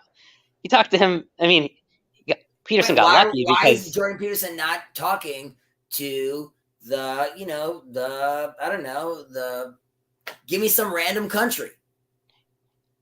Peterson would jump at talking to any leader-elect of any country. To be fair, that's true. He does start the conversation with like, you're the first like leader of the highest level leader that he got to talk right. So you know to, what? Right? I take that back. However, Bibi's definitely riding on the coattails of like Judeo-Christian values, the Western story, totally. Where we are, and you have to ask then at some point, all of us, like our conversation right now, how much of this is authentic and how much is this part of our built-in narrative, which is like the two Jewish people that are talking here, and like how much of Paul telling us, like how much, like, is it necessary for him to spell out the fact that for the three Jews that are on the channel, they talk a lot and but he needs to do that because like we don't know what to do with that. So Bibi himself has to deal with that tension to validate himself to the world. Why are you doing this? What are you doing? And by the way, obviously it gets very intense specifically, which is also like a biblical story with like the Arabs, obviously in this country, which I always stress, like I try to explain this to like people, which is I go to an extreme. I'm like, would you be okay if there would be a prime minister, an Arab prime minister? And the people are like, I'm like, my attitude would be, of course, yes, as long as his agenda is the Jewish agenda. So like, then sure, pray, do your thing. Even then, I don't even know if I'd have to go that far. As long as he didn't actively oppose a Jewish agenda, I think it would be okay. Well, this is where it gets tricky because like in the States, in theory, the game is it's a democracy where even if like it happens to be that the Native Americans won the election somehow, they could be like, guess what? We have new rules in play. And in Israel, for example, in the old city, if you are an Arab, it's impossible for you to buy any land. It doesn't matter. Like they will make a new law tomorrow. What's your name? Well, you're on the list. Sorry, there's a law. People with that name can't buy. It's not going to happen. And the attitude is, what do you like? This isn't a place for everyone to get along. It's a place but there's a couple of big differences, right? I mean, so one, a parliamentary system does not separate the executive and legislative functions. That's true. Okay, right. That's one huge difference. The other huge difference is we have a federal system with states and a federal government, and Israel does not, right? And that changes both of those things change the fundamental nature of democracy in the countries in different ways, right? So it's not that someone, right? You don't know. When you elect a prime minister in Israel, you don't elect a prime minister in Israel. You elect a party in Israel, and they Which have is also not even so true anymore. But and the party has a list, right? Which is different than other parliamentary democracies too, right? When I remember I studied abroad in Australia, in Melbourne, and I was on the plane for what I think of to me was a coup, right? Where the party that was in power deposed its own party head and put in a new prime minister before I landed. Like I was in the air for an hour. We knew nothing about it when we took off. By the time we landed, there was a new prime minister. Now that can't really, as far as I know, that can't quite happen in Israel. You can have a vote. You can have a vote of no confidence, but an internal party like decision, especially of an executive part of it's not even the whole party, right? The executive council of the party, whatever they call them, the board of the party, decides that this guy no longer represents the party properly, or should no longer be prime minister, and then we're not going to have him anymore. Which is crazy to me, right? But the parliamentary systems, and I have a hard time even like I'm still understanding them because I'm still not fully thinking so in are that Israeli way. politicians. It's really They're and still Israeli trying to and the Knesset works a little bit different than other parliaments. I mean, it's not. It's in some ways it's not that different, but like right, it's doesn't have a House of Lords, right? It's not a British parliament because it's not bicameral. It's not the Australian Parliament where the parties have more power than the individuals, per se. But it's this weird like compromise system that, and there's also so little stability, right? The parties. I mean, yes, there were established labor Likud like parties for a long time, but honestly, like the parties are so unstable for the most part. You have new mergers all the time. You have new parties becoming major players or linchpin players that can be the kingmaker party all the time, right? Well, the security issues in Israel constantly destabilize and stabilize the situation, Yes. because everyone always gets behind. Obviously, we need to survive, so everything is second fiddle at that point. And right, and that sort of which is why this specific government is specifically unique, because you have two religious parties that could piggyback off each other. They don't have to spend as much political capital to get the things they want, and they have a joint agenda. And Bibi at this point, he's like, and I'm the king, so yeah, sure, great. Take, have, do, great. And now even the Arab parties are like, all right, so like, it's also, we're not so happy about all this talk about, racism, but the ultra Orthodox communities are very much aligned with us with regards to kids, all the way to like the carbon tax on disposable stuff. So conservative values. I mean, there's going to be a lot of shared ideas there. Exactly. And there was one of the best articles I think I've ever read about Israeli politics came out. Where was I? Okay, I was so maybe 5 or 6 years ago. And it was a very long piece. I can't remember if it was in English or Hebrew at the moment. For some reason, I think it was in English, but it was essentially, Bibi was prime minister, and it was discussing, it was basically comparing how Israel is run versus other Middle Eastern democracies, in a very loose definition of democracy, but like the other Middle Eastern modern countries, let's say. And it was also comparing it to Europe in some ways, and it was really Israel's really in many ways functioning as a Middle Eastern state, and it was looking a little bit at kind of, let's say, the things like protexia, things like more tribal feudal aspects, things like what do you call it? The discourse. What? Even the discourse. The discourse, yeah, for sure. And it's not just like the cult, like kind of the food level, like shuk, like whatever, like that little bit of the culture. It's really much more deep than that. That Israeli society is much closer, in some ways, to the Middle East than it is to Europe, even though it wants to see itself as European. Which is interesting, because of Bibi's role in that. Because in some ways, because Bibi, to me, is so American, but like, and yet it's functioning. And maybe we could say, well, America's role in the Middle East and how it's shaped kind of the sheikhdoms isn't incidental. And but like, that's Bibi doing what you're saying. He's taking yes, American, Boston, MIT economics wisdom, okay, and then using it to build a powerful army and intelligence capability, because it tells himself, in this neighborhood, you got to be the biggest bully, because that's right. how you get it done. And look at the people who run Muslim countries in the Middle East tend to be Western educated. A lot of them are Cambridge, some of them are Harvard, right? Couple, I think, went to a couple of the California schools, but like they tend to go to those countries. They take a lot of classes in political science and economics, and then they come back and try to modernize their country and like use these ideas, and like, and it's very much the Bibi model in some ways. And they use their networks and connections they made while they lived abroad and studied abroad to kind of leverage some of these things. They tend toward a very kind of pragmatist business entrepreneurial route. And you see this in Saudi Arabia right now. You see it to some extent with, not now, but 20 years ago in Jordan, especially when what was her name? The Queen of Jordan. I'm blanking on her name at the moment. The Queen of Jordan? Yes. She was. I know you're talking about two right now. What's her name, though?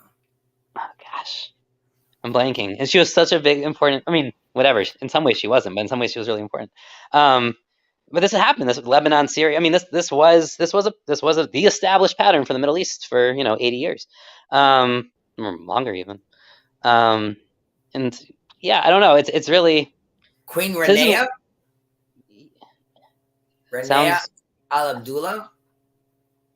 Sounds almost right. Or Noor. Queen Noor. Thank you. Queen Noor. Right. On the other hand, right, they're very practical, but they're also like, these are not the people who are going to have discussions about human rights with, and that's just not the world they function in. Whether they're religious or not, right? Whether they're religious or secular, they're just not in the kind of a liberal.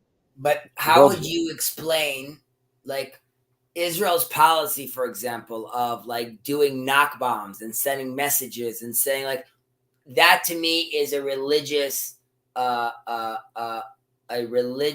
comes from religious undertones that manifest in the policy. To some extent, I think. It's hard to say this because Israel was not under a religious regime until recently. I mean, very, very recently, to the point where I'm very wary to say policies have really religious roots, right? A lot of Israeli policy comes from very Jewish but secular positions. It's like the ultra-Orthodox exemption from the army, right? It came about from leveraging a very specific wedge of power that they had, right? But that's not. But the sentiment of that is, you have in this secular country saying there are people that study the Word of God, and that carries a lot of weight in this country, right? And based on that, we're going to do schools. Well, the secular framing of that, I think, right, is there is a small group of people who highly value studying the Word of God to the point that they will subvert the entire political system through block voting unless we give them an exemption. Right? It's blackmail. First of all, I would agree, and hence also with, like, when they riot, for example, they riot like back in the day, which is not fun. Like, cops don't know what to do. I obviously can't arrest all these people, and you're burning my cop car right now. So it's like, how do I respond to that? So I'm with you that we're sort of held captive. We're held captive from that at that point. Now you can be like, this is more cultural, this isn't policy, but the fact that it counts the numbering, the days of the Omer, of when we bring our sacrifice to the temple on the school buses or on the national buses, or the fact that the whole city completely shuts down in the Day of Atonement, right? Mm-hmm. Which completely shuts down. You're not flying. There's no TV. You'd be like, in America, what are you talking about? There's no TV. There is no TV. It's off. All the cable channels are off. I mean, you can watch Netflix, obviously, but there's no Israeli streaming channels. So those are, now you'd be like, those are cultural elements that are still like inside. And How about the army having a chief rabbi? Or the body, obviously, the body of the chief rabbinate, kashrus, getting married, conversions. Well, this was my point earlier with marriage. Well, okay, maybe this is not the way to go, because family law in Israel and how it's divided up between the different religions and like is it's its own beast that like no other country can relate to, really. I mean, because it doesn't. What other country? I mean, actually, there are other countries that do function this way, but they're very few and far between. Where you have different democracies, where there's different legal rules for different religions, right? Like it's not it's a very non-egalitarian democratic, position. And it comes, I mean, talk about, using this idea from 400 years ago, but that's where, I mean, and in some ways yes, I think there's a huge problem with the way the rabbinate controls marriage for Jewish marriage in Israel. In some ways, I really do appreciate the structure that is 400 years old, that comes out of each religious community needs an autonomous body to govern its own laws. Because religion does define law. There is no separation of church and state at some level. So you know what? The Christians in Israel need to define what Christian marriage is, and the Muslims have to define what Muslim marriage is. And look, obviously there's problems of resolution. Do you let the Sunnis define their marriage versus Shiites and the Druze and the Bedouins? Like, at what level of resolution do you give autonomous control to a segment? That's its own debate.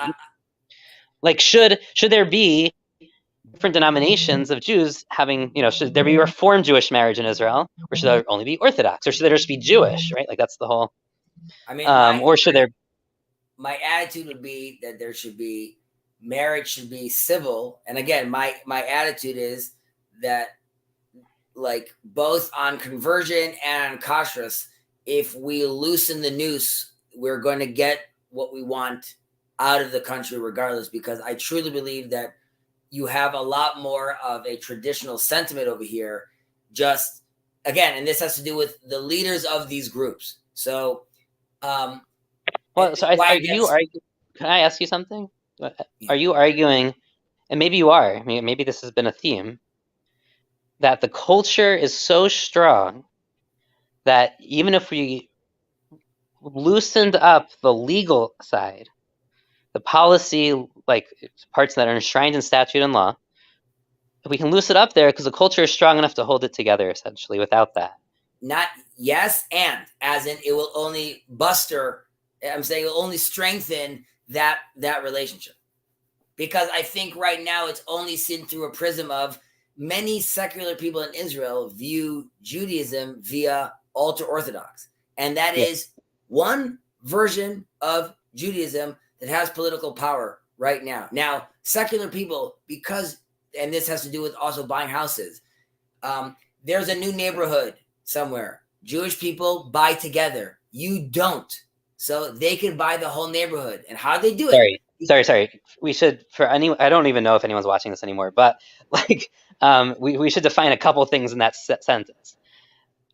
When he says secular, he means mostly Jewish secular people. When he says Jewish, he means observant, religious, or maybe even ultra-Orthodox people. Yeah, and it's essentially, you want to talk about colonization in Israel, this is really the colonization problem, because like block voting, there's block migration, internal migration in Israel, where religious Jews will essentially be real estate developers will try to attract, let's say, religious Jews to their new city or their new settlement, suburb, exurb, whatever you want to call it, farm, moshav, and they will advertise to them, and sometimes they'll put in extra infrastructure to support those communities on purpose, right?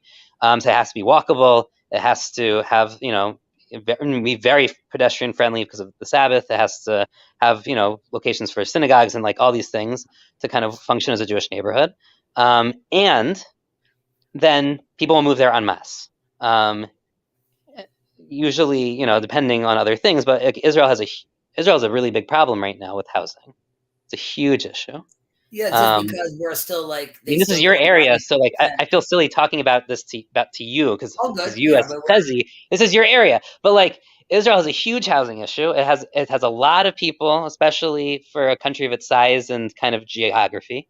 and it's trying to figure out where to put everyone right now. And this isn't because people are moving there en masse. The Aliyah numbers are not insane at the moment. They haven't been for a long time. But they're just having a lot of kids, and there are a lot of people, and it's not a huge country. It doesn't have a ton of arable land. It has not a great, like, a lot of land is not the best for building on.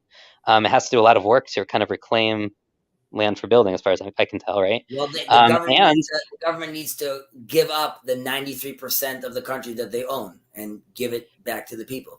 And this is the ownership of land is a huge issue. And the question, of course, is, right, like, we have a biblical model for this that we ignore, and a lot of people say we should ignore it because maybe it's not going to be functional, right? The model of everyone kind of has a piece of land that gets reset, and that, there are people in this little corner who really think that should be the model for land ownership, whether in Israel or throughout the world. And like, I think it's very idealistic. By the way, correct. It's very idealistic, and the attitude of think it's supposed to manifest an ideal that one wants to work towards, which is not like you could still have a capitalist system, but as you want to get to a society where people would, and this relates to the basketball thing, like if I'm and the science thing, if I'm creating equity with the policy, I know that's a dirty word, equity, but if I could create that kind of balance, then yes, you don't have to pay me back that money because the system works it out. For sure. That's the kind of attitude. Now that I was mentioning this with a rabbi, Judaism specifically wants to educate and teach sanctity of the collective. And that happens with proper equity. That's not just the individual. You have to see yourself as part of a group. And I think there's something. So I finished a book recently on the Yovel and Shemitah. Actually, I finished a couple because it was the Shemitah year, it was the sabbatical year last year, and so I was reading two books. One was kind of the laws of Shemitah, which always good to learn. And I thought, as like, I'm not in Israel, the one thing I can do kind of that to participate beyond, maybe buying an etrog, if you're even allowed to, is to learn about the laws of Shemitah. And so that was great. The other book I read was much, I think, more powerful in many ways. It was written by a guy who's not religious. He's a professor at Hebrew U, I think, or Bar Ilan. I think Hebrew U. Moshe Weinfeld, and he wrote a bunch of books. I would consider him he's a professor of Bible in the ancient Near East, right? So he's much on the historical side of things. And this book, he talks about all of these similar laws throughout the ancient Near East from, let's say, the Uruk III period, so like 2200 BCE or so, in Samaria, all the way through the Greeks in the 5th century. So he's going to go pretty far east-west, and he's going to go pretty far in time, right? He's going to covers 1800 years, essentially. And what he basically argues is there's a lot of parallels between the laws of Shemitah and Yovel, not so much on Shabbat, a little bit, and a lot of the symbolism and things that are tied to them. So things like the shofar and the flags and the bonfire signaling and freeing captives and the laws of returning of canceling debt and freeing slaves. He brings it's not a super long book, it's like 250 pages or so, but he brings, I don't know, let's say 100 examples of parallel laws from the Hittites and the Canaanite and Ugarit Canaanites, from Mari, from the Sumerians, the Akkadians, I don't even know where else, Egypt, Greece, all these parallels. One of the major differences between the Jewish system, and I think this is what's important, right? I think this often gets missed. And let's say when Pajot talks about pagan stories and how they connect to the Bible, is the Bible is engaging in conversation with this long cultural milieu, but it's doing two different things, right? And on one sense, it's saying we're going to take these laws. These laws are good laws, divine laws, important laws. We're going to institute them in this specific combination in this specific way. We're not going to take them all. We're not going to take them all unadulterated. We're going to do things with them. And that's important because we're gonna do things to them because we don't think there's a perfect, and there are problems with these laws, and they need to be reformed to some extent to work better, right? So in some ways, when the Bible talks about these things, it undermines like what they were. So like the scapegoat is like a big conversation right now happening that I keep like falling into in like general You mean like chat right now in Azazel? BOM, and like so I'm not a fan of Girard. And that's like a thing that's happening right now. People are talking about, but the scapegoat, as it's understood in ancient Greece, which is not a scapegoat, by the way, they kill people when they're upset with them, versus what it's like in the Semitic cultures of the ancient Near East, where they only do this to animals. And then the difference between the Jewish version and the other Semitic versions of what we do to animals as scapegoats is important to me. Like I think that there's deep lessons to be learned about why our scapegoat ceremony is very, very, very similar to a scapegoat ceremony that actually Weinfeld talks about this a little bit from one of the Sumerian city-states. Very similar. The high priest goes up.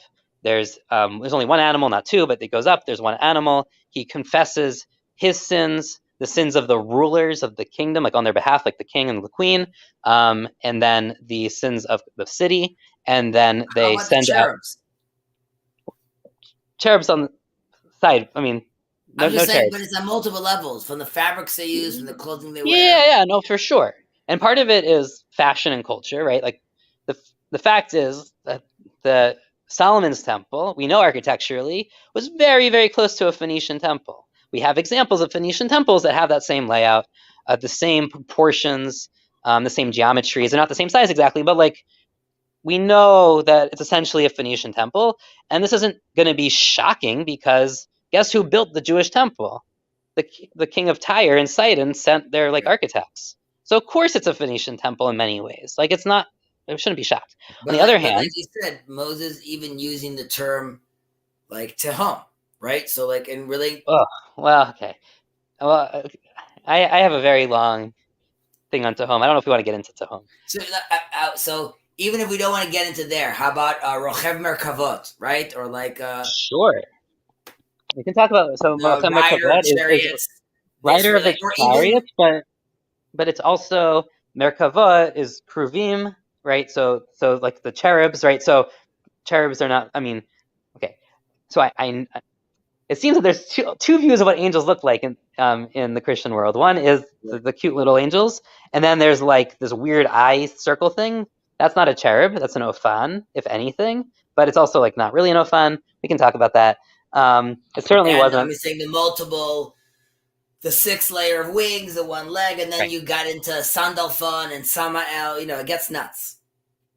Yeah, and we actually kind of know what these things look like because we have pictures of them from the gates of Ishtar in Babylon, right? There's pictures of Kruvim. I mean, that they called them something very similar. It wasn't exactly Kruvim, but like we know that when they described Marduk and when they describe their kings and when they build temples and things, they're using essentially something that they associate as the Kruvim, and that their gods are writing on top of these things. They have the different aspects of the human and the lion and the eagle, right? They don't always have 4 faces, but they certainly usually have different limbs or different sides or facets that represent different animals. They're kind of griffin-like sometimes. We know that and so when a Jew in the 9th century was picturing what these things look like, even a prophet, let's say, if we go with the understanding of like Maimonides and whatever on how prophecy works, where it works through the imagination of the prophet, like the pictures they had in their head were probably not that different than what the Akkadians were having in their head when they were making these same objects. And we actually know we have King Hezekiah's seal, and on his seal is a sun disk with wings, and next to it is an ankh, right? So the Ankh in this is obviously Egyptian. The sun disk with wings is a universal motif in the ancient Near East. We have it originally, I think, actually in kind of in Eastern Persia from the Medes. Like even early, like long before the Persian Empire, like they're already using the symbol. But we also have it in Egypt. Yeah, I mean, right. We have it in Egypt. I mean, with Ra, with Aten, right? If we're talking about monotheism in Egypt, with Aten, like the sun disk. This is a winged sun disk, so it's more Horusy, maybe. Look, you have to also remember that Egypt controlled Canaan for centuries before the Shoftim period, right? Before the Bronze Age collapse, or even a little bit shortly before that, when the Egyptians got out of there after the Battle of Kadesh. But like, they controlled Canaan during the entire period that Israel was in Egypt as slaves.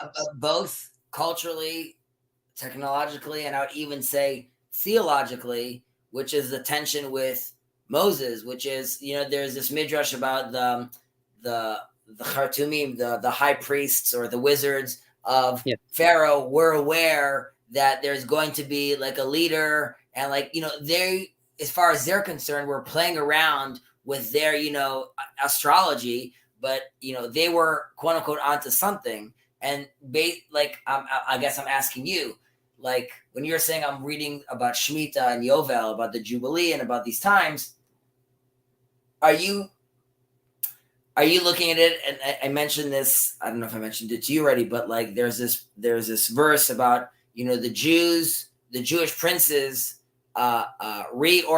repurposing the theaters and the circuses of, right, exactly. So the same thing would be with language and the Kruvim and all these things. The Torah is repurposing these elements. Well, what else are you saying? Why else are we talking about them?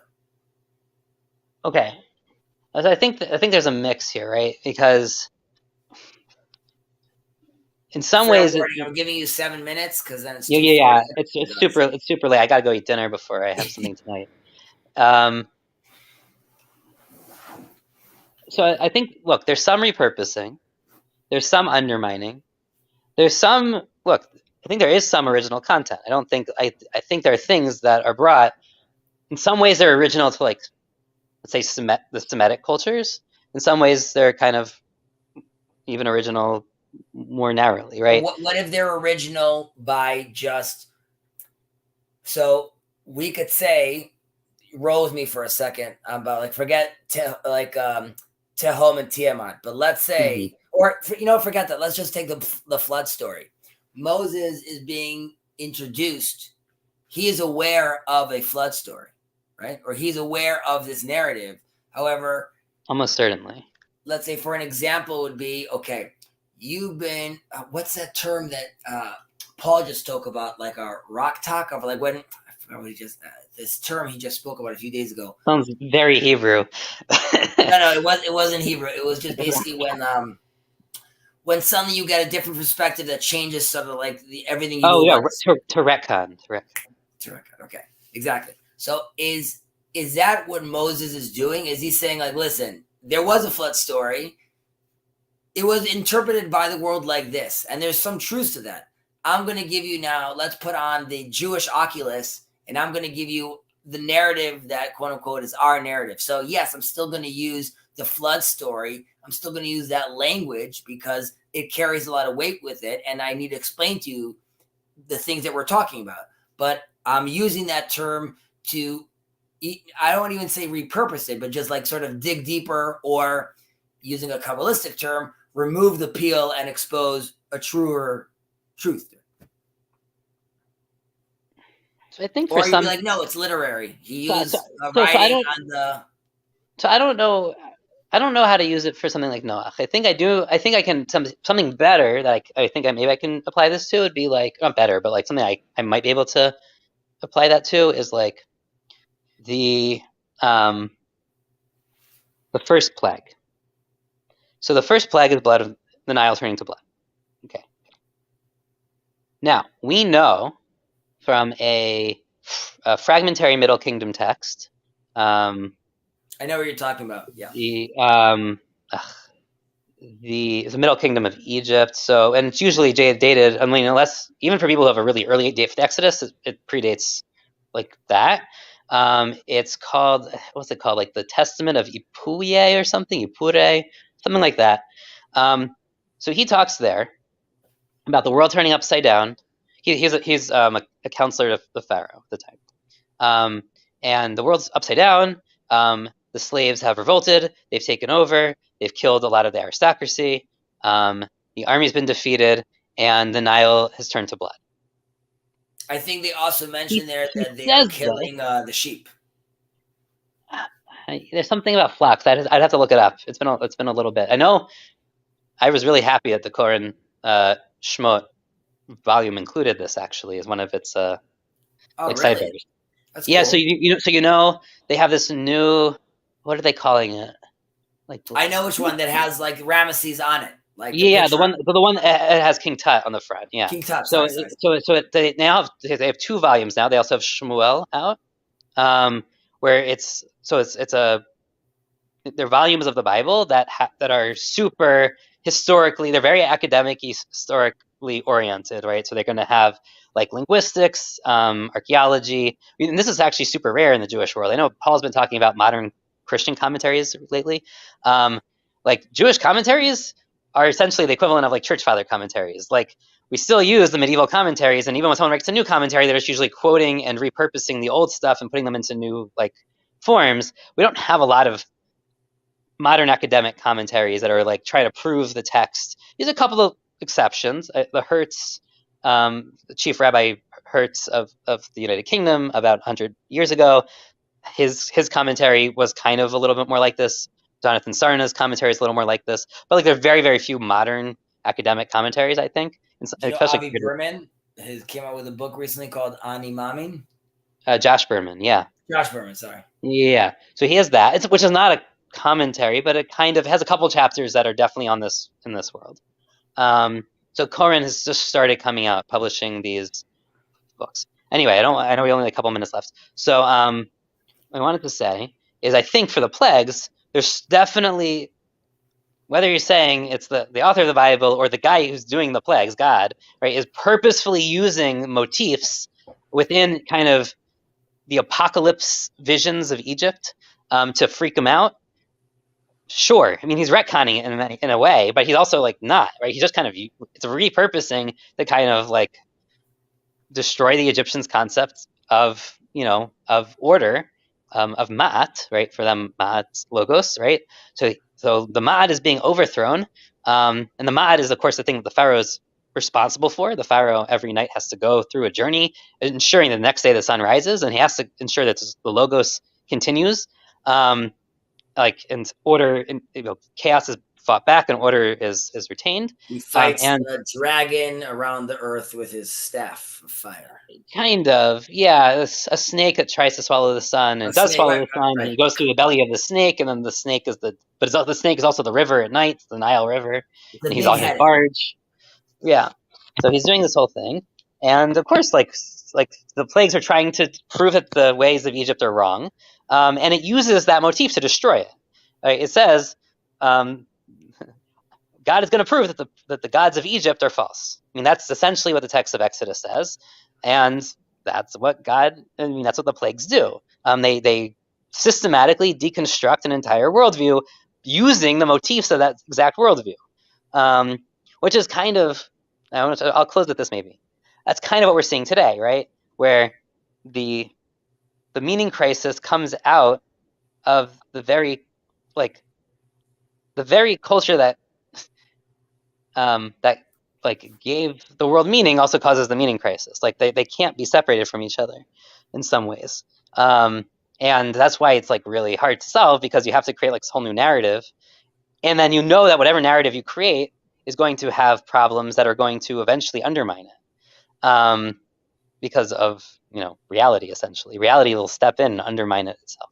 I want to, if you don't mind, with relates to your counter narrative thing that the guy was sending out. So first of all, he has like the self-authoring in the end. I think that's the name of like Jordan Peterson's like program, self-authoring. Yeah. I found that whole counter narrative thing so fascinating because, especially after the guy that Jacob talked to yesterday, Yeah. because they agree on like 95%. Until the last like 5-10 minutes of that video, where he like becomes a Sartre like nihilist, talking about nausea and all that stuff. And, like he becomes like he becomes a, what do you call it? Can't A believe you nauseous just existential. mentioned Sartre. You mean like John Paul Sartre? Yes, the philosopher, the existentialist. Yeah, but you know how like he's like an example where like atheism is more of like a lifestyle than a philosophy, because at the end, if I recall correctly, at the end of his life, he basically says like it's all nonsense, my philosophy nonsense. There might be a third war. At the end of the day, the redemption is going to come from the Jews because they believe in what is it, like basically like the resurrection of the dead. Like it's pretty intense, and his attitude is just like, I'm gonna be an atheist because like it's just, this is like the lifestyle I want to live, but like I believe in this thing called the Jews. It's very nuts with his wonky eye. I mean, sure. That just came up because you mentioned it, but that gets to where he's already kind of that's at the end, right? I mean, Yeah. he's already gone through World War II, and he's written a book about anti-Semitism at that point, right? He like also studied with Levinas. Did he study with Levinas? He studied with that rabbi. He was very influenced by Levinas's work. Right. And you have to remember, like, he's also like kind of interacting with Camus, who is Jewish, but like secular. But all these guys, and I find this whole, I mean, existentialism has a lot of weird facets to it, but like, and Levinas is an existentialist who's like nothing like Sartre in the end, because he's not made nauseous by the question of his existence. Like, he finds it, right? Levinas is much more traditionally Jewish, and he says, I mean, it's not about who am I and what am I. It's about like, what am I called to do in the world, and who's calling me to do it, and like rising to being a responsible person, right? Is his whole thing. The call for adventure. Not the call for adventure. No, he's not a Campbellian. It's not a call for adventure in Levinas. I want to be careful here. No, but I was sorry. You called yeah, he's much more a Buber guy than he is. Like, as far as like the I thou, but I was going towards back to the counter narrative guy. At the last few minutes, he's like, but we should do this because like as a collective, we would like, like we should create this purpose. To me, it was just like, so you're saying, but he also wanted to get rid of narratives. Purpose. He says we should get past the narratives. We should be free of the narratives. Like, in some ways, we can't be free of them, but we really should try, because that is a narrative. Of course, it's a narrative. I think he recognizes that. It's not a question. At the same time, he's right. He's much more Vervaeke than Peterson, because Vervaeke wants to be post narrative, which is also a narrative. But like, it's the same idea that narratives have kind of served us to the extent they can. The world is a different place than it used to be, and we need something post-narrative, a new type of narrative or a new type of thing beyond narrative to replace it. And I think both of them are kind of saying that in different ways, whereas Peterson and Pajot, and I think Paul here, are much more arguing narratives are part of it. You can't dismiss them. You have to have a narrative. So if you have to have a narrative, make sure you construct it carefully. We have some ideas of how to construct it because we have like accumulated wisdom. And right, there's kind of this deep debate over like whether you can really ever get beyond narrative, or whether you just kind of or resign yourself to narrative, or you kind of embrace it enthusiastically, which is a very postmodern debate, of course, because the idea that you can even control narrative, the idea that you get to choose your narrative. Right. Have you read Rav Shagar? I've only read basically his stuff that's been translated. I tried doing some of his stuff in Hebrew. It's so hard for me. It's very dense, but yeah. So I read the Shattered Tablets, because that's translated. Like, I would say that would be the main one where he argues basically for soft postmodernism, and he tries to create, like how he says that basically brings. I mean, if you're in the mystical world, like it's much easier to play with nothing and everything and end stuff. So like that language is a little more it allows you a lot more flexibility in that space. However, with regards to like the post narrative, this relates to my conversation about technology and Jewish law, because my attitude would be the operating system of Judaism, if it wants to be relevant, also needs to go through like a reformation or like a post narrative place where at least you're talking about your narrative. Like this relates to what you're talking about, the Quran edition that came out.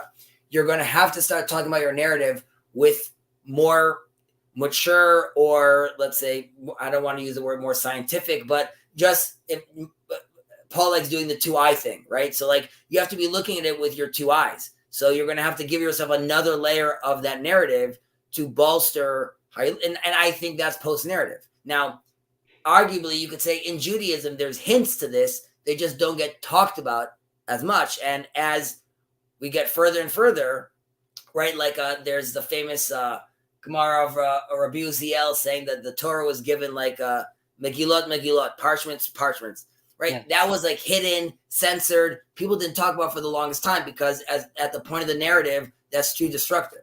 Now, at this point of our life, you could come and say, okay, we can now reintroduce this narrative that we always had. Just this is like another layer of interpretation. I don't know. Well, you know what, Yosef? I don't like your attitude. You should stop. No, I don't think Uziel was exactly suppressed. Right? He's still there, and we have Mefarshim who quote him. So it's like can't be, right? Like it just wasn't salient. Whoa. It just wasn't salient. Which is just different than suppression. No, why politically? How many things that the Rambam gets censored? People say, but they don't talk about. People say like, how about all of mysticism? When you're 40, learn that. Why? You mean when I'm committed with a marriage and my kids and stuck in a community, so I can't decide to be like, hey, this is completely different? Well, hold on. But this is super anachronistic, okay? One, we know that the 40 thing was always observed in the breach. Like the idea of not learning Kabbalah until you're 40 was really a rule that was only observed in the breach, because for the most part, people were in fact learning before 40, and like they tried to enforce this and failed over and over and over again. It didn't work. I mean, we know this because the Ravid like leaves us all these responses where he's trying to stop Kabbalah and philosophy from spreading, and he can't stop people from learning it. And he's like, because there's not enough power. But on top of that, the idea that like, I think there's two different parts of what you said, right? You shouldn't learn Kabbalah until you're intellectually and socially and emotionally mature enough is one facet. And I think most of us kind of agree with that to some extent. But it's very, very different than the second part that you said, which is when I'm kind of stuck in a community and like I've kind of made that investment and I can't get out, and like I have this worldview now. Right? That's a different thing. And I think that's not necessarily true, because a lot of people did start learning some of this stuff late in life and kind of like left their families and like, or like really disrupted things in various ways, and like we're able to do that, and like that didn't make them any less. That's problematic.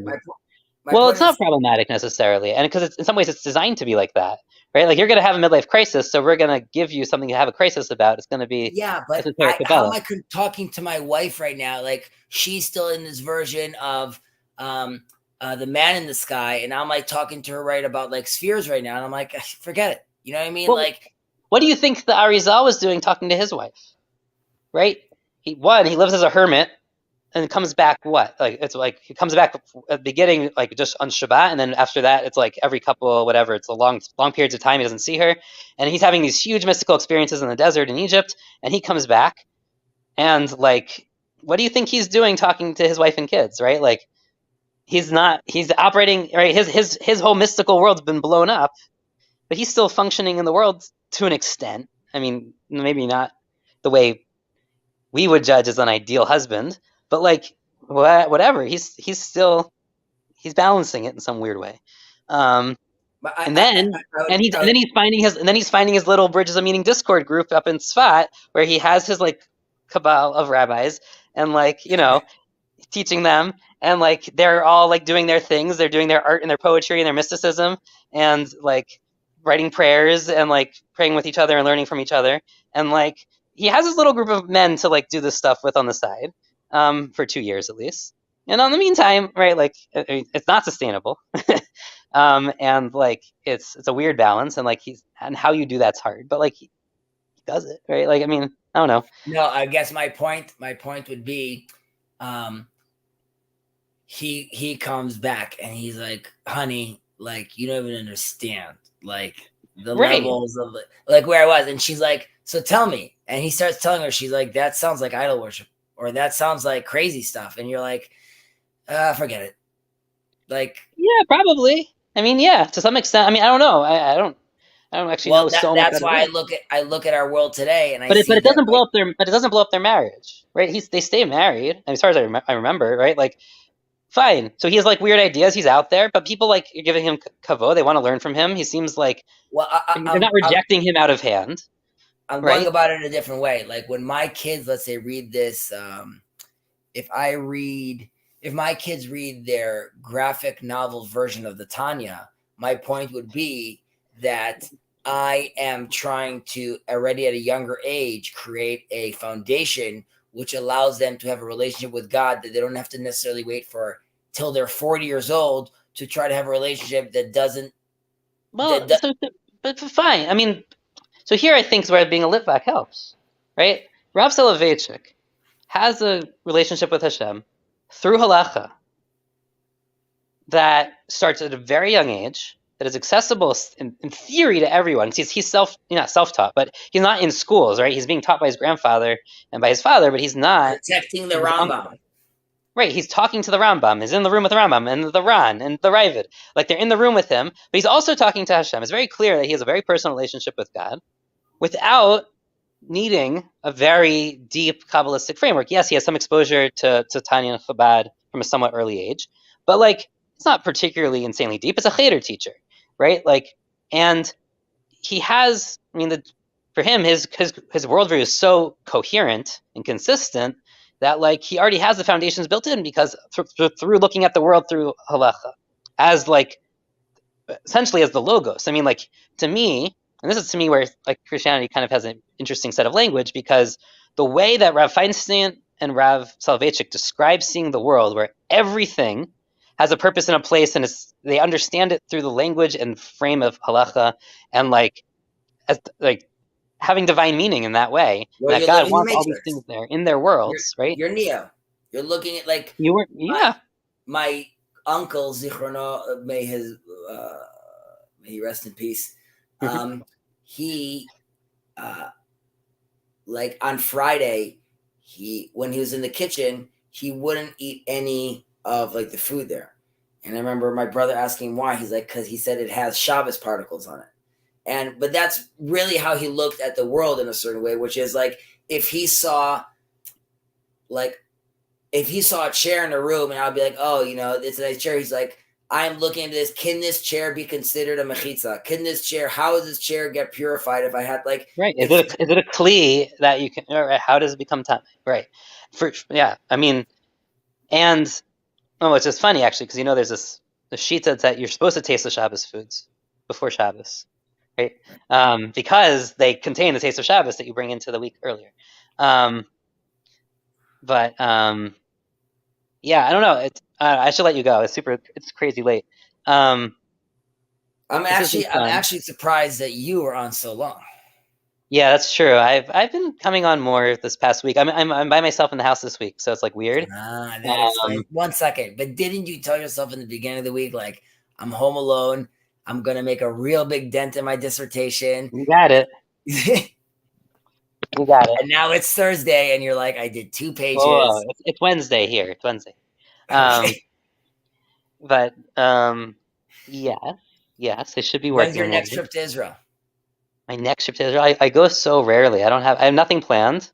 It's before I haven't been to Israel since I was 26, so 6 years since I've been, and that was the first time I had been since I was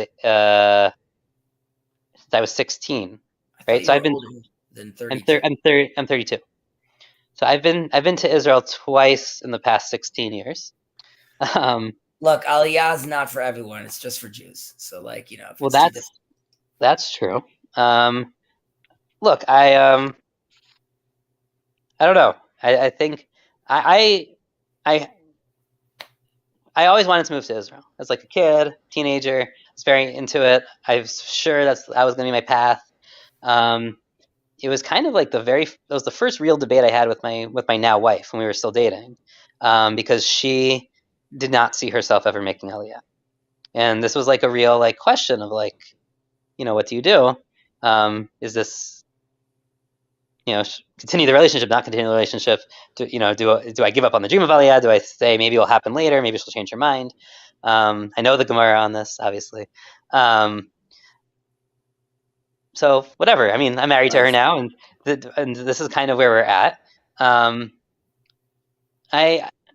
I play within my mind. I think about it. I see Israeli politics now, and I'm kind of like, I have very mixed feelings about like whether I would have been better or worse off making Aliyah. And not just me, but like family. Would I be enjoying Israel? I know a lot of people who made Aliyah and then made Yerida, right? Who left.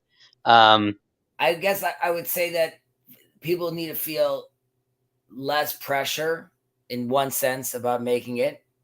However, I do think people should have that as a goal more than just praying 3 times a day that that's where I want to come back to, because like, in theory you can. However, it takes a lot of thought. Like it could be devastating, like you said, for someone to just come in, and it could disrupt the family, it'd be horrible for the kids. And I think that family has beaten ideology at this end, and I think that's also probably the right result. However, and this has to do again with like with bulk or mass. Mm-hmm.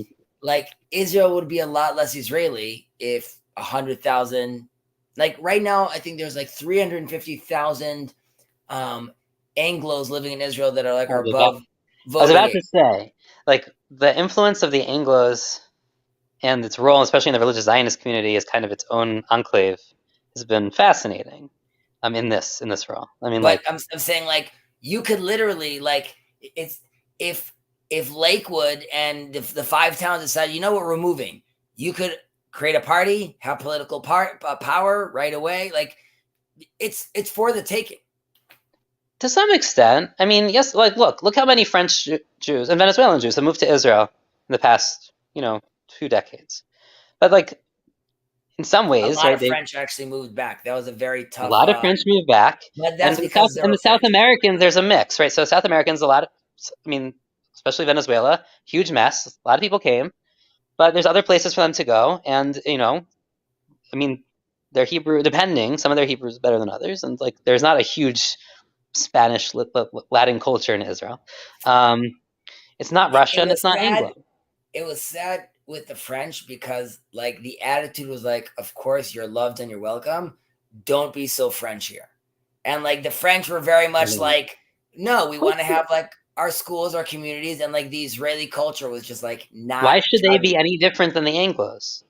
Seriously, why should they? First of all, I agree with you completely. And I also tell my wife to never feel embarrassed that she has an accent like an Anglo. That's because that's what an Anglo-Israeli sounds like. And that's totally fine. It was a bad mix between French and Israeli attitudes. Yeah, and look, French culture sits uncomfortably in some ways among these other cultures. Look at Canada and Quebec, and like or look at France versus like anywhere else on the free speech debates. Like French culture is just different in some fundamental ways, and it just sits uncomfortably. And like if you want to really retain it, you're going to have tension. Even the Jews. All I'm saying is, Mark, listen, you've been watching us for like 5 hours. So 5 hours. Seriously though. But I've only been here since hour 3, I think. But look, Mark, the thing is, but the irony of that statement is, we'd be in the rain and we'd be under the same umbrella and like, whatever, because like we're family. And like we're just having a discussion. Also talking together about that guy that's watching us with his binoculars from the bench. Right. Who's and like we might be arguing about the rain, but we'd still be under the umbrella together. Like, okay.